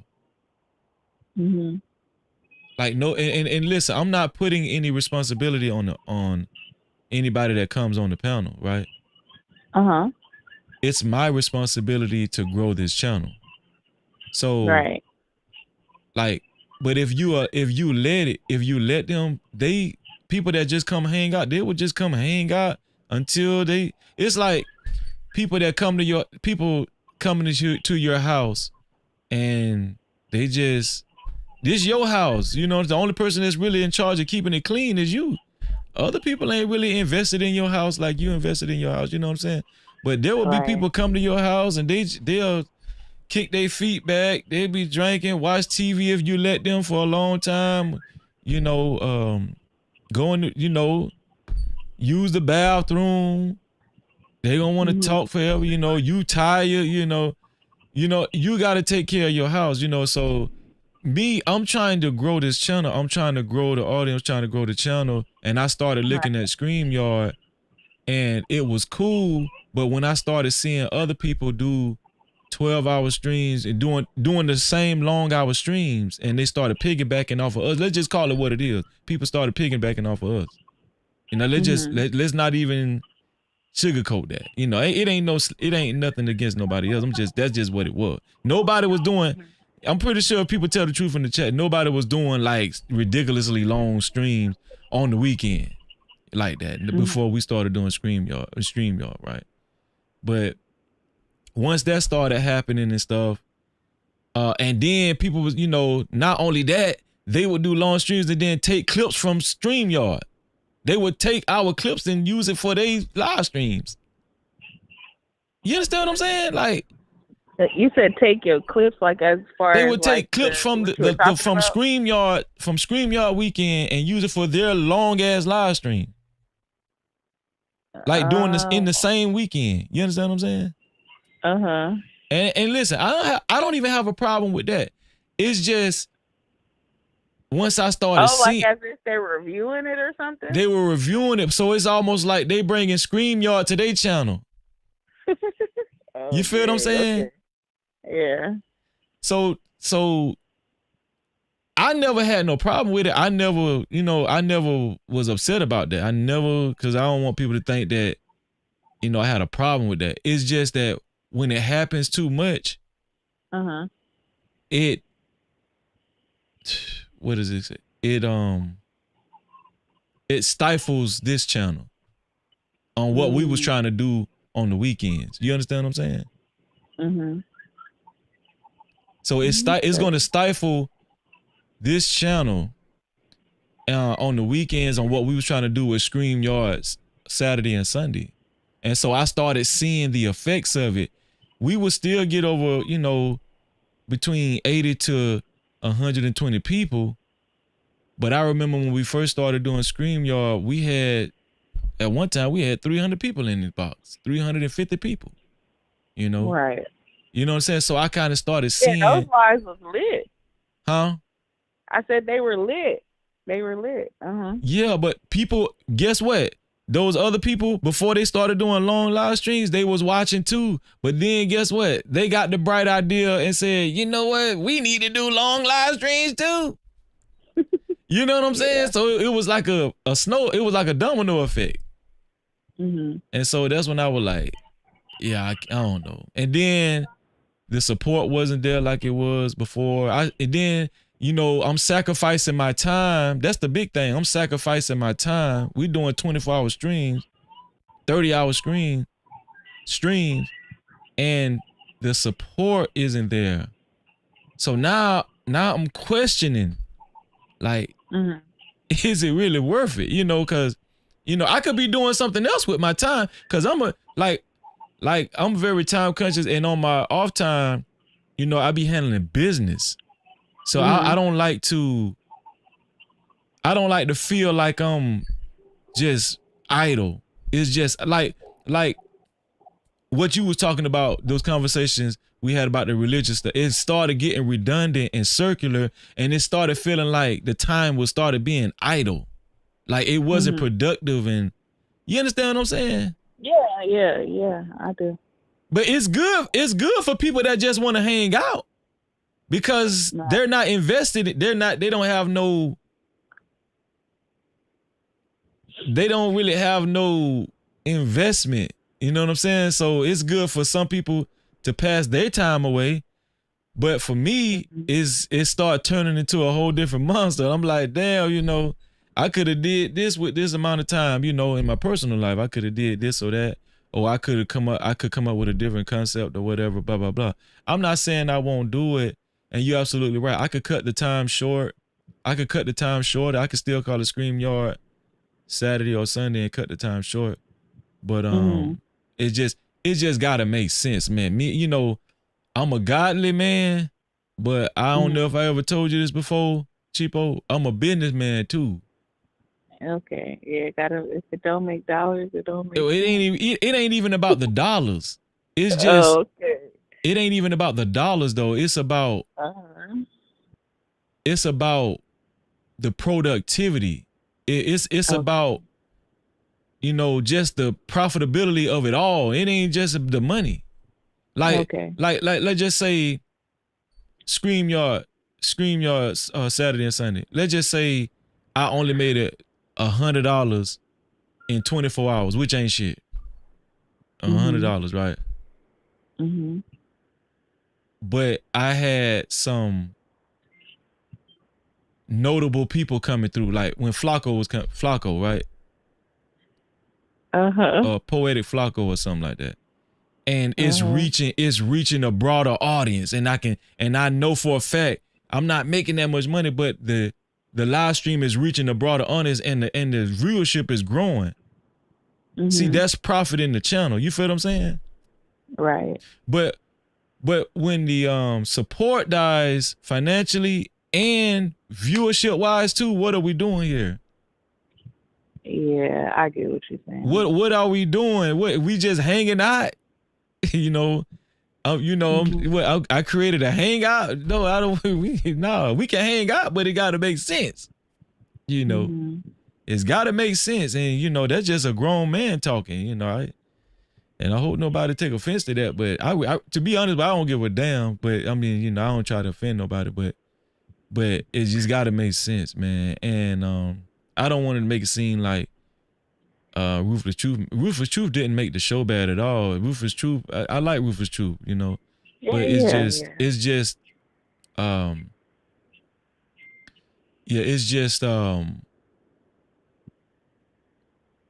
I started seeing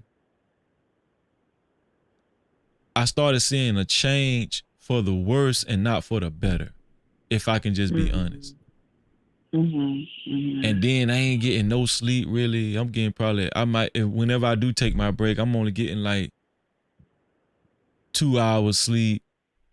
I'm seeing things 2 hours to 4 hours, at the most probably 4 hours sleep. That's probably the most I done got. But then I'm you know what I'm saying? Like I'm tired. I'm like, and then once I end StreamYard that Sunday night, sometimes I would go to other people's channels. I would go from here to somebody else's channel. I might not get to sleep until 6 o'clock Monday morning. Imagine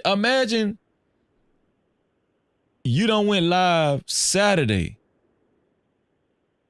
and then you didn't get over 4 hours of sleep until Monday morning at 6 o'clock. But you ain't made nothing but $100. Right. Is you gonna start questioning? Huh? Is you gonna start questioning some things too? Oh yeah, absolutely. Yeah. Yeah, yeah. At the end of the day, you have to do what's best for you, and like you said, do what makes sense, for you, for your channel, for your real life. You feel me? Because I was going to ask, like, how did your wife feel with you investing so much time in YouTube over the weekend like that? Because I'm sure it took away from her time. Well, that's a good question. And we talked about it. She really wasn't that pressed about it. For one, I was home. She knew where I was. And like, I'm home. Yeah. You know what I'm saying? So she wasn't really pressed about it. But she does care if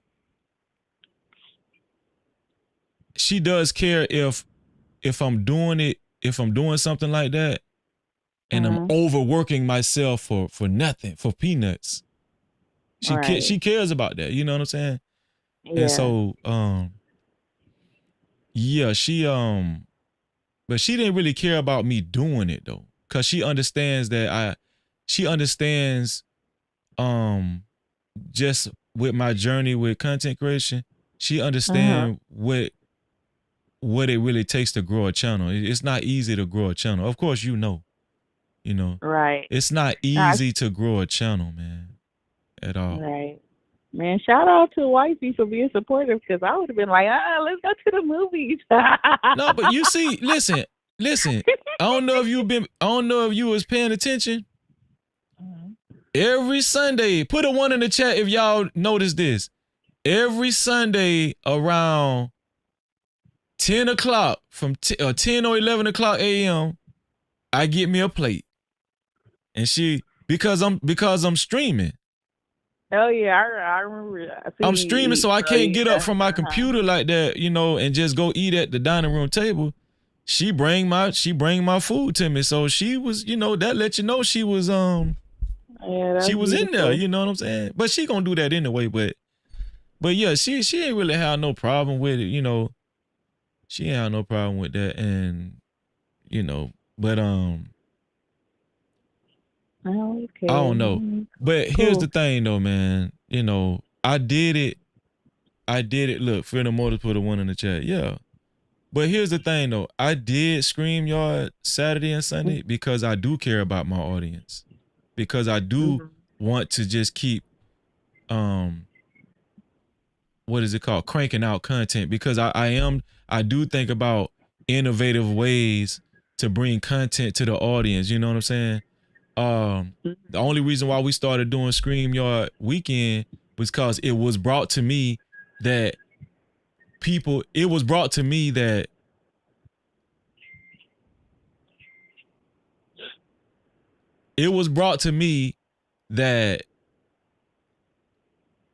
want to hang out, and I don't really provide that space where people can come and hit the link and not show their face. If they don't want to, they can show their avatar on StreamYard. I didn't have StreamYard. Next Level got StreamYard.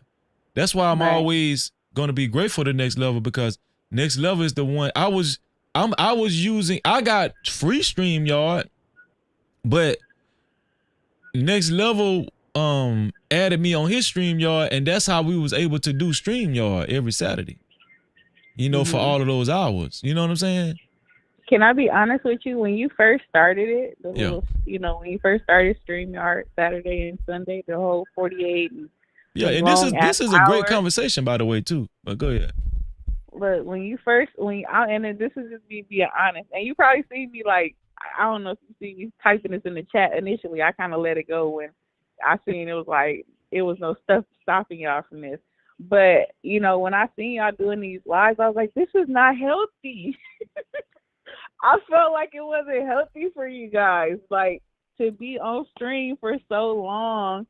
And then I seen like the same people in the stream from cause I go to sleep. You know what I'm saying? I wake up, I see the same folks in the chat. And you already know I'm a big advocate when it comes to going outside, feeling the grass, feeling the sun, and truly, investing in yourself and self-care. And so I'm just, I think it was like a holiday, and I know, a lot of people are not really big on holidays, but it was like on a Sunday, it was like, I don't know if it was Mother's Day, Father's Day, it was some day, child, Easter, I can't even remember, but it was just like people were just really invested on what was happening on the channel for that long period of time. And for me, I just feel like, dang, this can't be healthy on people mental. That's how I was looking at it. But, it was what it was. And, it's a real commitment. Yeah. Like StreamYard said it. People don't understand that ain't no walk in the park.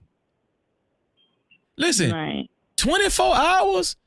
Listen, I couldn't have did it without Next Level, because Next Level, he'll take over and I'll try to lay down and try to get me some rest.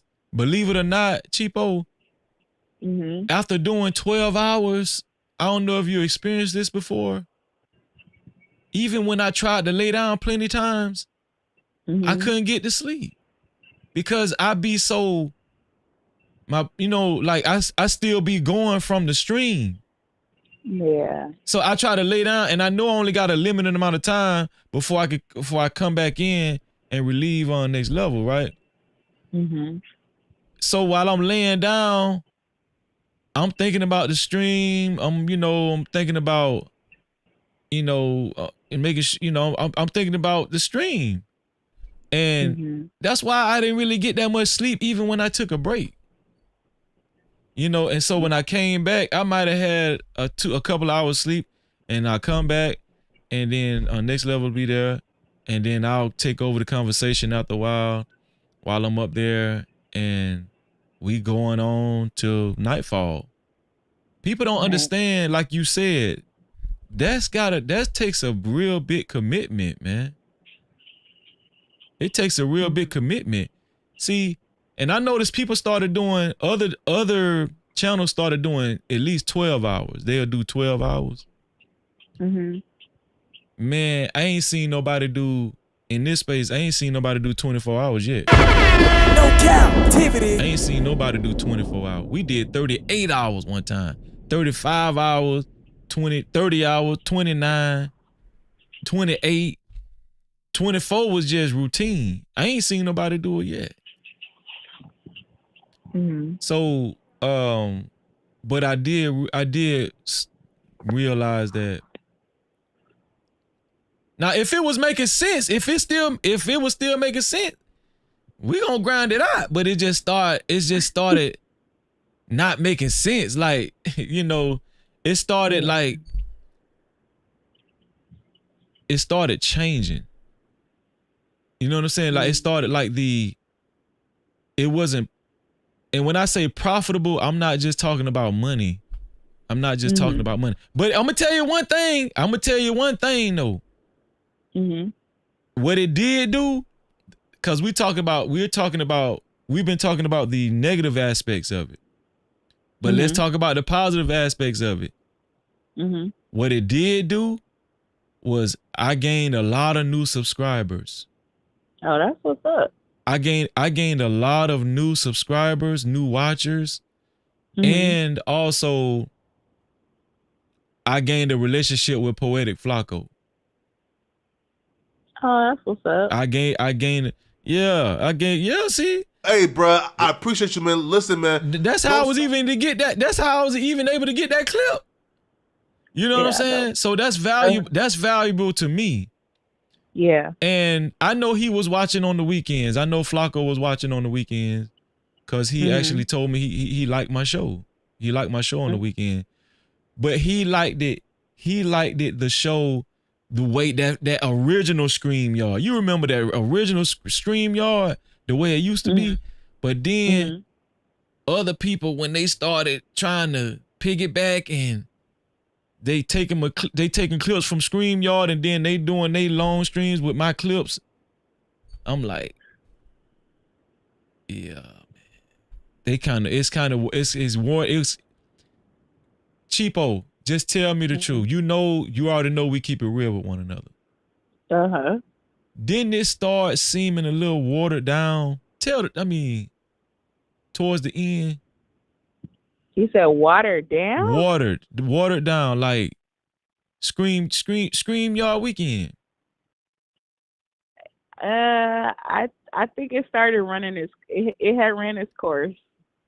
I'll just say it like that. Like, I think, like I said, when it first took off, like it was lit. It was lit. But like later on down the line, it just kind of like it was kind of like, I don't know. It definitely started changing, and it seemed like you were just doing it just because you were trying to be committed to, what you said you was gonna do. You know me, right? And that's why when you said that, I know you get me. I know you get me, man. Because, and I hope other people seen that too. I hope other people seen that, Freezy, he just a good dude. Like, he don't want to let us down. He, you know what I'm saying? When he say he gonna do something, he try to stay committed to it. But yeah. And to be honest with you, other people actually was coming to me and was like, "You sure you want to keep doing this?" Like other people outside of me was coming to me and saying, "You sure you want to keep doing this?" Because if people wasn't bringing that to me, I probably would have still been like, "Yeah, we still got to do it, got to do it, got to do it." You know what I'm saying? But other people started noticing. I remember one of the first times, OGJ Speed, he was on the panel up here and he said, Freezy, I'm gonna let you know this before I go. You gotta get your rest, bro. You're doing too many hours, man. And I was like, I'm all right, J Speed, I'm all right. He was like, nah, man, you gotta get you some rest. And when I a couple of weekends after that, I thought about what J Speed said. He was like, cause he said something about the people. He was like, I know you trying to, please the people and you trying to, win over your audience and stuff. But at the same time, man, these people don't give a damn about your health. You got to care about your health, your own health. And Right. I started, that kind of started weighing on me. Not saying that people don't care about me, but I understood the context of what he was saying. Like, you kind of got to grab the bull by the horns on your own. Yeah. So henceforth, I started trying out the call-in system. Okay. I started trying out the call-in system. I'm just trying out stuff. I actually like the call-in system. I was about to say, it seems like that's doing pretty well, huh? Well, yes, but it's taking people some time to get used to it. It's taking people to get used to it. And I could tell people like they still tiptoeing on the call-in system. So I'm gonna be honest with the call-in system because I'm honest. Be honest, just be honest. Go ahead. This no cap. No captivity. This is no captivity, okay? Yeah, no, I get it. So look, this is cool, because I feel like I'm just on a phone conversation. Like half the time I'm forgetting that people are even listening until I start hearing the little sound clips, Yeah. But the downfall to it is that I can't read the chat. So I don't know what the hell going on. Like it's just literally me and you having a conversation versus I'm not being able to be engaged fully, like with the YouTube chat or the comments or whatever. And that might be a plus. I mean, if you had two devices, you could read the chat. Like if you're on your phone, but if you was on your computer, you could read the chat. I am not doing all that, man. I'm laying in the bed, child. Nobody must be doing all that. But the good thing about it is it's only one person at a time. So only if somebody can't read the chat, it's just one person. Yeah. So I could deal with that. But all right. So here's another question. Go ahead. So what's up with the not dropping the link? Because I'm trying to catch up, child. What's going on with the not dropping the link? So just me trying something different, and I always wanted to do a call-in system. I was gearing up because people don't. I think I announced this before, but I'm going to eventually do one day out of the week. It's probably going to be Sunday the way it's looking. I'm going to do a prayer request line. And I'm just going to be up here praying for people. I'm going to be reading scriptures in between calls. And if somebody has something on their heart, if they're going through something, if they just need a friend or a brother to pray for them, even if it's just like a 15-second prayer, you know what I'm saying? Like if I could just make somebody feel good and uplift somebody's spirits and strengthen their faith, just even a little bit, I would like to do that because that would be fulfilling to me. See, I could do that. I can do that without no money. Yeah. See, that's something I could do even if nobody gave a dime. See, I could do that and it still would be fulfilling. You know what I'm saying? Yeah. That's what I mean by profit. Like it has to make sense. You understand what I'm saying, Cheapo? Yeah. No, I hear what you're saying. Yeah. See, I can do that without making no money. without making no money. I'm talking about nothing at all. No, I'm talking about not one. No, $1 come through the stream. I could do a 5-hour stream and I ain't get not $1, and I could walk away from that stream feeling fulfilled and that I helped somebody. Mm-hmm. I helped somebody and I prayed for them. I gave scriptures, and people was edified. Their soul was fed. I might have made somebody rethink their belief system. You know what I'm saying? I feel like I'm doing God's work. You know. So would it be like a Bible study, like until somebody called in? Like until somebody called in, I would be what I want to do is I would be reading scripture and I would apply the scripture to it would be just like a regular stream. Like I'll have topics. Like let's just say I have a topic about like how we doing Bible study. Like I'll have a topic, right? I'll have a topic like let's see, insecurities. Okay. And I'll be reading scriptures and stuff about insecurities, and then somebody might call in. They might call in about them being insecure, or they just might be calling in specially requesting me to pray for something specific. They might be going through something, you know? Mm-hmm. And then I'll pray for them. You know what I'm saying? And we hear the phone call, and I like the call in because it's more, what is it called? Private, you know? It's private. Well, it's not private because you just told them my area code. Yeah, but they don't know your number, man. I'm just playing. I said area code. I'm just kidding. Just kidding. But it's more private. You know, you don't. Yeah. They don't see your name. You don't have to tell me your name if you don't want me to. You know, you don't have to tell me your name. Well, whatever. Maybe even in that segment, you know, you don't. Maybe it's not even necessary to have a person's name, because if they're calling in, you know, 9 times out of 10, they, you know, it's that they don't. I'm just saying, like, you know, people ain't gonna be inclined to be like, oh yeah, this is Seahorse, I'm insecure, you know, like they ain't gonna. No, but what I was saying, he might say, "What's going on, Free? This Seahorse." I was just calling because you know, I got a brother, man. He's in the hospital, and he's, you know, we didn't get a good report yesterday. Right. So I was just calling to see if you could pray. And I'll be like, yeah. And I'll pray, and then he, you know, he'll thank me and he'll get off, you know. Okay. Well, I mean, that's dope, man. If God is leading you to do that, then hey, listen, I'm all for it, you know. I've been to be honest with you, Cheapo, I've been wanted to do that, but it's just, when you doing content creation, you just get caught in between trying to build your audience and not wanting to run people away. Like, and that's a guilt of mine. I shouldn't even be thinking like that, because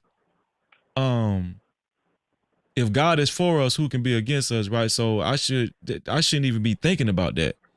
But I do know that some people just, they ain't trying to tune into nothing like that. They want to go where the drama at. You know what I'm saying?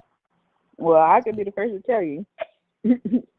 Yeah. You know, my channel is, you know, family based, and, you know, I just be shooting the issue with people, and it, you know, it is hard to keep people's attention when you're not talking about drama, when you're not keeping up with the mess. Like, they're more inclined to go to those channels that are doing that, you know. I mean, I'm guilty of it too, so I get it, you know. So, but I mean, don't let it discourage you, you know. No, I'm going to end up doing it because I've been wrestling with it already for a while. Let me read this super cap. Cheapo, hold on one second. Super chat. Shout out to my brother Purge the BS for his $5 super cap. He said $5 for the Freezy Fund. Keep doing you, bro. I appreciate that, bro. No Cap-tivity. Thank you, Purge the BS. Make sure y'all subscribe to Purge the BS. And watch his show, man. I'll be watching Purge the BS. That man, he does great work over there. That's an up and coming brother. He's a real good content creator, man. Shout out to Purge the BS. But these are great questions you asked, El Cheapo. And one thing about El Cheapo asks the questions the people want to know. You know. And that they scared to ask. I'm definitely asking. Yeah, I ain't gonna hold you.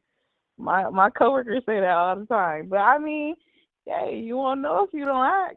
I mean, you know. I still want your homeboy on my show though. I wanna interview him though. You know. Oh, you talking about my coworker? What his name? Cuddy? Cuddy. Uh-huh. Yeah. Cuddy still around? Yeah, he's still around, child. Yeah, I still want Cuddy to come going on my live. show. Yeah, Cuddy's a good dude. Good dude. But yeah, man. Well, shout out to Freezy, man. I just like, you know. But I'm still here though. Hey, you are still here. Yeah. You're still standing, child. Yes, you are. And you gonna keep it moving. Look. Yeah. Hey, I'm looking forward to what comes next, man. You know, we here, no captivity. Is Red Bull in the chat? Hey, Red Bull. No, Red Bull. I ain't see. Red Bull left a cash cap. Oh, you on some other stuff. Look. No captivity. I don't even know why I just bought into that, man. Cheapo is so crazy. Shout out to Red Bull. Shout out to Red Bull. He got a nice little suit on his avatar, child. I love me a man in a suit. And he cool too, man. That's a good brother too, man. Real good brother, man. That's what's up. He looks like he smells good, Freezy. I ain't gonna hold you. Why you wasting all my time? He's so crazy, man. What you before you go? What you think about the structured panel that I've been doing on Fridays? What you think about that? I like them. Okay. They pretty cool. I really like Two Glock Hot. I know people don't like him, but I like his conversation. I ain't gonna hold you. I loved when him and MJ was going back and forth. It was entertaining like a mug. I was like, let it go, Freezy, let it go. Let it ride. But nah, the panels, they good. The Friday shows. Yeah. They lit. Yeah. Man, since these past 2 weekends, me not doing how many weekends I didn't do StreamYard? 2 weekends so far? It might be 2, yeah. Yeah, these past 2 weekends, man, I got a lot of stuff done around my house. I got a grill. It's a big ass, one of those smokers, like those it's like made out of cast iron. And black. I got a big smoker in my backyard. Man, I changed my tail lights on it. I changed I changed the flat tires on it. I pressure washed it. I pressure washed some of the house. Man, I did some housework. So you've been out here being productive, period. I was like, damn. It's another side to being productive too. It ain't just, Oh, yeah. You still ain't started that garden, huh? Oh, guess what? Yeah, I met with my father. My father-in-law has a green thumb. He has a huge garden in his yard, in his backyard, all around his house. And he came over here today and we marked off my yard where I was going to. Okay. Yeah, it's funny you asked me that. Let's go. Yeah, so I've been, I got that done. Plus I got my other business going on too outside of this. And I was able to be more hands-on during the weekend. But I seen the light. Once you see the light, it's making, it's like, damn. Let's go. So I need to know what you about to plant. So I'm gonna plant collard greens. That's gonna be my first thing. Because the reason why I want to plant collard greens is because I love collard greens. I love them, man. Yeah, I love collard greens, and if I could have like a supply of collard greens in my yard, that's like paradise. Yeah. You like collard greens? Yeah, they good. Yeah. I love collard greens. Like that's one of my favorite. Collard greens and some cornbread. I don't even need no meat. That's all I can I eat was about that. to say throw some smoked turkey tails up Yeah, in you gonna there. throw the smoked turkey on there too now, you know. Yeah. But Yeah. yeah, okay, well, come through. I can't wait to see. You know, you gotta send me a picture. I know you're not gonna vlog it, so I need to see a picture. I'm you know what? I'm gonna send you a picture. But if I do like when I do my garden, I'm going to I might vlog. I might do like some shorts, some YouTube shorts like you do. Okay, cool. Yeah. And also I've been working on merch too. Yeah. Oh yeah, you know I've been asking for that for Yeah, I about a year know. now. I know. But see, that's what I'm saying. That's what I'm saying. Like, Cheapo, you don't understand, man. Man, my life be so occupied, Cheapo. Yeah, I know it'd be like that for us Telling you. all, man. Oh, and shout out to my niece. My niece graduated from Florida State today too. No Cap-tivity. Shout out to my niece, man. She graduated, man. Oh, I can't wait. That's what's up. Shout out to you. I love you. Love you too, Freezy. Shout out to the No Cap crew. Bye. All right, Cheapo. Shout out to Cheapo, man. No Cap-tivity. Shout out to Cheapo. We always have a good time when Cheapo call up, man. Yeah, congratulations to my niece.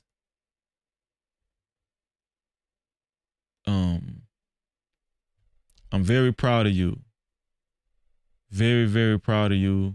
She walked across that stage and I seen her live online. And I'm very proud of you. Appreciate that, Travis. Yeah. And I know she's going to do great things.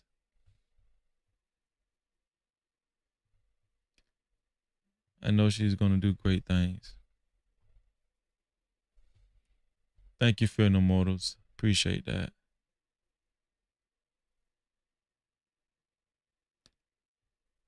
Travel One said, Black women education. Travel One, let me have a conversation with you, Travel One. Travel One. Have you ever advocated for black men at all in your life, Travel One? See, I can have this conversation with Travel One because me and Travel One cool like that, you know. And every now and then I be going back and forth with her in my comment section. She know. But Travel One, have you ever like advocated for black men in your life, Travel One? Prior to my call in, Travel One. Cause I'm gonna tell y'all something. Look, she talking about, oh no. That is so, look, ooh. Travel One, we gonna work on you. Travel One said, oh no. Advocate for black men, oh no. I don't think nobody goes harder for black women in the chat than Travel One. Travel One, is it just strictly black women for you or is it all women, Travel One? Put it in the chat. Is it just strictly black women or is it all women for you, Travel One? Put it in the chat. J Dub said Florida State Seminoles. Yeah, man, she graduated, man, from Florida State. Yeah.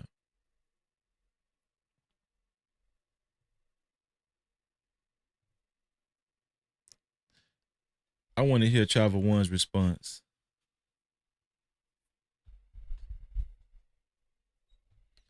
Do you just go hard for black women or is it all women, Travel One?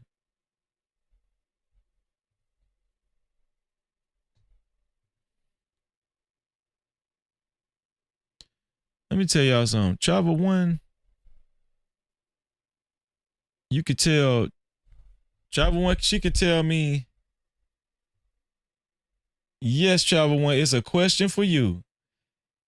One more time, Travel One. Do you go hard for just black women? Do you just advocate for black women or is it all women?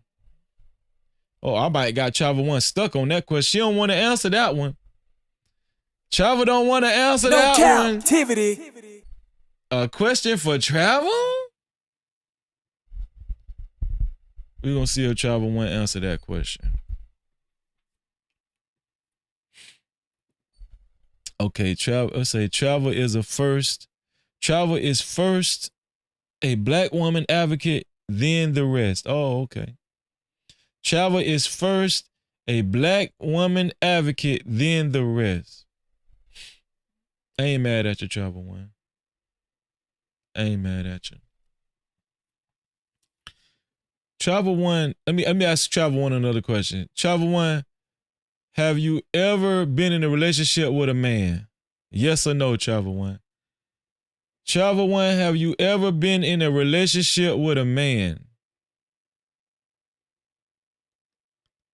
Yes or no? Travel said black women are the prize, period. Black women are the prize, period. Look at Cheapo. Now Cheapo done joined the sisterhood. Look at Cheapo now. Well, Travel, you know how to get them hype, boy.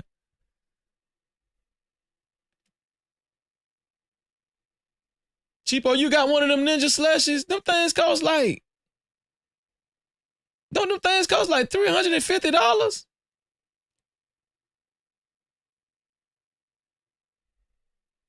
Damn, I just seen one of those today advertised on Instagram. Oh, no, it was online.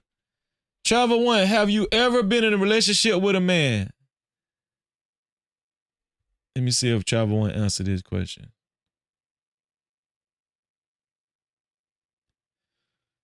Have you ever been in a relationship with a man, Travel One? I want to know. Let me see. That's just a general question, right? That's not overstepping my boundaries, right, y'all? Put a 1 in the chat if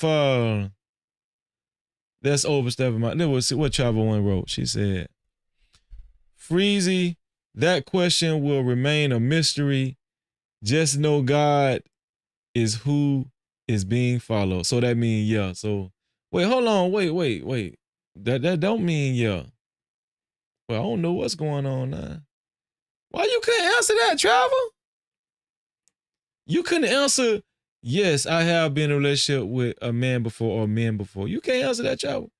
Travel One, listen. So that means you have been in a, listen, that means that Travel One has been in a relationship with a man, because if Travel One has never been in a relationship with a man, guess what she would have wrote? No, Freezy. Absolutely not. Not the Travel. Absolutely not. Not the Travel. Not Travel. Cause you know Travel One is kind of like me. She speak about herself in third person.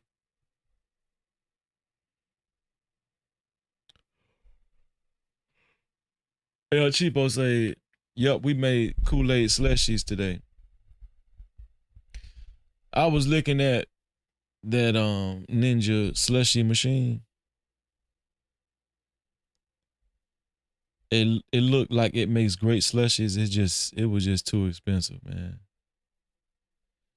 Cheapo, you paid a pretty penny for that, unless you caught it on sale.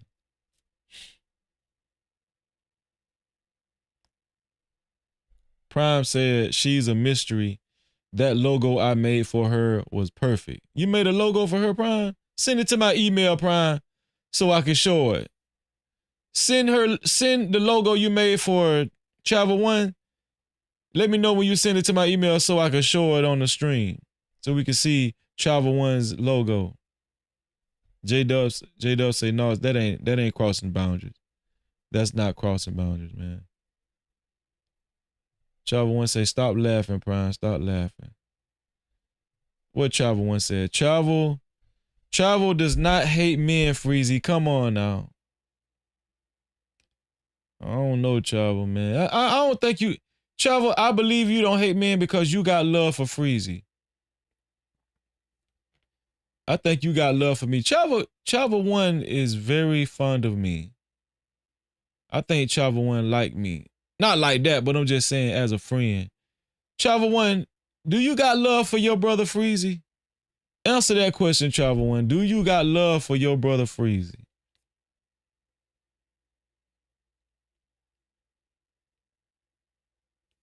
Travel One say, yes, Prime did make a logo for me and it is accurate. We finna see this logo. Do you got love for your brother, Travel One? Do you got love for your brother, Freezy? Harlem Nights, what's up, Harlem Nights?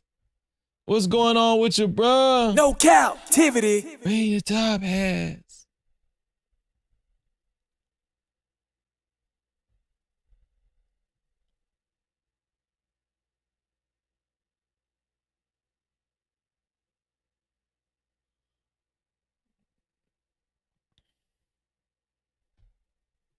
I'm waiting, Travel. Travel One, hold on. You taking too long to answer this question. Travel One.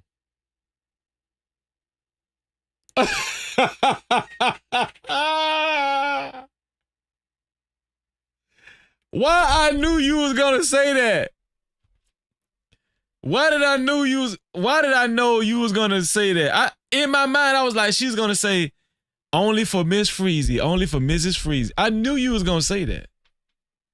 I just didn't want to say it before you said it so people won't think that I led you to say it. I knew you was gonna say that. Prime said, I posted it on Instagram. Let me see. You posted it on Instagram? Okay. Damn, Prime. That's a nice logo, man. That's a nice logo. Y'all want to see her logo?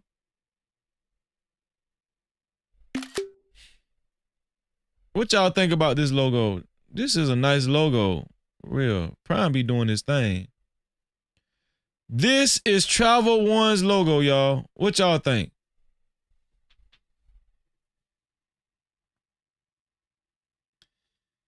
This is Travel One's logo. What do y'all think? Let me put a poll in the chat. Let me put a poll in the chat.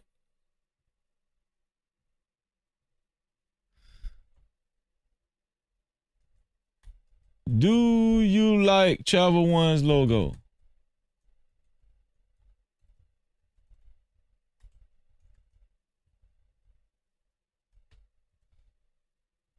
Do you like Travel One's logo?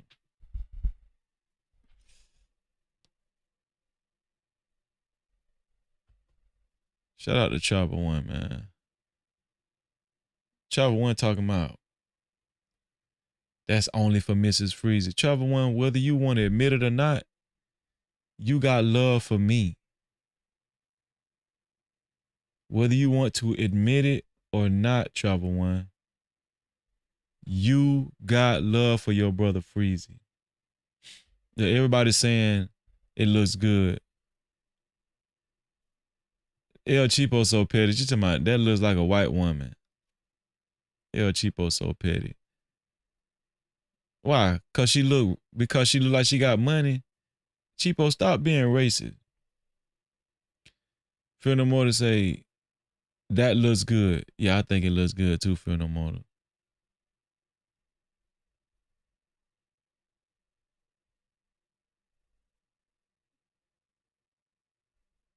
Travel One say, what? A poll? Yeah. Prime say it's white and black. Yeah, I see it. Seahorse say, sick logo. Yeah, it is a good logo. It's a good logo. Big Bad Bull say that logo is fire. I think so too, Big Bad Bull. El Cheapo say it is a nice logo. I just be trolling, Prime. We know you was trolling. What's going on, Kim? Kim said, love it. Love it. J Dub said the logo is fire. Fire. Prime said, use it, Travel One, use it. You think, well, how is Travel One gonna use it, Prime? She ain't got no damn channel. What's she gonna use it on? What's Travel One gonna use it? How's she gonna use it? And Travel One, whenever the first time you call into a show or hear somebody panel, it better be my show. It better be my show, Travel No One. Cap-tivity. Purge said, nice. Yeah, I think it's nice too. Harlem Knight said nothing wrong with it. I don't think so either. Oh, yeah. It could be her avatar. Okay, yeah. Travel One, you should take this and make this your avatar. Like Cheapo said. Travel One said no prime did the face, lips very well. Sunglasses and the hat, the P. What's the P?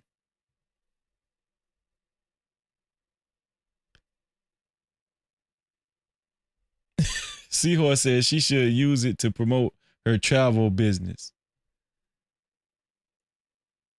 Prime says she got pictures of rocks right now on her YouTube profile. Oh, okay. I feel what you're saying. Yeah. Travel One say P equals plain. Oh, I ain't know what you meant by P. The P. No prime did the face, lips very well, sunglasses, and the hat, and the P. What the hell? What you and Prime got going on about the P? You and Prime know something that I don't. She talking about it's plain, Freezy. It's plain. It's plain, Freezy. Stop. Feel no more to say good idea. Yeah, I think it was a good idea too. Harlem Knight said, bring your job hats. Bring your top hat. What is y'all laughing about, man? What is y'all laughing about? El Cheapo to my own screaming. I think this is a excellent logo. We would have look, it's one person put no. Somebody trolled in the poll and put no. Why y'all got to troll all the time? Why do y'all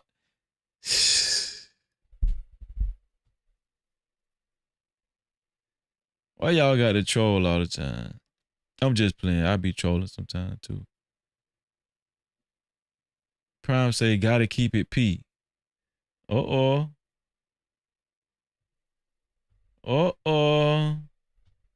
Feel no more to say Freezy check email when you get a chance. Okay. Let me see.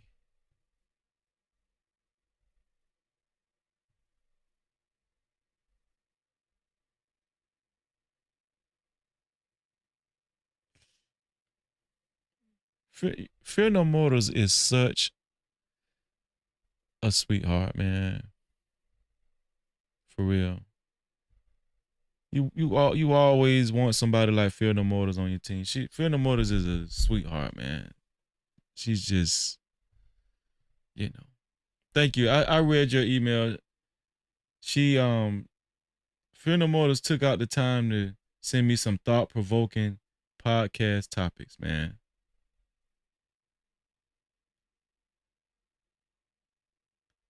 And I'm gonna go over these topics too. Shout out to you, Fear No Mortals. Let me start this in my email.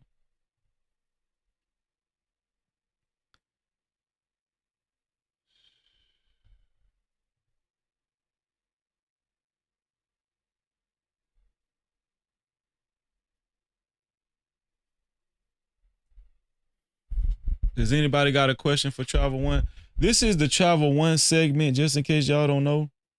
Does anybody got a question for Travel One? Does anybody want to ask her dress size, her age, her weight? Anybody want to ask Travel One any questions? Travel One is open for questions. She just texted me. Travel One just texted me on my phone and said, Freezy, I'm open for questions. Does anybody want to have a question for Travel One? How many kids she got?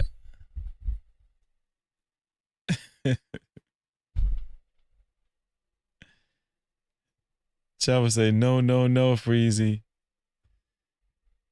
Come on, Travel.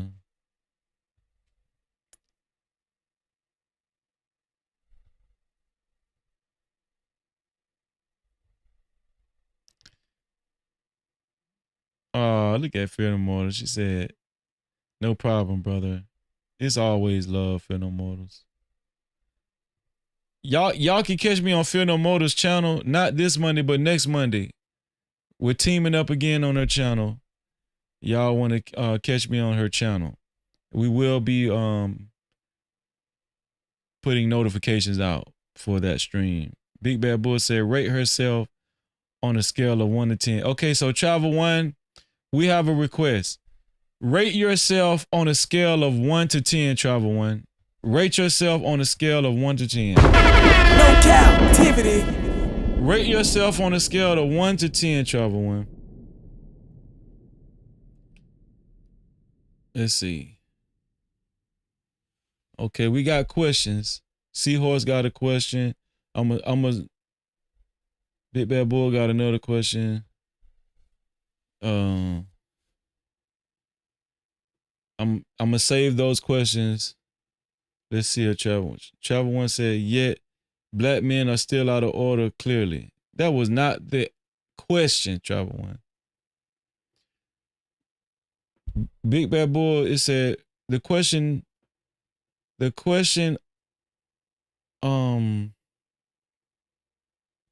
okay, she answered the question. Travel One said the rating system is bogus. She said the rating system is bogus. Okay, we got another question, Travel One. Travel One, are you a virgin? Are you a virgin, Travel One? That's the second question. Are you a virgin, Travel One? We're waiting on Travel One to answer this question.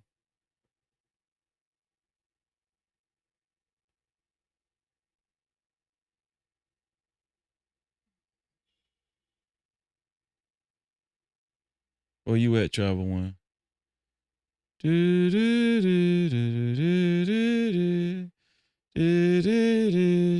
Okay, hold on.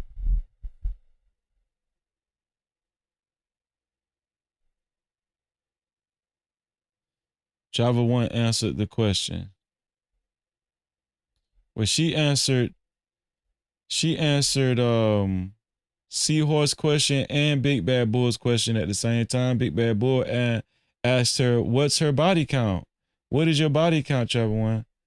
Travel One answered with, female body counts are ignored by men. Female body counts are ignored by men. That's Travel One's answer. We're getting Travel One answers. This is like Travel One style answers. You know? Travel One style answers. Okay, Travel One said the virgin question is irrelevant. That's another answer. That's another Travel One style answer. The virgin. Well, we know she was in a relationship because what was her when she answered my question, what Travel One said? Hold on, what Travel One said? Now we know Travel One was in a relationship with a man before, cause you could tell by how she answered that question. She said,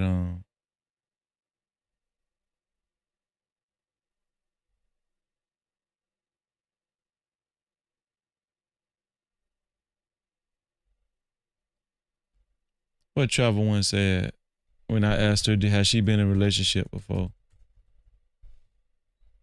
Let me see. What she said.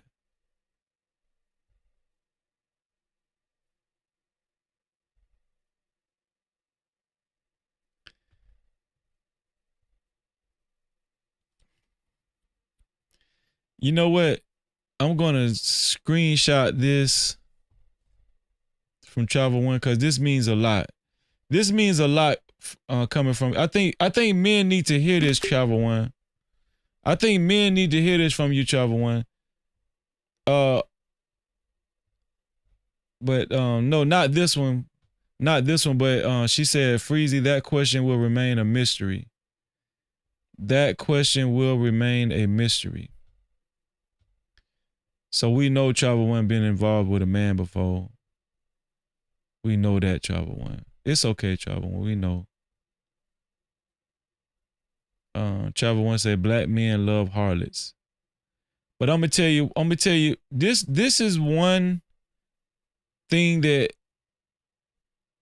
is, I'm pretty sure it'll be refreshing for all men that know you, Travel One, to see you type in the chat. I want y'all to remember this on this very night, August 2nd, from Travel One. August 2nd, after 2 o'clock in the morning Eastern time, Travel One said, Travel does not hate men, Freezy. Come on now. I need y'all to bookmark this right here. This my sister, Travel One. I need y'all to bookmark this one here. Travel One say, Travel does not hate men, Freezy. Come on now. That means a lot, Travel. Thank you. Travel, I'm going to tell you something, Travel One. I knew you didn't hate men. I knew you didn't hate men, Travel One. I know you don't hate men, Travel One. But you know what, though, Travel One? It's good for other men to see you right there in the chat, Travel One. We just made a crack. We just made a crack in the concrete. We just made some headway between the relations of men and Travel One. Travel One say, Travel does not hate men, Freezy. Come on now. I feel like me and Travel One doing a show together right now. And I feel like I just got an exclusive from Travel One, man. No Cap-tivity. I feel like I just got an exclusive from Travel One. Doesn't it feel like an exclusive? She said, Travel does not hate men, Freezy. Come on now. If that ain't hit home, I don't know what did. We love you, Travel One. Can I get the men to do this? I need as many men as possible to do this. Could y'all write in the chat, we love you, Travel One? How many men can we get to type that in the chat? Let me start off by doing it. We love you, Travel One. I did it first. Man. We love you, Travel One. Can we get some more men in the chat? Can we get some more men in the chat to write, we love you, Travel One? Prime, you was first. When you wrote it, Prime, write it again, Prime, because I ain't see it. Write it again, Prime. We need some men to say, we love you, Travel One. Come on. Come on, men. Let's break Travel One down. Come on. Shout out to shout out to Harlem Nights. Shout out to Harlem Nights, man. We love you, Travel One. We love you. Prime said it. Prime said, we love you, Travel One. He put Travel One in a heart. Come on, Prime. We love you, Travel One. We're going to make Travel One feel that love tonight, man. J-Dub say, we love you. We love you, Travel One. Come on, Travel. We love you, Travel One. See, this how we do it. Man, shout out to J-Dub, man. Who else? Let me see. Shout out to Purge the BS. Purge the BS say, we love you, Travel One. No Cap-tivity. We love you, Travel One. Come on, man. Keep it coming. Don't y'all see it? Don't y'all feel it? Travel One is feeling. The men love you, Travel One. We love you. We love you, Travel One. Prime say, we love you, Travel One. We love you. No Cap-tivity. Don't you feel it, Travel? Travel, don't you feel it? Let me remind y'all what Travel One actually said. She loves y'all back. Cause look what Travel One said. She said Travel does not hate men, Freezy. Come on now. Do y'all see the love connection? Do y'all see it all coming together? See how we breaking this stuff down? See how we breaking it down, man? Now look at Seahorse. Seahorse calling us simps. No, come on, man. Say it, Seahorse. Say it. It'll make you feel better, man. Come on, Seahorse.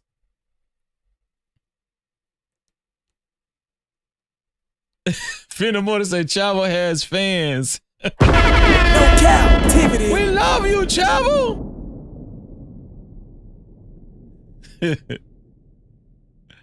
Big Bad Boy said, Chavo One is super awesome. That's our sister. We love you, Chavo One. No Cap-tivity. Come on, man. We love you, Chavo One. We really do, man. What Chavo One said? She said, Freezy, you are something else. Chavo is experiencing turbulence.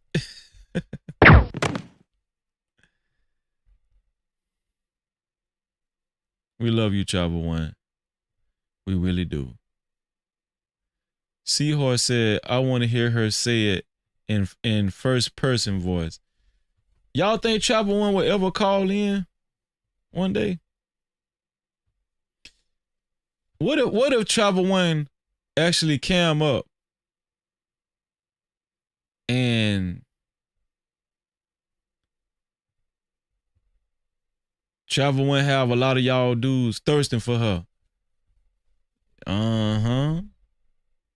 Play with it. We gonna work it out, Chavo One. Don't worry about it. I got you. I got you, Chavo One. I got Chavo One in my back pocket.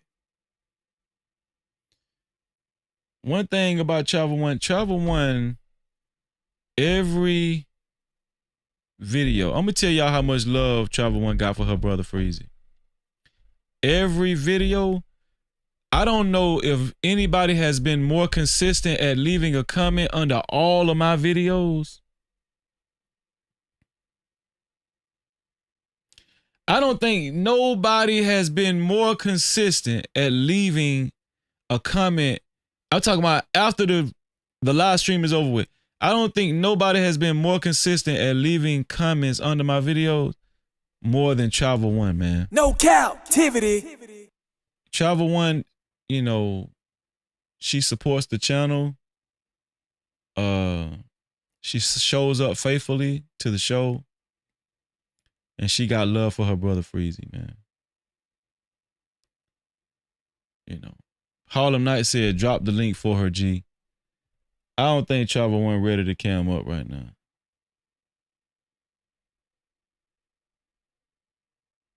Chavo One said, thank you, Freezy. Yet Chavo will remain Chavo. We don't, I wouldn't want you to change for the world, Chavo One. I would never want you to change. I think you're beautiful just the way you are, Chavo. We love you, Chavo One. We love you. No Cap-tivity. We love you, Chavo. Prime says she supports us black men.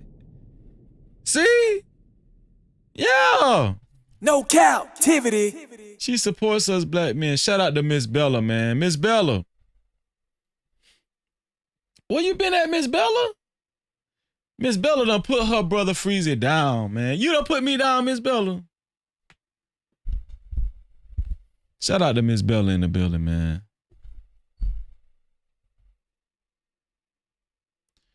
Feel the more to say Chavo One is beautiful. She just does not want to be bothered.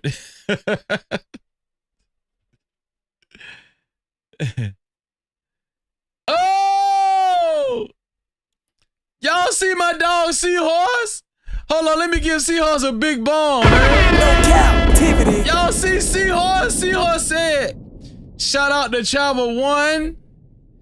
We got nothing but love for you, Chavo One, and all black Women. No captivity. Come on, man. Can you feel it? Can you feel it? Can you feel it? Shout out to Seahorse, man. Travel One, can you feel the love? Can you feel the love, Travel One? We love you, Travel One. Miss Bella say, never, never. You ain't gonna never put me down, Miss Bella. Thank you, Miss Bella. Don't never put me down, okay, Miss Bella? Don't put me down, Miss Bella, man.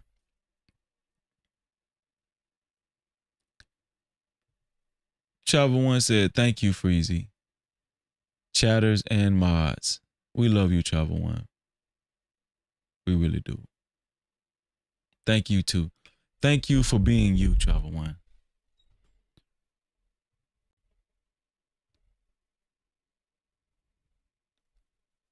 Travel One.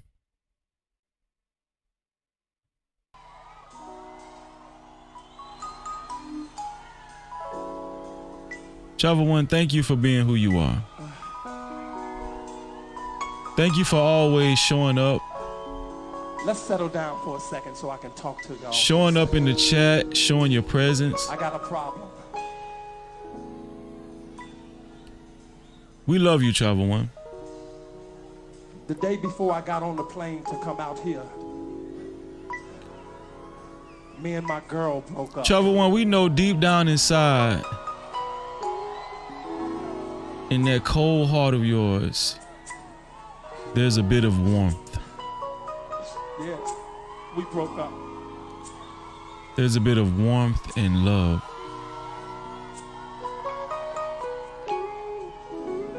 We feel it tonight. I feel it. It was over something really, really silly. Something we shouldn't have broken up over. But Travel One loves black men. men. It is. We broke up, and here I am in Ethiopia tonight. She wants to see black men do better. Travel One wish is there anybody out there single? to bring black families together. That broke up with a man and they looking for somebody else right See, y'all don't understand Travel One. Y'all don't understand why Travel One goes so hard the way she do. You gotta be single. Single ladies, put your hands in the air right now. So But I know why. I know why she go hard like that. It's so many. I'm confused. Because she cares. She cares. Travel One cares about black men. Now I would like to get to know you and She cares about black women. have a drink or something. And we She cares about black kids. And then the rest. But at the end of the conversation, I'm gonna want you to come back to America with me. I know I am. So you gotta be willing to split the difference. Come to America. Does and Travel see me. One have a I'll come out BBL? here to I see don't you. know. I don't know. No captivity. Y'all should have asked that as a question. But it's so hard to get back and forth. Problem. Travel One, do you have How a am I gonna BBL? get you from Ethiopia to America? Let me think. Let me tell you something. If you do got a BBL, these guys don't care, Travel One. You think they care? You think they really care? I got it. Travel One, if you do got a BBL, do you think they care? Did you get your shots? Girl, would you like to come back with Rob to America? America. Do you have your passport? Did you get your shots? Girl, would you like to come back with Rob to America? America. America. Beautiful. Do you have your passport? Did you get your shots? Who wants to come back with us to America?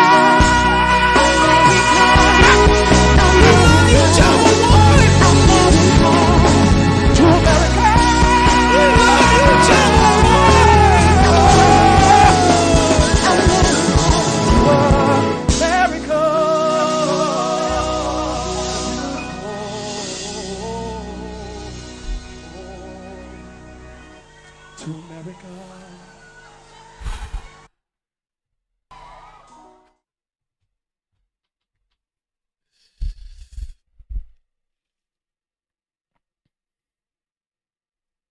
Shout out to Travel One, man. No captivity.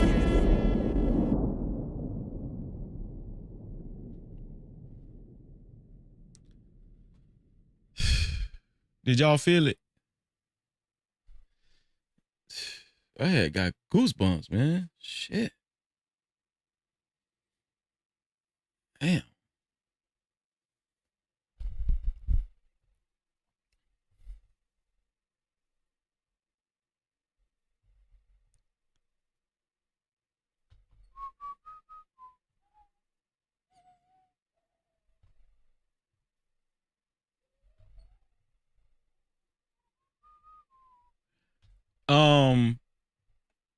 You know what I want to figure out too? I'm going to do like in the Discord, I need to figure out, I might need to get with Big Bad Bull on this. I need to figure out how to do like a suggestion box in the Discord to figure out what content are y'all interested in the most. Oh, I could do a channel. I could create a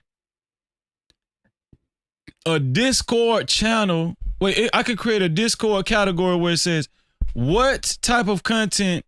Wait, but that's too long though. How would I word it though?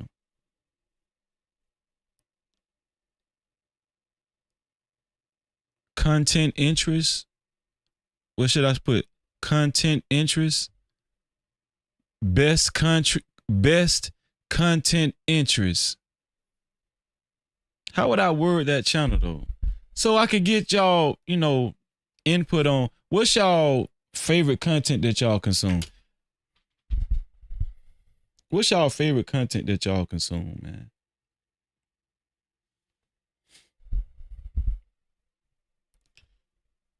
Phenomenals, sweetheart. Content suggestions. That's a good one. Phenomenals, I'm about to close the call lines. So I'm about to close the call lines.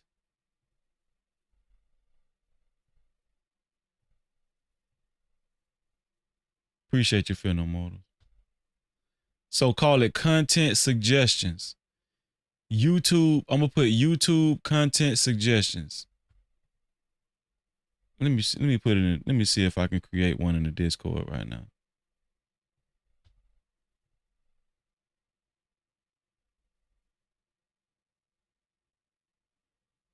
El Cheapo say, do it still be cracking in the Discord? I need a space for my phone.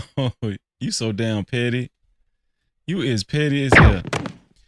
It be cracking on Saturday. On Saturday, it's still cracking. Yeah, every Saturday, 3:30 p.m. Eastern time. Yep, 3:30 p.m. Eastern time. But as far as like somebody cranking up conversations, I need somebody who's gonna be willing to crank up their own conversations in the Discord. Just go in the voice chat and crank up your own conversation. That's why it's called No Cap Voice Chat. Anybody can go in the No Cap Voice Chat and crank up a conversation. Let me see. Discord. Let me see how I can. Growth suggestion. Oh, I got a suggestion. Create a channel.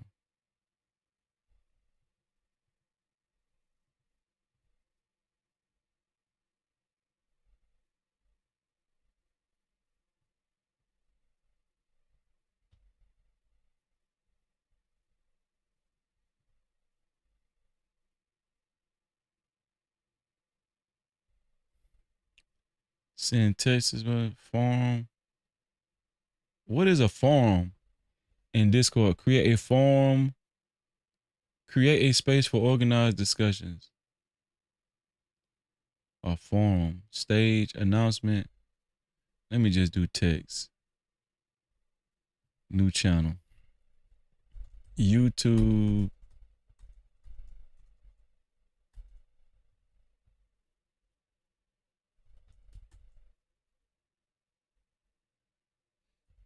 content suggestions. Okay.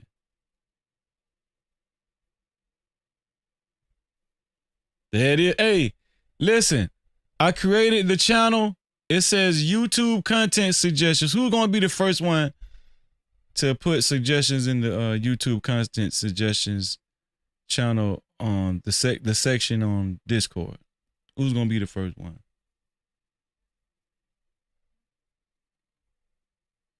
Seahorse said, relationship topics seem to be relationship topics seem to be steady, engaging trender. Relationship topics seem to be a steady, engaging trender. Yeah, but relationship topics is always going to be a conversation. Relationship topics is always going to be a conversation, but you know what I got to stop doing? I got to stop leaning to the left. What is that? Leaning to y'all left. Do I do that a lot? Do I do this a lot? Cause I don't know. I be sitting in this chair a long time. But relationship topics is always going to be a go-to. But what else are y'all interested in besides relationships? Fear No More to say you should start movie night back up. I know, I miss movie night.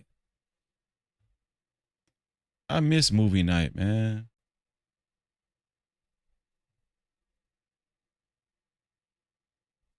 What El Cheapo said? She said, can I call the call-in line to listen? To listen to what, Cheapo?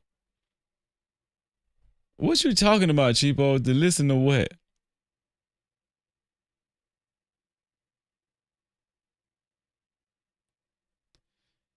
Prime said, forum is a long thread of conversation.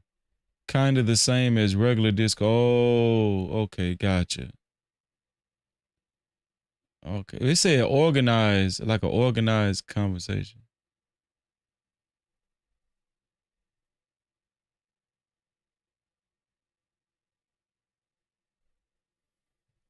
Cheapo, oh, you talking about Bible study? Can I call the call-in line to listen?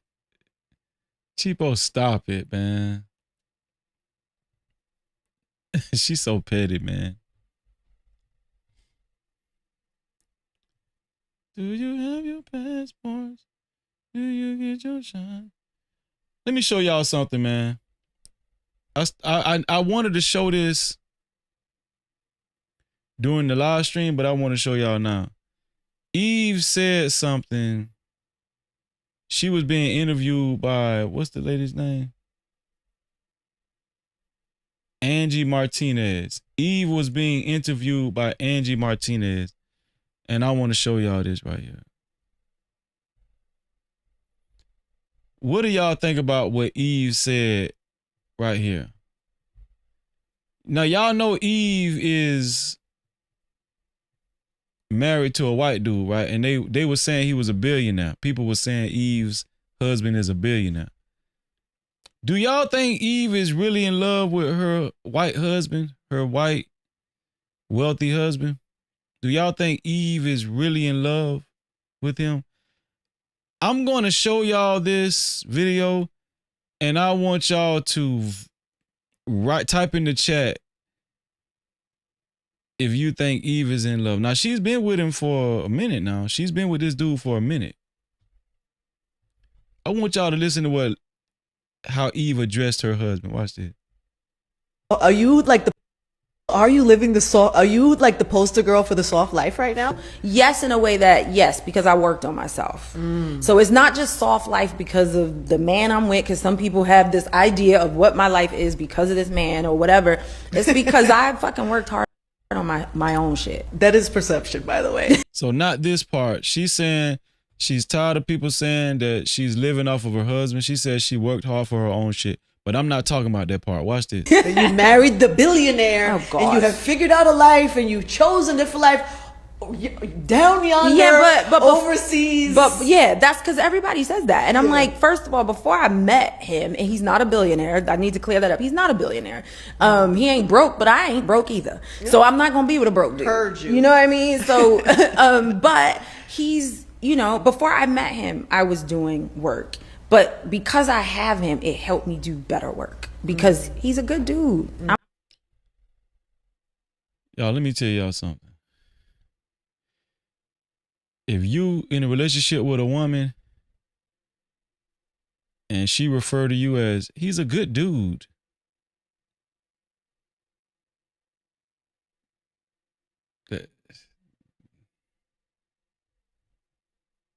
please don't refer to Freeze as a good dude. He's a good dude. That don't sound right. When I heard her say that, it stuck out so much. It was like, dang, that kind of very cringy, It was very cringy, man. It was very cringy and uncomfortable. Did y'all hear that? What? Hold on. Are you living the soft? Are you like the poster girl for the soft life right now? Yes, in a way that, yes, because I worked on myself. So it's not just soft life because of the man I'm with, because some people have this idea of what my life is because. And then look at this dude. Look at this dude, man. I mean, this man or whatever. It's because I fucking worked hard on my own shit. That is perception, by the way. You married the billionaire, oh, and you have figured out a life, and you've chosen it for life. Down yonder, but overseas. But yeah, that's because everybody says that. And I'm like, first of all, before I met him, and he's not a billionaire. I need to clear that up. He's not a billionaire.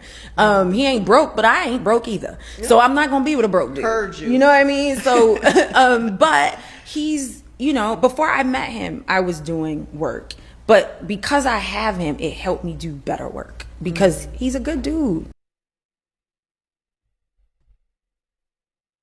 he's a good dude. Who you talking about, your husband? A good dude. All the men out there, if your wife ever refer to you as he's a good dude, he's a good dude. No. You might need to have a sit down with your wife, man. Say, I'm just a good dude.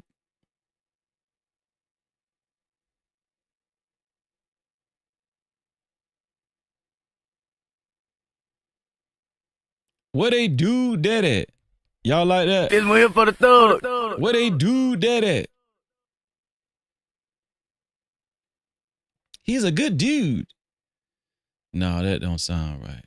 That don't sound right. I don't give a damn. If I heard my wife, if I walked up on my wife telling somebody, yeah, I mean, and they asking her about me and she say, he's a good dude. No, I'm a good dude. Come again? What you said? I'm a good dude.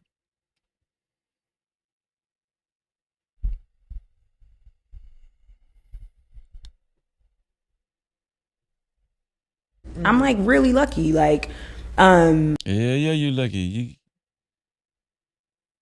got that damn money here. But beyond that, people who know me intimately, my friends, know that I don't stop working on myself. So I do all do all the things. I do the healing, I do the acupuncture, I do the spinal energetics, I do the Reiki, I do the breath work. I do that's my life. That's who I am for real. Mm-hmm. Yeah. You've done the work on you. I do the work. Yeah. Nobody has come along and fixed you or healed you. Nobody can fix nobody. Period.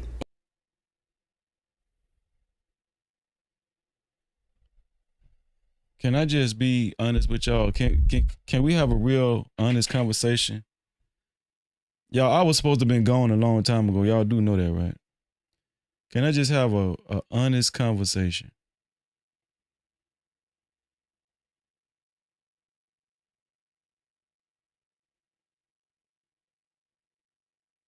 When black women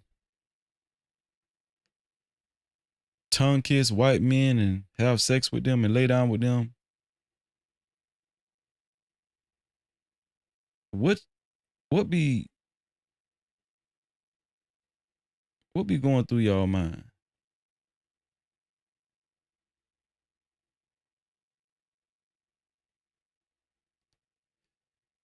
Has anybody seen a white dude with a runny nose? And shout out to my white friends out there. Shout out to my white brothers out there, man. But y'all know there's no captivity. No man. captivity. Y'all ever seen a white dude with a runny nose? That's one of the most despicable,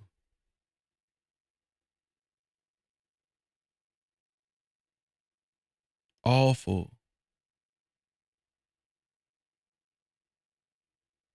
nasty things you could see in your life. Anybody ever seen like a white man just with snot coming out his nose and then his face already pale and you got snot on the pale skin?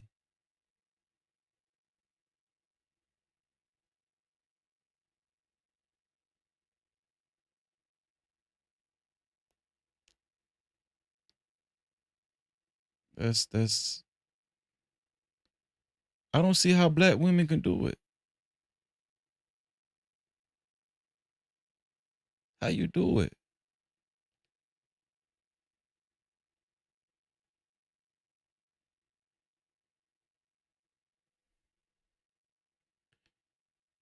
When you give a white man some head,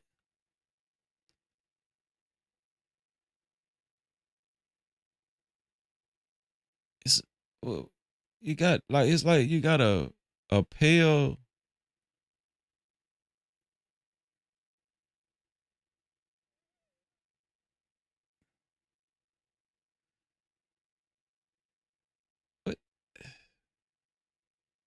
what y'all be thinking about?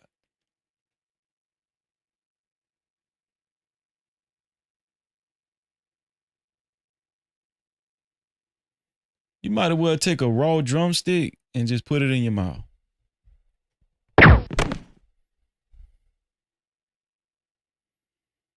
You might as well just take a raw chicken drumstick and just shove it in your mouth, man.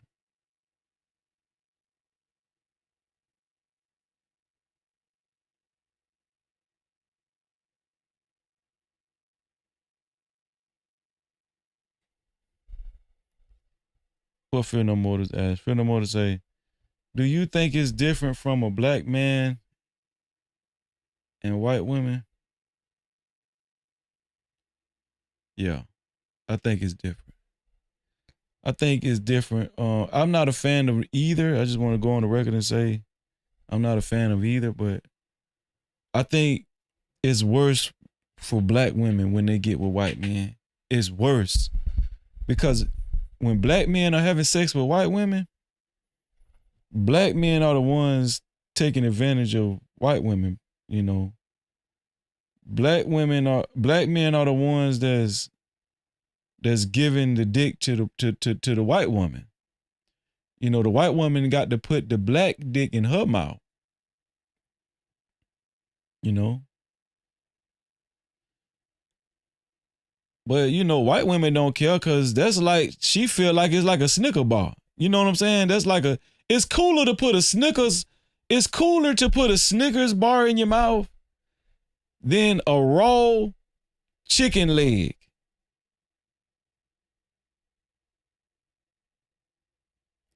All the sisters out there, what would you rather have in your mouth? A Snickers bar?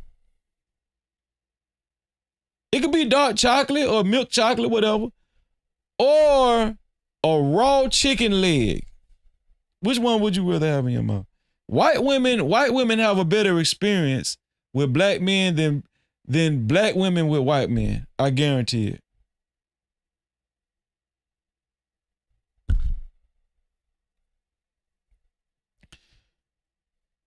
Shout out to BATL in the building. No captivity. Ooh. Ooh. Oh Lordy. Miss Bella, what is that? Is that snot? That's a snot squig. Oh, that's a worm. Oh yeah. Miss Bella put the worms in It's here for the thug. in the chat. Yeah, you got it. Worms. Worms and it's a lot of stuff. It's a lot of complications, man. What are y'all laughing about in the chat, man? What y'all laughing about in the chat, man? What you looking at, Cheapo? Cheapo talking about hell no, it's the same. No, Cheapo, it ain't. Come on, man. Cheapo say, but y'all eating that raw cooch.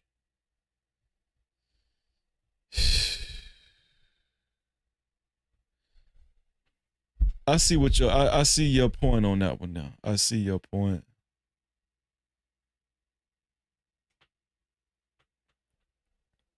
I see your point on that one now, but I don't know, man. You know.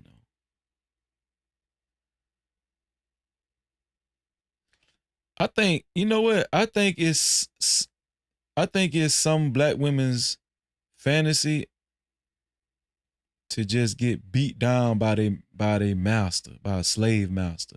Like I think some black women, when they have sex with white men and he on top of them, pounding away, just going to Pound Town.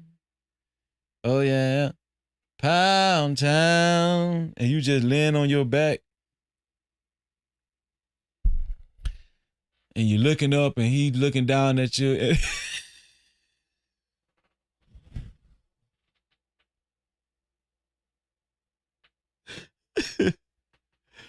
And he just looking down at you and he just looking at you. You know, white men have, you know, on movies when white men having sex, they have that look, man. They have like that,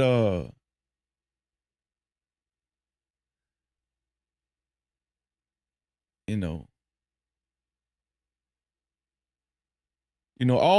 every time white men have sex on movies, all of them look like Robert Downey Jr. You know, they just look like Robert Downey Jr. when they, you know, and they looking down at black women and they just pounding away. I think some black women get off on that because it's like a slave master punishing you. I think that's a fantasy with some black women. Just it's like a slave master punishing you, man. You know.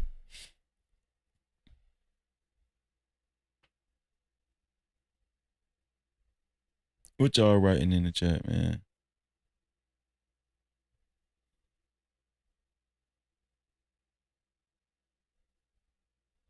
Feel No Motors agreeing. I look at Feel No Motors agreeing with Cheapo to my Cheapo. I think so too.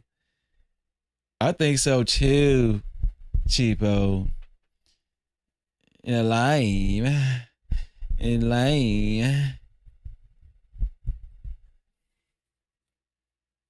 know what I mean? In lame.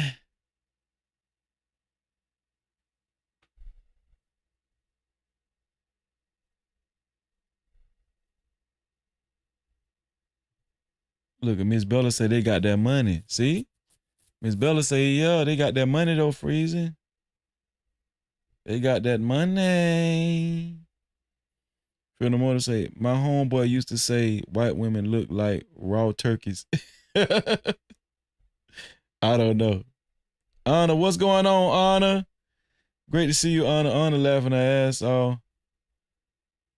Big Bad Bull say Cheapo done had both of them. Hold on, we need Cheapo to confirm that one now. We need Cheapo to confirm. Shout out to True Bleed in the building. What's up, True Bleed? Shout out to True Bleed in the building, man. Miss Bella, what is you crying laughing about, huh? What is you crying about? Huh? Trying to say white tan coochie hit different. Shit looks beautiful. Yeah, but you know they got to do all that shit to their coochie. They got to tan it and make it look brown. You feel what I'm saying? They got to tan it and make it look. That ain't no different from you putting soy sauce on a raw chicken leg. That's the same thing. Or putting some browning on a raw chicken. It still ain't cooked. Prime trying to make us believe that shit hit different. Man, Freeze, that shit hit different now. I don't know, dog. That shit hit different now. Oh, Prime, come on, man. That shit just like some brown. You just spraying some browning on some raw chicken legs, man. Cheapo say, Big Bad Boy, nah, I don't date outside my race. I love black love. I love black love, Big Bad Bull. The thought of white peen disgusts me. Now look, everybody throwing up in the chat. Look at Miss Bella. Now everybody want to throw up. Now everybody want to just throw up and stuff. Chopper one say, no, that's not true, Freezy. Why do black men have such an imagination like that? Wow.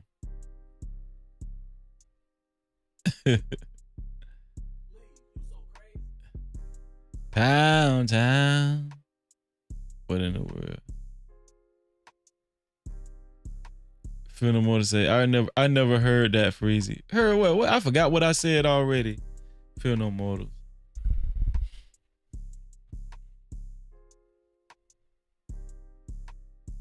Prime say race play is fun. See, I knew it. See?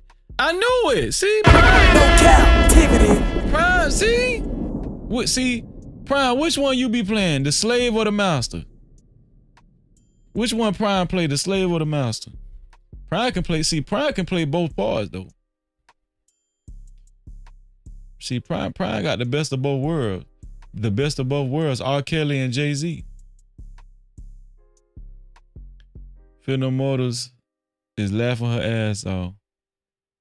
Travel One say, no, slave talk. J-Dub laughing his ass off. Prime say, choked the ish out of this white girl on Emmett Till.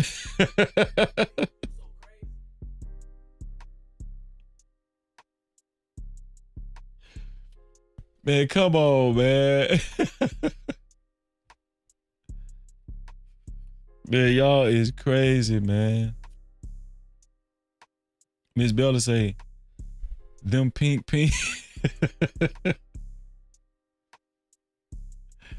Hold on, what the hell you Cheapo talking about? Miss Bella, it looked terrible wet and like it's and look like it smell. Man, y'all so crazy, man. Y'all is crazy, man.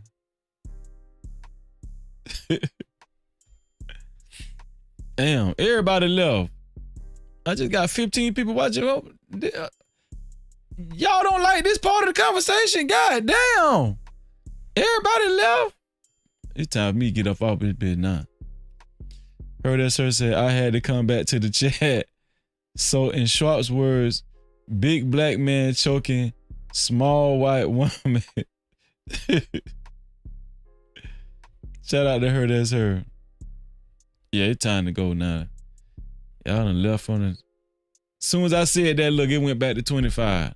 Shout out to the 80 people that hit that like button, man. No captivity. Shout out to the 80 people that hit the like button. Yo, Cheapo say, ain't nothing like a black man. You better believe it. Downtown.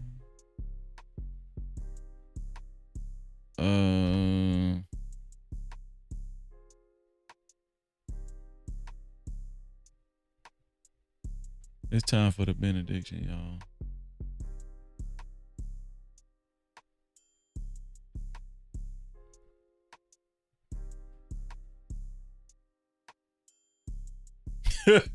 Prime said those were your white viewers that left.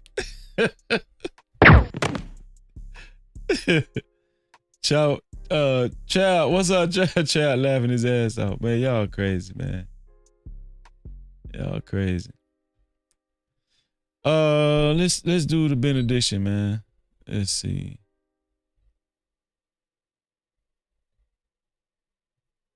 Furthermore, say nope. They like interracial relationships, so they left. Damn, I ain't even think about that. Come back, y'all. I'm sorry, man. Y'all come back, man. I'm sorry, man. Did I offend somebody? I just be joking. Y'all got to know. Freeze it. I just be joking. Damn. Come back. So, okay, now we got 38. Damn, man, come back. I'll just be joking. Y'all don't got to leave when I talk like that. Anybody that's been knowing me, even when I sound serious a lot, man, listen, man, I have a weird sense of humor. Okay, God, leave me, come on back, man. Damn. Shit. Look at Miss Bella to my facts. You see what True Bleed said though. True Bleed, what you trying to do? You trying to get at cheapo? True Bleed, what that is? True Bleed, you trying to get at cheapo, man? I love me some black women cheapo. I love me some black women cheapo. Damn, True Bleed, what you trying to do? Man, you might well get in her inbox, True Bleed. Go on, get in her inbox, True Bleed. Go on, holler at her, man. True Bleed say they sensitive. Yeah, man, why they gotta be so damn sensitive, man? Damn. I got to tone it down, man. Feel the more to say, nope. Don't try to clean it up, Freezy. No captivity. I was just joking, y'all. Oh, look at, hold on, man. Hold on, y'all. We might got a love connection. Hold on, man. We got a love. Yeah, Cheapo say, I love you, True Bleed. Ain't that what that heart mean? Damn, what going on with Cheapo and True Bleed? True Bleed, I love you too. What's going on with that? What? That why I be out the loop, man. I don't be knowing what's going on, man. Damn. What El Cheapo wrote? He just responding, Freezy, to me saying ain't nothing like a black man laugh, man. She tell Freezy, stop. I'm just saying, you know, I'm just. Pound town.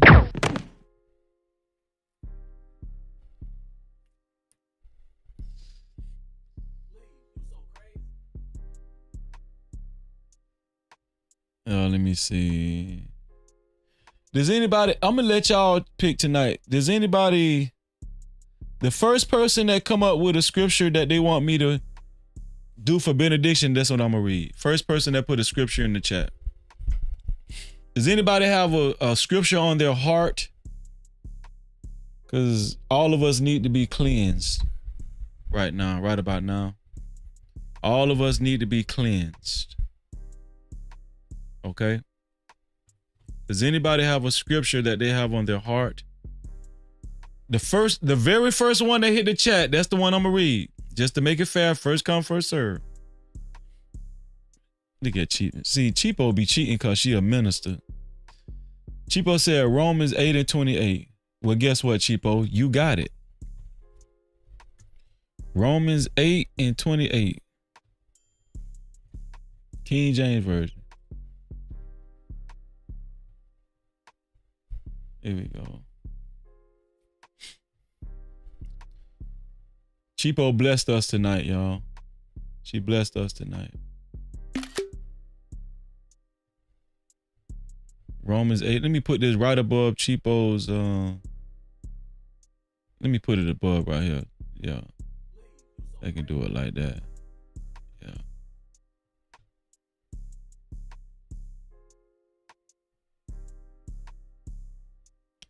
Romans 8:28. This scripture was given by El Cheapo in real life. And it reads, we gonna do this one slow, y'all. We're gonna do this one slow. And it reads, and we know that all things All things, not some things. No. Not some things. But all things work together for good to them that love God. Do y'all believe that? No captivity. Are y'all ready for prayer, for the prayer request line? Are y'all ready for this? All things work together for the good. So why was I reluctant? Or why was I so apprehensive? You know why? I shouldn't be, because all things work for the good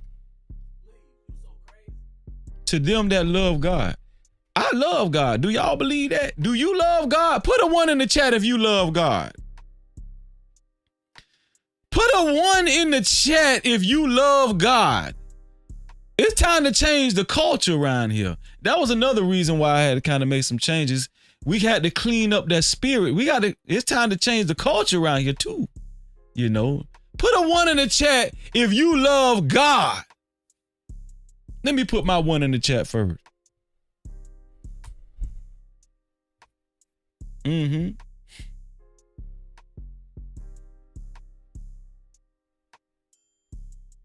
on, man. Fear No Mortals love God. El Cheapo love God. Her That's Her love God. Miss Bella put hearts in the chat. She love God. Big Bad Bull, of course, love God. Prime, most definitely love God. True Bleed, for real, love God. Man, shout out to the No Cap crew. I'm gonna tell y'all why this is very special. The atmosphere. Let me ask y'all something. Do y'all get this much God when y'all go somewhere else? Besides Fear No Mortals channel, and we're gonna shout out Mo Love channels, you know, and Bolo. Besides those other 3 channels, do y'all get this much God? Oh, shout out to my sister, Miss Kasani. No captivity. Kasani, Kasani. Kasani say she love God. Shout out. Kasani, where you been at? Kasani, you got to stop going on your hiatus. At least drop by and say hi every live stream when you see me live, okay? Say what's up to your brother, Kasani. Shout out to Kasani, man. It's my longtime sister. Honor says she loves God. Honor, of course, loves God. Miss Bella, of course, she said, Freezy, come on, don't try me like that. She put 6 ones in the chat. She love God. My dog, Travis Allen, of course he love God. Of course. Travel One say, yes, Freezy, I love God too. Yes. Yes.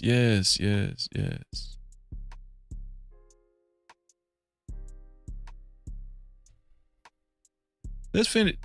You know, I'm gonna tell y'all.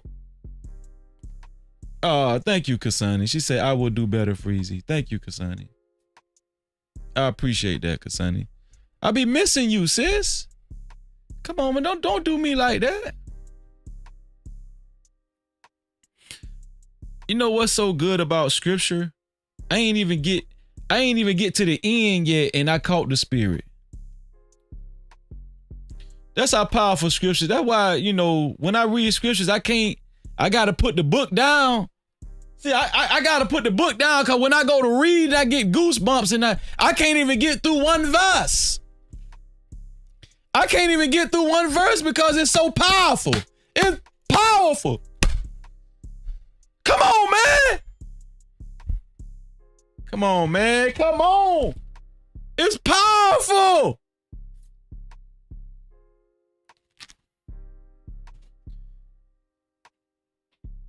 And we know that all things work together for good to them that love God. To them who are the called according to his purpose. Are you called? To them who are the called according to his purpose. Let me tell y'all something, man.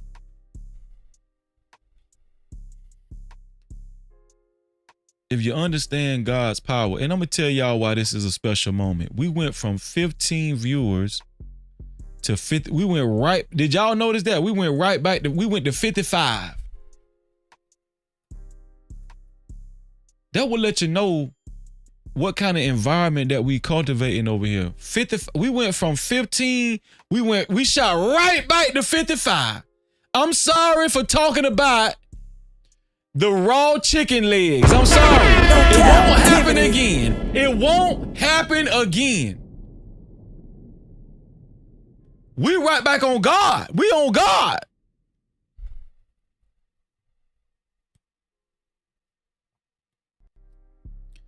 To them who are called according to his purpose. Let me tell y'all something. It's a blessing and a privilege to be called according to God's purpose, man.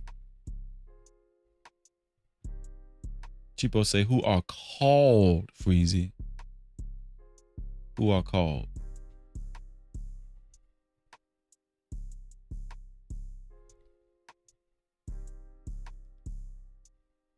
Fear No More to say, no, that's why I don't go to other channels, Freezy, that lack the spirit of integrity. Come on, man. I mean, it comes a point where we got to protect our peace and protect our spirit, right? Doesn't it come to a point where we have to take responsibility and protect our peace and spirit? Who else gonna do it for us? Who else gonna do that?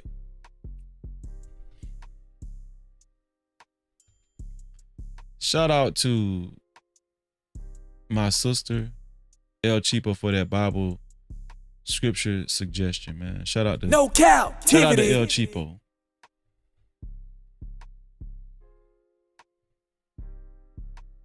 Uh-oh, there he go. There go my dog. There go my brother. Red Bull in the building. No Cap-tivity. Man, we got Red Bull on our team. We got Big Bad Bull on our team. How can you lose? Red Bull say peace and love. Freezy and No Cap-tivity family. Let's get it, man.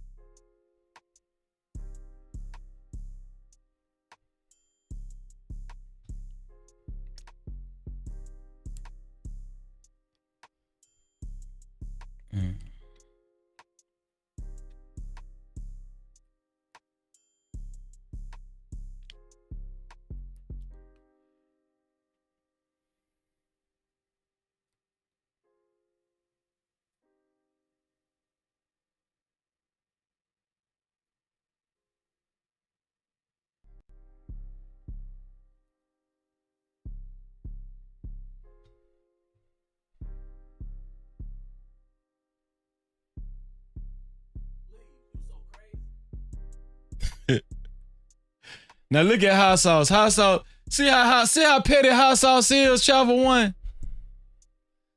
Travel One, do you see how petty hot sauce is? Let me show Travel One logo again, man. Hold on.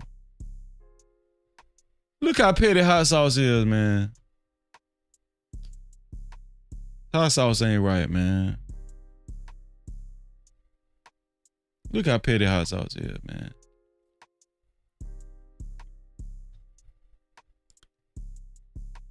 Let's see. So right now, it says, do you like Travel One's logo?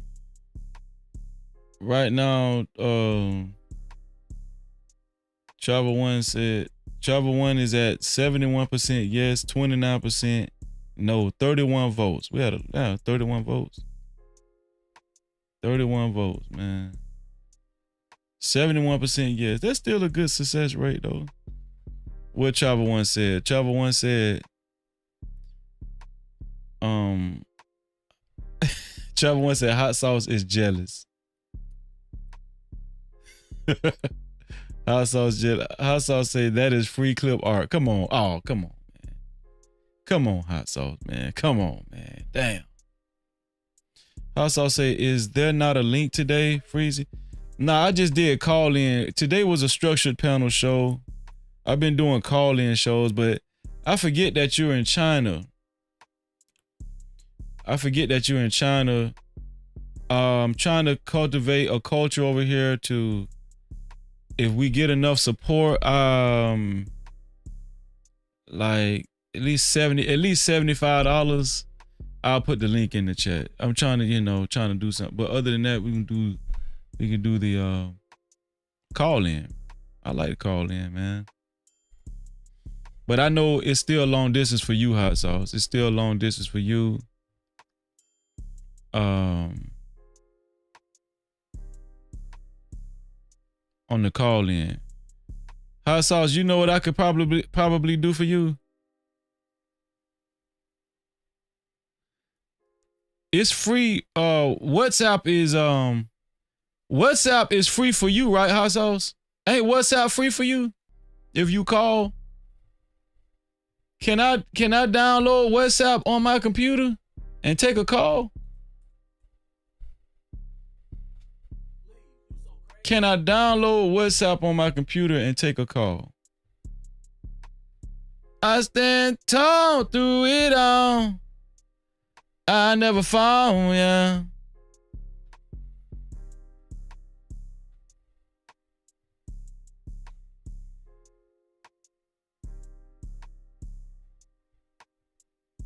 Let me see if I can download. It say WhatsApp already exists on my computer. It do?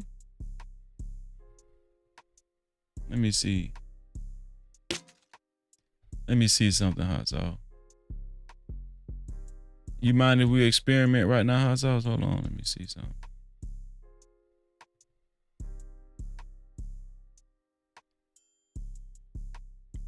Update WhatsApp.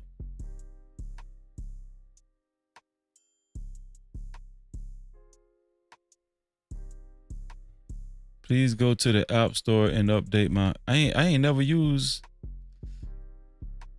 Where's my App Store on Apple?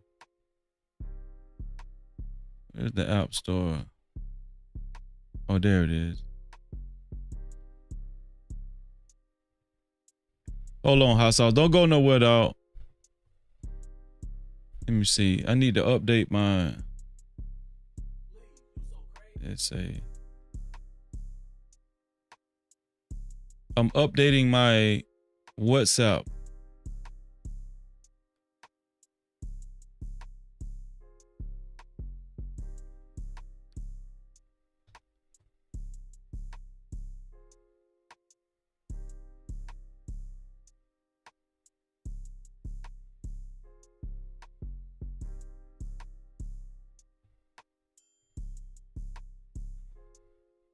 Is it open now? Continue to WhatsApp. Okay. Log in to WhatsApp. Open WhatsApp on your phone. Tap settings or menu on Android, and then link a device. So I got to go to my phone. Go to my phone. Go to WhatsApp.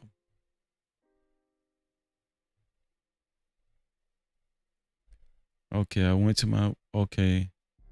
Then it say, tap link devices. Link devices. Link a device. Oh, there we go.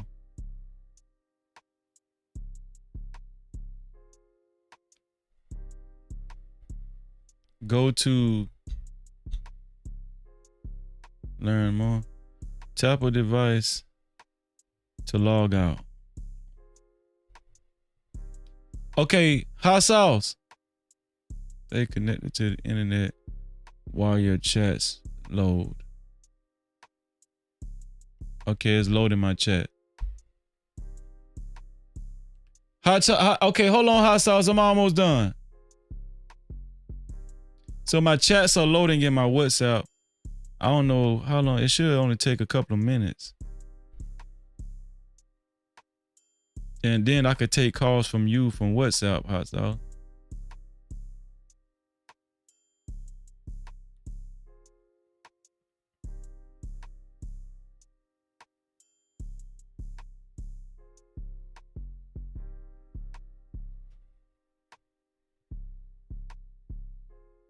I should have been did this. Tap of the device to log. No, I ain't been. Okay, so my Mac OS is active. Okay, it's active. Hold on. It's still loading my chats. How much does it, how long does it take to load the damn chat? Damn.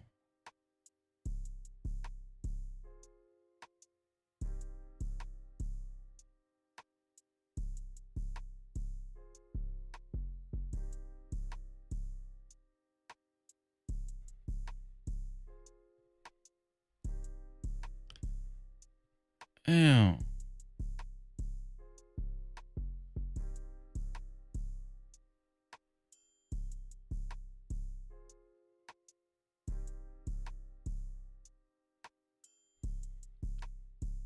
Friend No More to say you have to use the call-in number. What you mean by that, Friend No Motors? I gotta use the call-in number. I gotta use the call-in number for WhatsApp. But I know Hot Sauce has WhatsApp, so he can call me directly from his WhatsApp, right? El Cheapo say, Freezy, you distracted me. I was supposed to be jumping rope. No, don't blame me, Cheapo. Hell no. No,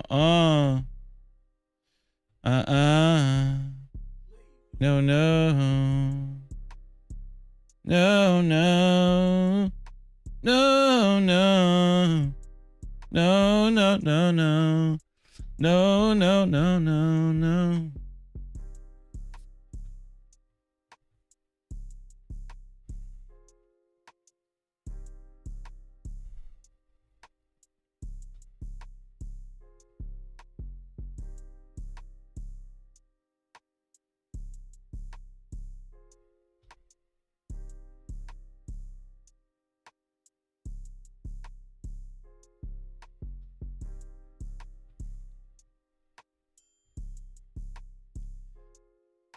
Hot Sauce. The call-in number is 1. Oh, so he can use the call-in number from WhatsApp. He can call from WhatsApp. Okay, do that, Hot Sauce. The call. This is the call-in number right here. See if that works from your WhatsApp. See if that works from your WhatsApp. Hold on, let me open the lines. I just opened the call lines, Hot Sauce. See if it works from your let me see. If you can call in from WhatsApp using this number and it reaches me. Let me see if it works.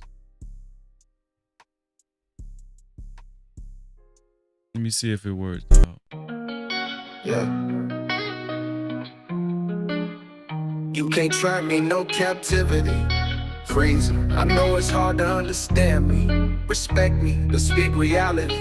I'm focused though, please don't ask where my mind be. It's about the community. Swing like a slide. Was it appreciating the way that I like give you 50 shades of me? Hell no, I'm not a saint, but God bless me. No captivity. Freezy, believe me, out in these YouTube streets. No captivity. Freezy, believe me, out in these YouTube streets. I'm tripping that stick, keep my mind in tow. I'm cleaning my step, cause my tight is tight, so tight I can't ball. Never the ones walking in, that's right, riding newly. Man's good life is a movie. Who else can speak up on that? Ooh, ooh.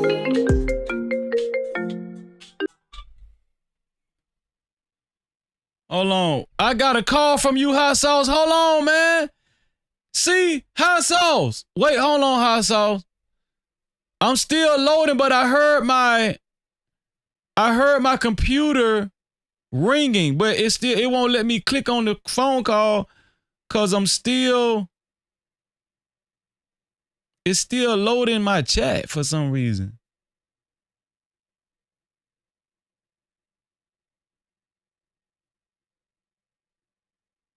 It says stay connected to the internet while my chat's low. There we go. Look, we got another one. Red Bull say, oh, there we go. Hold on.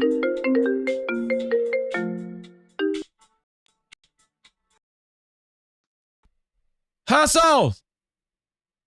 Yeah, can you hear me? Y'all hear Hot Sauce? We here. What? We did it. There we go. Look, we got another one. Oh, but it's I don't hear. Red Bull say. Maybe there's a lag or something because I don't hear. Can you hear me, Hot Sauce? Hot Sauce. I can hear my computer. I mean, my phone, not the computer. I'll hear Hot Sauce. We here. What? Okay. Look, we got another one. Wait, hold on. Wait. So you saying it's a lag? No. Like I'm calling you on my phone because I don't have WhatsApp on my computer, so I can only. Yeah, it's okay now. I can hear you. Can you hear me? Yes, I can hear you. Can you hear me? Yeah. Okay, it's fine. Okay, cool. I can call during WhatsApp then. That's cool. So hold on. Can y'all hear Hot Sauce in the chat? Put a 1 in the chat if you can hear Hot Sauce in the chat. Put a 1 in the chat if you hear Hot Sauce talking.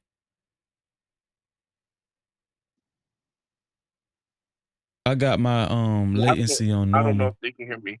Huh? Like the chat, I don't know if they can hear me because I don't see anybody pressing 1.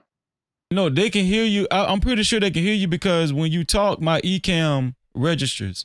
I see the audio bar going up and down. Oh, they said yes, they hear you. Okay, cool. We in the money, Hot Sauce. Okay, yeah, I didn't. Okay, because I was like, damn, I would call, but man, that man, I if I call on my regular phone, man, 5 minutes it's up because there's no 1-800 free numbers over here, man. Nah, man, I hear you loud and clear. And listen, Kasani, this goes for you. Kasani, do you got WhatsApp? If you got WhatsApp, yeah, Kasani, she definitely has. If she's in Africa, she definitely has. Everybody has it. Okay, so Hot Sauce says you definitely have WhatsApp. So if you got WhatsApp, you can call this number from your WhatsApp, Kasani, for future reference. All international callers can call. Yeah, WhatsApp. Yeah, this number from their WhatsApp. Hot Sauce, what's up with you, bro? Yeah, I'm chilling, man. Because WhatsApp, because everybody in, but I didn't get WhatsApp until I started meeting like African friends. So like every.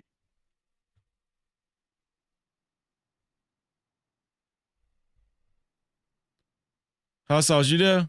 Hold on, you went out, Hot Sauce. El Cheapo say. Can you hear me? I can hear you now. Hello? Yeah, you. I don't know if your signal went out or something. Yeah. Like, and then also Logic. Logic can use his WhatsApp to call you too. Yeah, right? Logic can use it. Yeah. Man, I that's, appreciate that, man. Shout out to Fear No Mortals. That was Fear No Mortals' suggestion, man. Let me give Fear No Mortals a big bump. No Cap-tivity. Can y'all hear my bomb? No Cap-tivity. I can't even hear my bomb. I don't think I can hear my sound effects while WhatsApp is on. I don't know why is that, but I don't know, man. I think after you finish downloading your chat, you should be okay. Okay. Yeah, what you been doing, Hot Sauce, man? Where you been at, man? I'm working, man. Sometimes I'd be busy for like a couple months, and then I'm not busy for a couple months. Right. Oh, okay. So this is this is just a busy season until the end of August. So I'll just like kind of be in and out until the end of August. Man, hey. So I know my dog My dog gonna call in. When I do the call-in shows, you gonna see I can rely on you to call in because me and you have long conversations and shit. Yeah. But I mean not right now though, because like until August I'll be really busy, man. I won't like that's why I haven't been around because this is just the busy season for us. Oh, okay, gotcha. Like so like in September I'll have time again. I'll have like free time again. But August is a busy season. Like because coaching and things like that, right? Yeah. We because this is the time where we work with kids and coach kids because they're starting to apply for schools in the U.S. and UK and Australia. So this is just a busy time. Bro, I'm gonna tell you why this is huge for me. I'm so thankful for Fear No Mortals because now we can take international calls. So cause you know I'm about to start a prayer request line. I think I'm gonna do it on Sundays. Yeah, that would be nice, man. That'd be But that'd bro, be nice. now I can take international calls. Yeah, man, that's awesome. That's awesome. Crazy. Bro, you should definitely do I don't know what to call it, but you should definitely do a religious channel. I appreciate that, bro. You should definitely do that, bro. Because you can tell the truth without people getting offended. Why you say it like that? Because when I tell the truth, niggas get offended. So Hot sauce, you ain't got no sense, man. Nah, that means a lot coming from you, Hot Sauce. I appreciate that, man.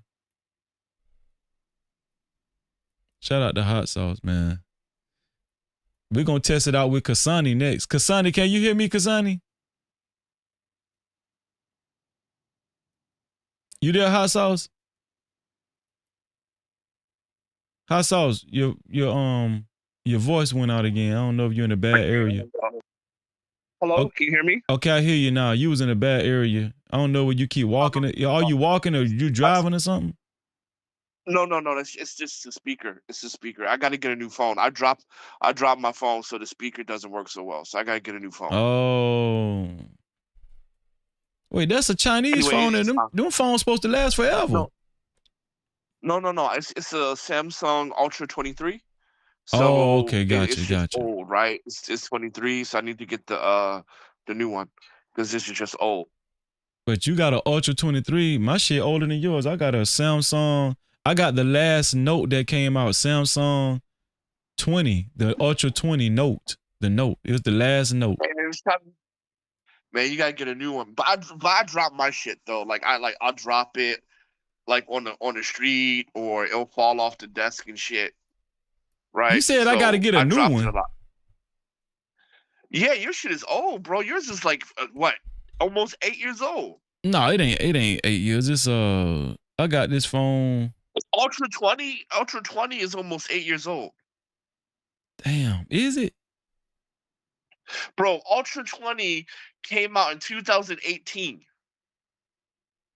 Fuck.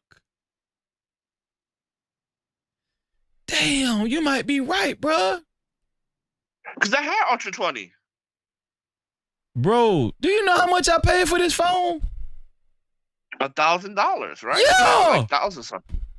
Yeah. I paid Cap-tivity. Come on, bro. $1,000 for 8 years. That's you got your money's worth. Bro, I done got my screen replaced. My shit still look brand new. Bro, you got your because think about it, right? 2026 would be 8 years, right? Yeah. 2018 to 2026. Bro, you got your money's worth, bro. Bro, this is bro. You know what? You just made me realize this is a good ass phone, dog. Cause this shit still work. It's still quick. It still work. It's still quick. Hot sauce. Your voice went out, Hot sauce. Your voice went out again. I said my shit is fucked up. The camera's screen is cracked in the back. The Gorilla Glass is broken in the front. My shit's fucked up. Now look at the iPhone. See, now they want to gang bang in the chat with the iPhones and stuff. We don't care about y'all iPhones. Oh, the iPhone, man. The iPhone is shit. Like, no offense, man, but the Samsung is the best phone. Point blank, period. Samsung. I I mean, love the Samsung. iPhone's okay, but like for business, Yeah. for business, for pictures, for even content, even the streamers say, if you don't have a computer or a tablet, the best thing you can do is get like an Ultra 23 or Ultra 25, and you can be a streamer. Best cameras, best for video content, right? Yeah. And it's and that's the problem, right? Like, so like you guys get all the cool cases and shit. Mm-hmm. Like, it's hard to get a case. It's hard to get a case here in China. I do not know why, but it's really hard to get a case here. The ones that like that you can drop from the you could drop from like a building at the top of the building, Yeah. and it won't crack. Yeah, they don't sell that here. Oh, you know 'Cause what I that's the just one you thought got, about right? hot That's your phone sauce? case, right? You know what I just thought about hot sauce? What's up? Wait, hold on. Hello? So you call WhatsApp, right? I use WhatsApp to call the number. Right, but it's not a specific number on WhatsApp, is it? No, I just opened up the app and then I And dialed you the call my number on the contact. screen. Yeah. So an international person would have to have me as a contact in WhatsApp. No. I'm not. I didn't call you. I didn't call your phone. I'm calling the phone number on the screen. You call this number on the screen. Yeah. And it worked. Yeah. Man, come on, man. We in the money, man. We in the money, dog. Yeah. I called the number on your screen, and then cause yeah. I think I did, right? Now look, hot sauce. Yeah, hot sauce. Make sure you call the number on the screen, bro. The fuck? Hold on. Cause I thought I heard you say you tried to do it the first time and it didn't work. Maybe I'm calling your contact. You had to call my contact on WhatsApp. Hold on.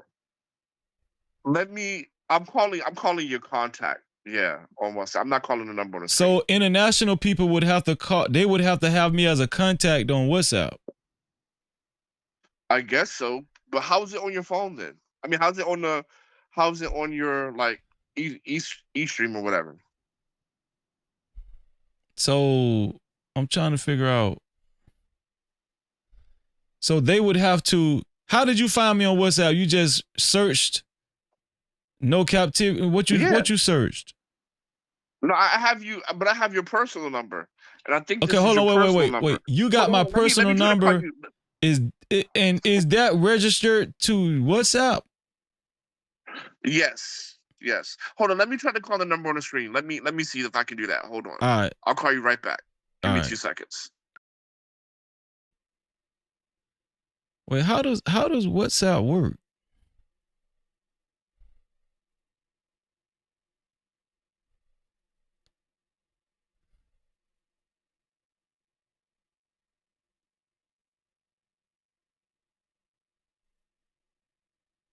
Oh, okay.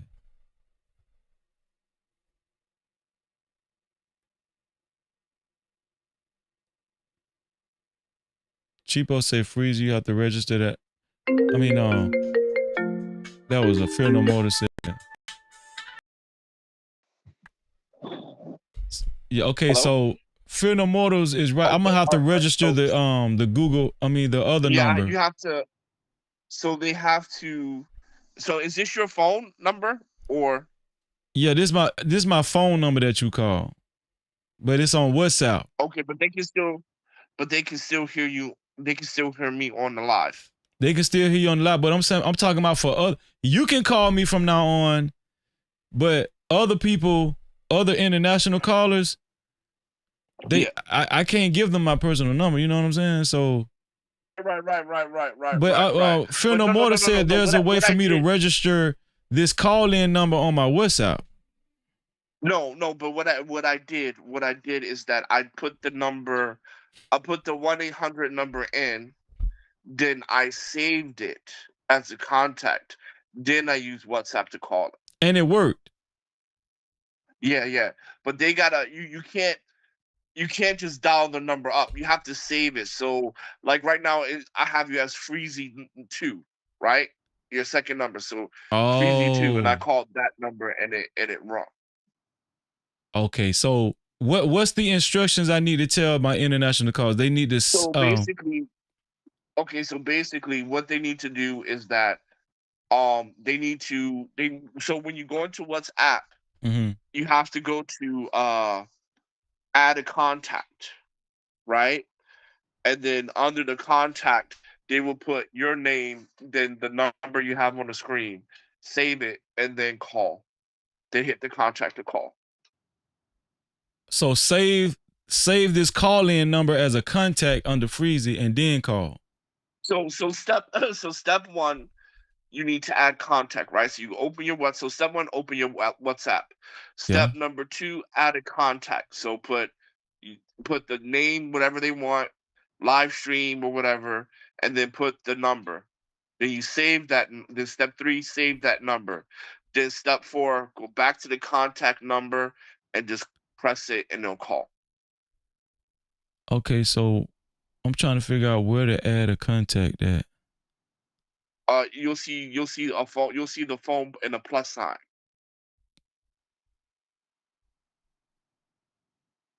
Oh, gotcha. Under the calls. You see, yeah. So you got to go. You got to go to the call tab first, and then it's a new contact, Just go to the plus sign, and then put new contact. Go new contact, name, country, phone number, sync to phone, save, and then you can call. Gotcha. So you just can't.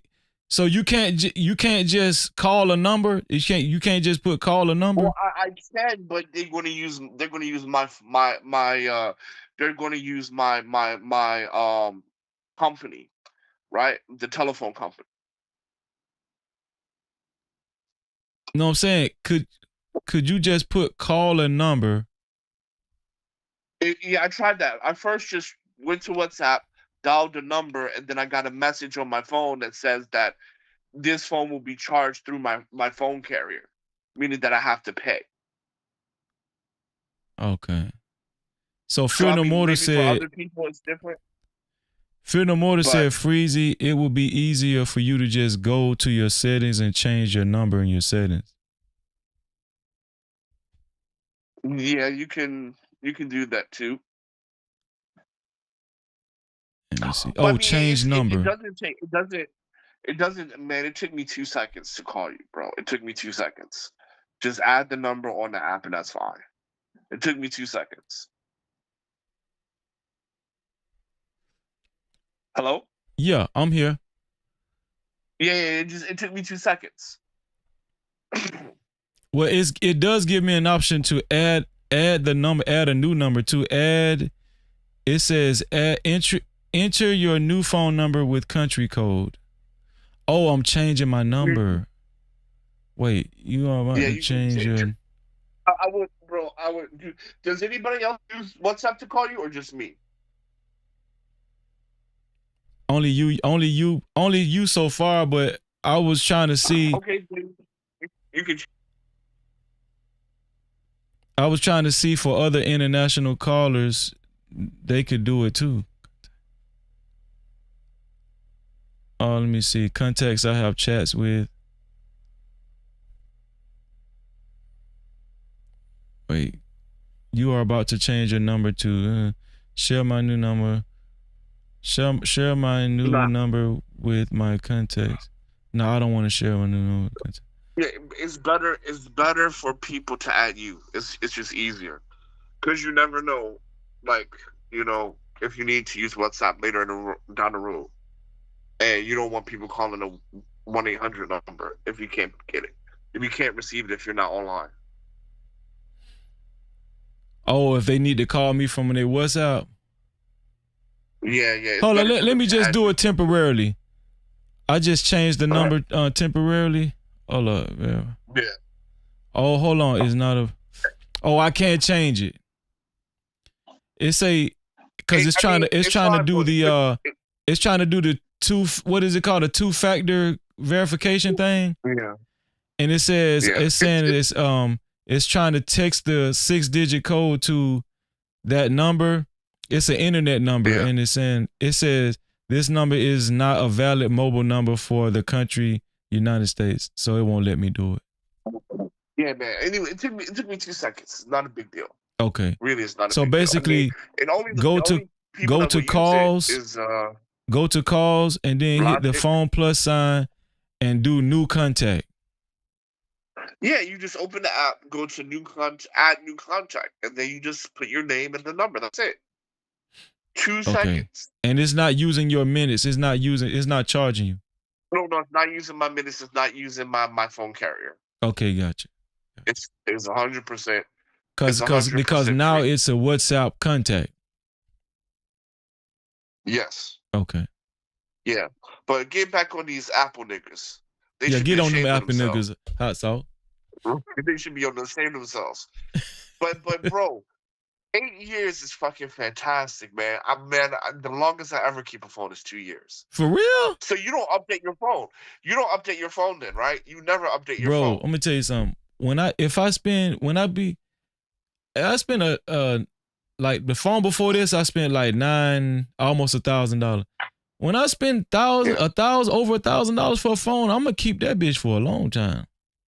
Yeah, man, because I remember back in the day when we were growing up, phones were just like 150, bro. Now this $1,000. Yeah, that's real. 1,000, that's crazy. Phones was like your speaker went out, hot sauce. Your speaker went out again. But All right, hold on. I hear you now. Remember the Sony Ericsson? The Sony Ericsson now. Yeah, I remember. Yeah. Like way back, it was just like this like phone, and it just had the digital screen, no pictures and shit like that, right? Yeah. That shit was $150 to $200.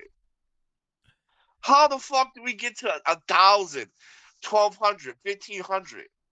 Because these phones are hot sauce. These phones are basically tablets. Man, fuck all that, man. $1,000 is a lot of fucking Think about money it. for a fucking Put your phone in your hand, hot sauce. It's a tablet. It's in my hand. But I still got a fucking tablet and the fucking computer. You don't need no tablet So no more. I don't even know why people buy tablets, bro. Bro, you need a tablet. Why? Why you need a tablet for? Well, I mean, for work, you know what I mean? When you're like doing sales calls and stuff like that, or sales presentations, if given the tablet is better than a brochure. You know what I mean? It looks cool. And then also like a tablet for games when you're traveling. Oh, because it's a bigger screen. Bigger screen, yeah. Can you take phone calls on your tablet? I have an Apple tablet, yeah. I'm saying you can make a phone call. Yeah, because I have Zoom. I have Zoom on my tablet. No, I'm saying can you just like on your Samsung, it has like you can call. I have an Apple tablet. I don't have a Samsung tablet. Okay, on your Apple, can you just use your Apple tablet like an iPhone and call somebody regular? Does it have a contact list or like does it have a keypad where you can type somebody's number and call? Or you never really checked it out? No. My tablet has the LTE on it, right? Yeah. So like it has a SIM card, so it has its own Wi-Fi. Mm-hmm. So in China, right, everybody uses WhatsApp. I'm sorry, WeChat, right? You can make phone calls on WeChat. You can send text message on WeChat, right? People don't really call people's numbers like that here in China. So when I need to make a phone call, I use that app and I call the people who I need to call on my tablet. Oh, okay. So yeah. Cheapo said you can FaceTime though. Yeah, you can FaceTime, you can Zoom call, you can do all that shit. Right? Yeah. You can do and like even bro, do you see how big this phone is? This like a tablet. Yeah, but I mean this is like 11 inches, right? No, this is like 9, what is it? Like 9.6, something like that. Yeah. 6.8 screen. Okay. I got a 13-inch tablet. Okay, her that's her say yes. iPads have a SIM SIM card. cards. They have a SIM card. You Yeah. can make calls from it. Okay. Yeah, I have a SIM card in mine. I have a Apple iPad Pro, and then Yeah. I also have the Windows Surface. Windows Surface, in my opinion, is a little bit better. Okay, True Bleed say yes, Freezer. You can make phone calls just like a regular phone from a tablet. Yeah. Yeah, you need it's called the LTE option, where if it has the LT dock, you put your SIM card in there, and then you can make phone calls. You can make phone calls. You can surf online, right? So the tablet works as a computer, but you can surf, and it's more convenient than the laptop, right? Because it's Yeah. much lighter. So I know the Apple Pro has it, and then the Microsoft Surface also has it. But I think Microsoft Surface is probably the best. The best. Your speaker went out, hot sauce. Hold on. Okay, I hear you now. Whatever you do, as soon as you come back, it works. It's expensive. It's expensive though. Like that tablet is like $8,000. $8,000. Yeah, for the Surface. Oh. $8,000. Guess who ain't gonna never get that tablet? Freeze it! I can't say I'm never gonna buy that shit. Because I love technology. So I can't front, man. I'll waste some money on some technology. I can't front. Hot sauce. $8,000 for a tablet. Bro, my computer I have now, my laptop, I spent almost $8,000 for this, for features I never use. But just because it has it, I brought it. So I like tech, man. I love fucking tech. You know, I'm gonna tell you what's wrong with you tech junkies. Y'all say y'all like tech and y'all be paying top dollar for the tech. But as soon as y'all get that tech, y'all don't use 90% of the tech. Yeah. Like I have the I brought the what the fuck is this? This is a what is this? This is a Dell. I brought a Dell Power Book, some shit like that. Yeah. That shit is like $6,000, right? A touchscreen, OLED, all this shit. I don't use the touchscreen at all. I don't even use the I don't even use it like because you can like edit. You can edit. Like this is one of the best editing machines for content creation and all that. I don't use that shit. Hot sauce, look what they saying about you in the chat. Red Bull say that's crazy work. True Bleed say $8,000 for a tablet is crazy. No, I don't. Her that's her say, damn, that's wild, hot sauce.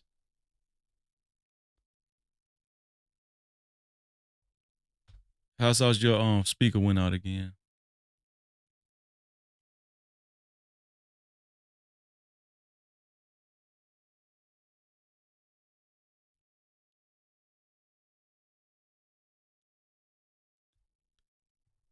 You heard me, hot sauce? Your speaker went out again. Is he still up there?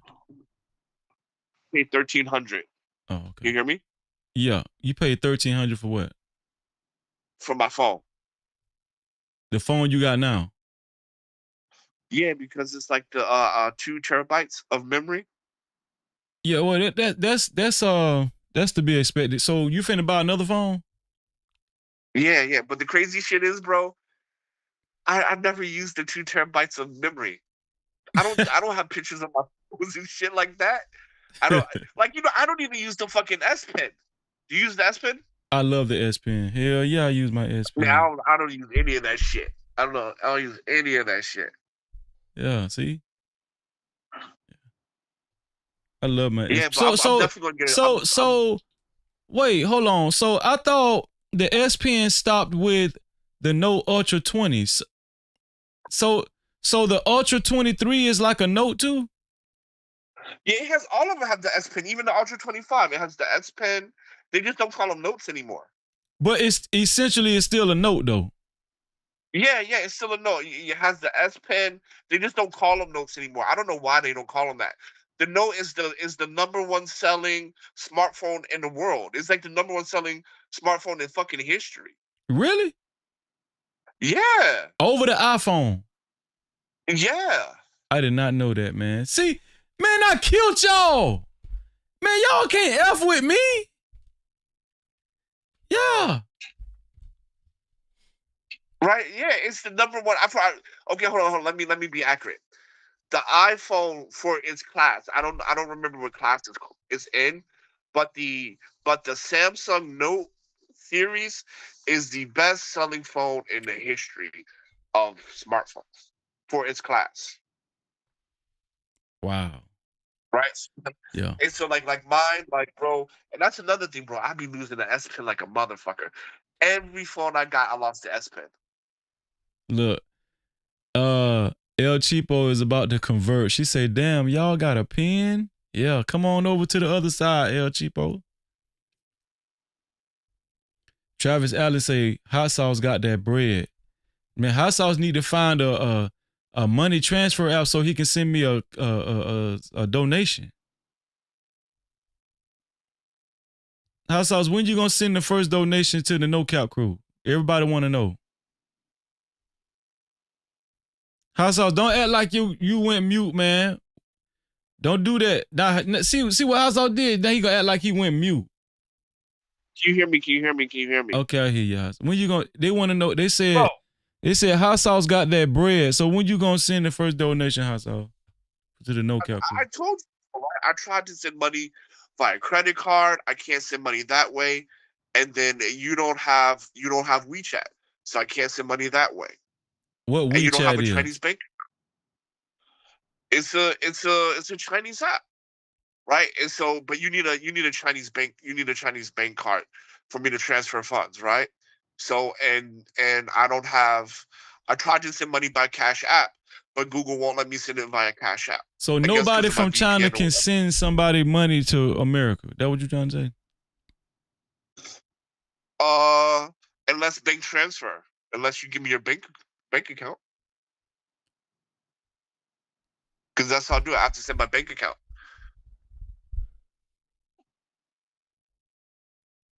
China need to update that. They need to Travel One say China. You can. I mean, if you guys think I'm lying, you can look it up, right? Travel One say Hot Sauce honor. excuses. No, it's facts, bro. Right? And you ask anyone in China, right? Unless you give me your bank account, it's hard to get money out of China. That's crazy, man. Brad Isaac said Hot Sauce and Umar Johnson got the same bank. Yeah, well, hey, I'm a broke, dusty pookie. Please keep that in mind. Yeah, right. I've been living on Chinese women couches, right? Yeah, right. I'm out here panhandling on the streets. Yeah, man, I'm broke as fuck. Shit. Yeah, man, bro. I be washing my ass in different Chinese sinks, eating Chinese Cheetos, living off these Chinese women.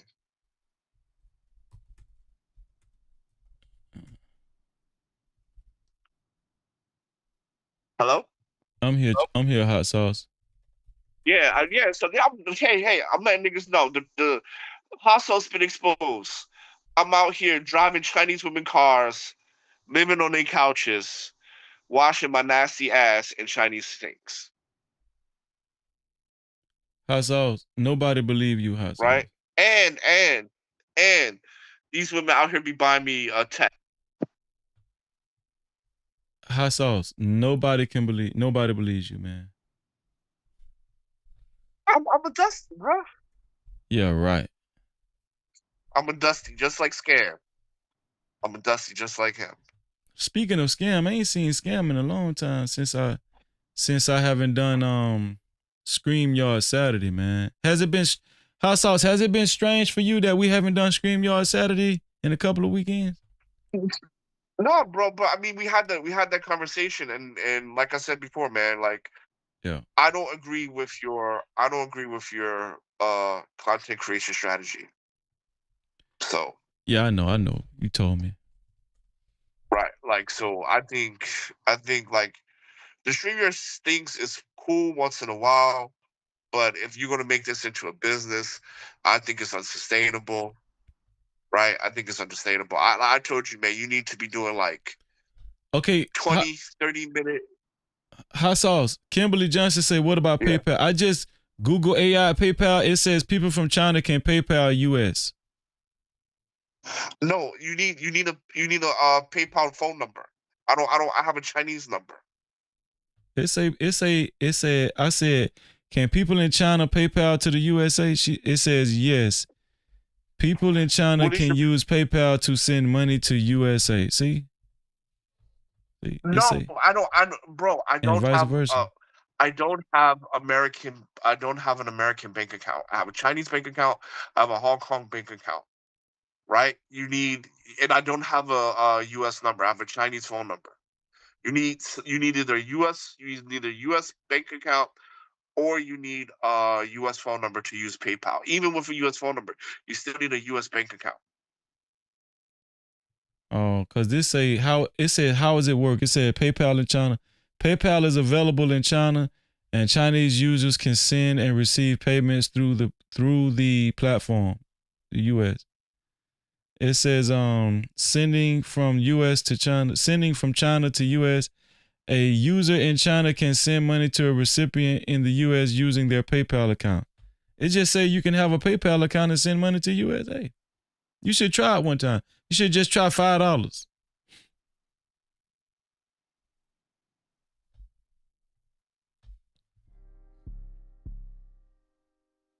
You heard me, Hustle?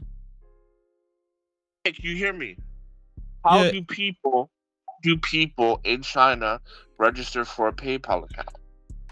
Huh? How do people in China register for a PayPal account? You just go to your PayPal. You just go to your app store and download PayPal and just. Oh, let me try it. You just go to your app store, download PayPal, and whatever your Chinese bank is, you can upload your Chinese bank or whatever. Yeah, whatever your Chinese bank is, you can upload. I'll try that. Yeah, and then once you upload your Chinese bank, you can send me a PayPal, and PayPal will translate it. They will translate it into US funds. Okay, cool. Then I'll do that. I'll do that. Yeah, man. Man, come on, man. Support your brother, man. You my Bro, op, man. Bro, I have no problem. I have no problem supporting you. Not at all. Thank you, man. I love you. I love you, hot sauce, man. Real. All right, I'll register it I'll register it later on today, and I'll try to send you something. I guess tomorrow if you're on. I appreciate that, man. No problem. I appreciate, no, we talked about that, hot sauce. We did talk about that, the strategy, the content strategy. I'm kind of surprised that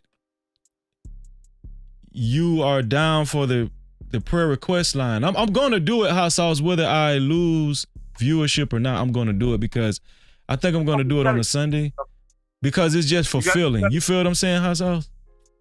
Yeah, well, I mean, no, you should do that just because the stores work. It's not about like business. Facts. But I would definitely do that on another channel. Yeah. Yeah, I would do that. Yeah, I would do it on another channel, man. Yeah, but I gotta build my subscriber count up and. No, bro, it's easy. You just tell, okay, niggas on Sunday go to this channel. If you want your prayer requests. And see, that's another thing, right? Because like people got upset talking about I was throwing shade at China, at Christians and shit, and I wasn't. The Bible said, if you, what does it said? That if you don't follow the commandments, your prayer is an abomination, right? Mm-hmm. Hold on, hot sauce. Let me see. Somebody just called from the other number, the call-in number. Caller, are you there? Yo. I can't hear them. I can't hear you, caller.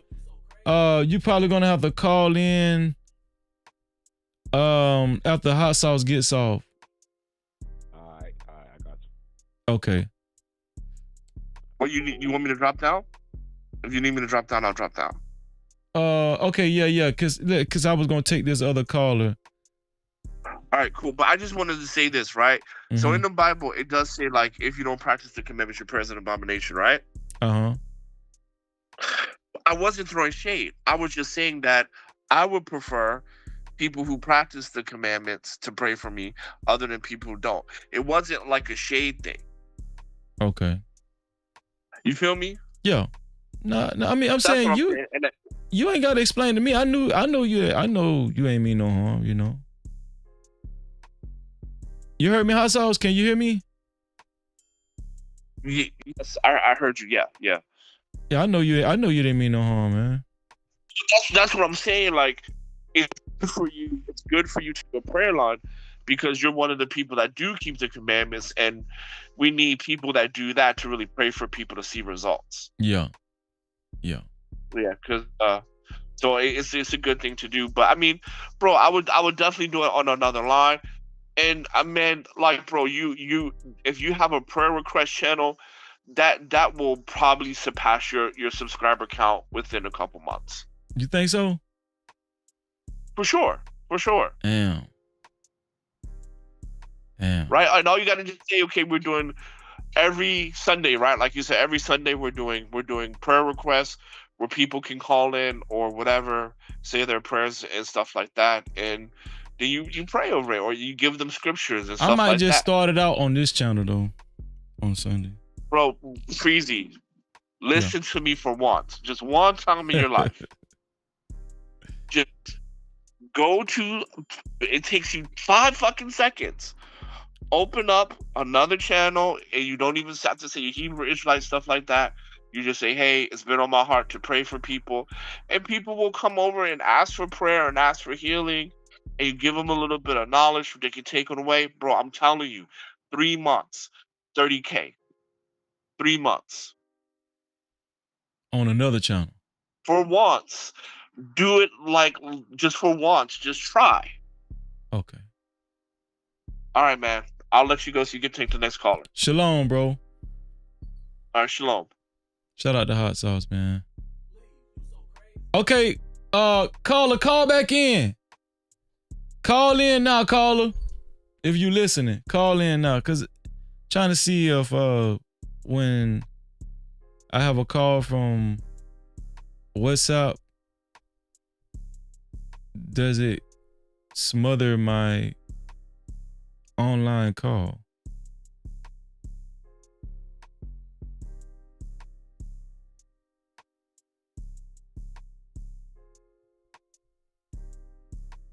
Call in, call. I'm waiting on the caller. I'm waiting on you to call in again, caller.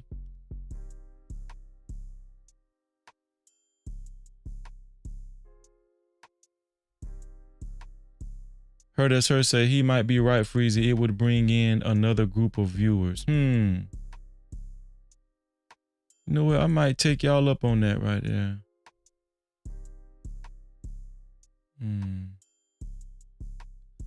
Heard us her say, is there a way you could link a second channel to this one?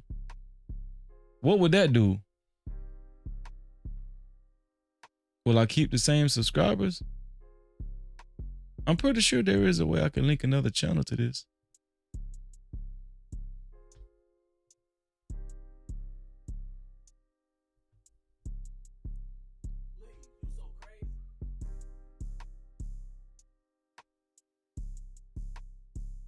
Let me see if my... No Cap-tivity. Yeah, I can hear it now.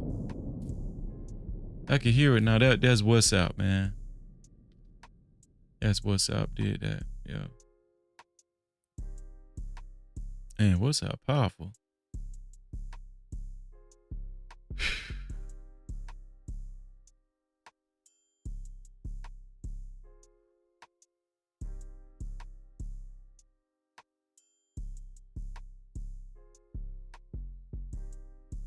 I'm waiting on the call. I'm waiting on caller. The last caller call in. I'm waiting on the caller.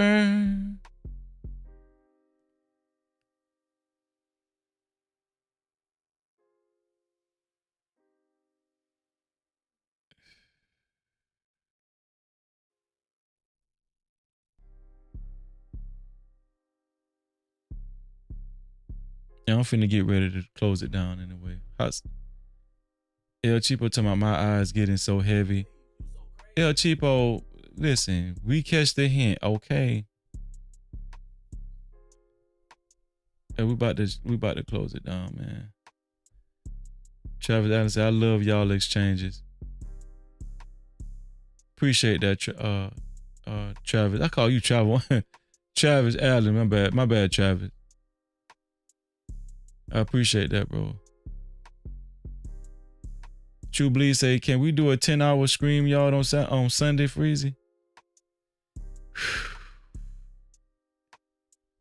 Y'all want me to bring Scream Yard back?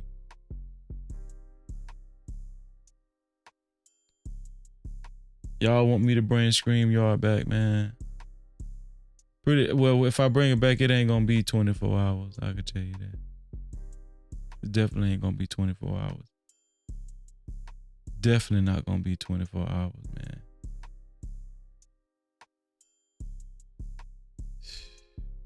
We'll see. We'll see, True Bleed. Let me pray on it, dawg. Let me pray on it, True Bleed. Y'all, we about to get up out of here. I love y'all. Shout out to everybody that let's see. Shout out to everybody that contributed to tonight's show. Shout out to my brother Red Bull once again for his $10 cash cap. He was the only cash cap tonight. He's usually the only cash cap within the past week or so. He's been, him in next level. Shout out to Red Bull. I appreciate you. No Cap-tivity. Thank you, bro. I appreciate you, man. Much love to my brother Red Bull. Also, shout out to GameWise DJ for his $10 super cap.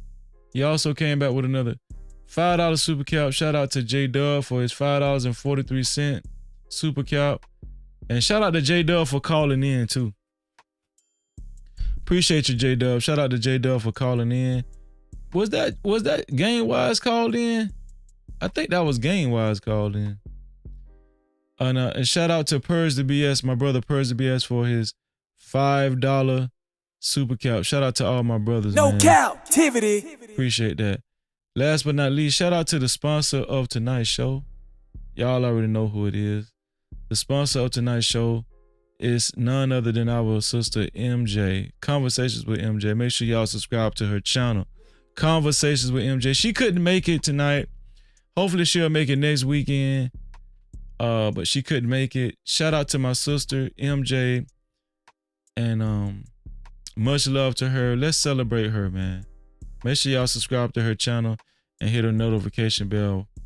Because I'm always over there watching Conversations with MJ on that Law and Order tip, man. But yeah. So y'all get off your seat.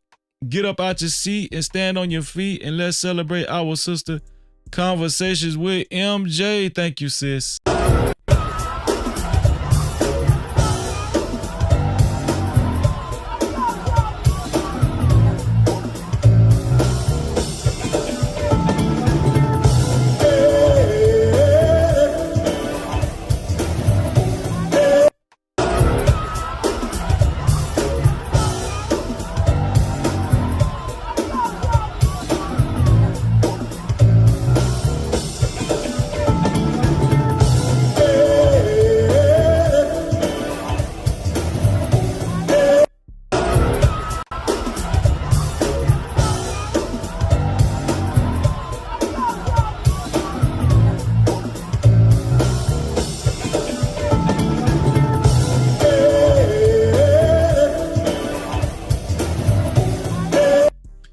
Shout out to Conversations with MJ for being the initial and official sponsor of tonight's show. Thank you, sis.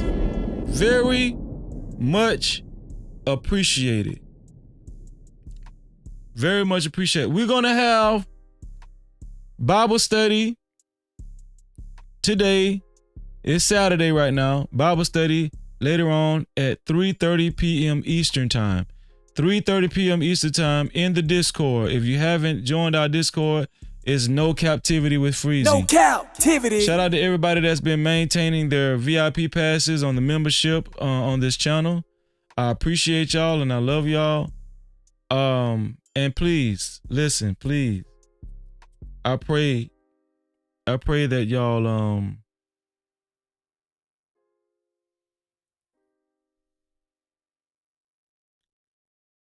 I pray that y'all stay prayed up and stay meditating day in and day out, man.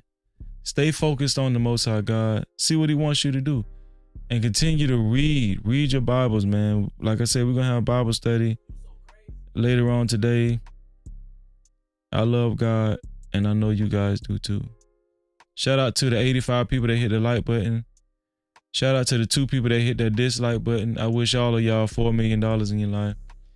Shout out to everybody that actually joined the No Cap campaign. I appreciate y'all. I wish all of y'all $11 million in your life. Shout out to everybody that called in. El Cheapo and Hot Sauce. Shout out to y'all. No captivity. I appreciate y'all. Shout out to all my guests, my special guests tonight. Shout out to Tawana G for coming back. Shout out to Naraya, and shout out to 2G for making the show what it was, man. I appreciate y'all. I love y'all. Shout out to all the mods in the chat, working hard. Shout out to all the top tier mods. Shout out to Travel One for being a good sport on this show. And y'all know what I always say. To free yourself, you must heal yourself. And until the next time, we out of here. Love y'all, man. Let's get it. Hey, bro, I appreciate you, man. Listen, man, go sub to my boy, man. Listen, man, go sub to my boy, No Captivity, man. He's a good dude, man. Hey, bro, I appreciate you, man. Listen, man, go sub to my boy, man. Listen, man, go sub to my boy, No Captivity, man. He's a good dude, man. Hey, bro, I appreciate you, man. Listen, man, go sub to my boy, man. Listen, man, go sub to my boy, No Captivity, man. He's a good dude, man.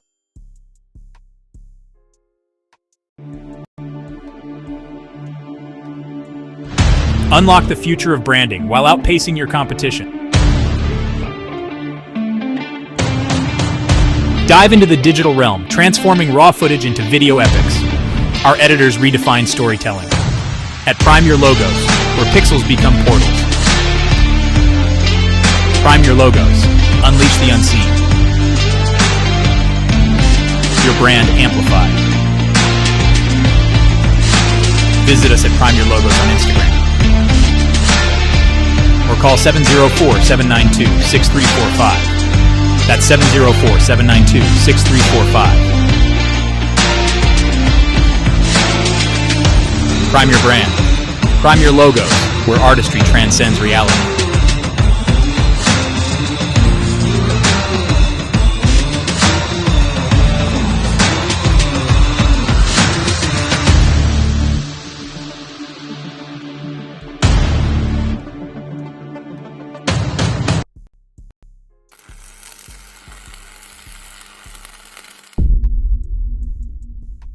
No captivity. Freezy.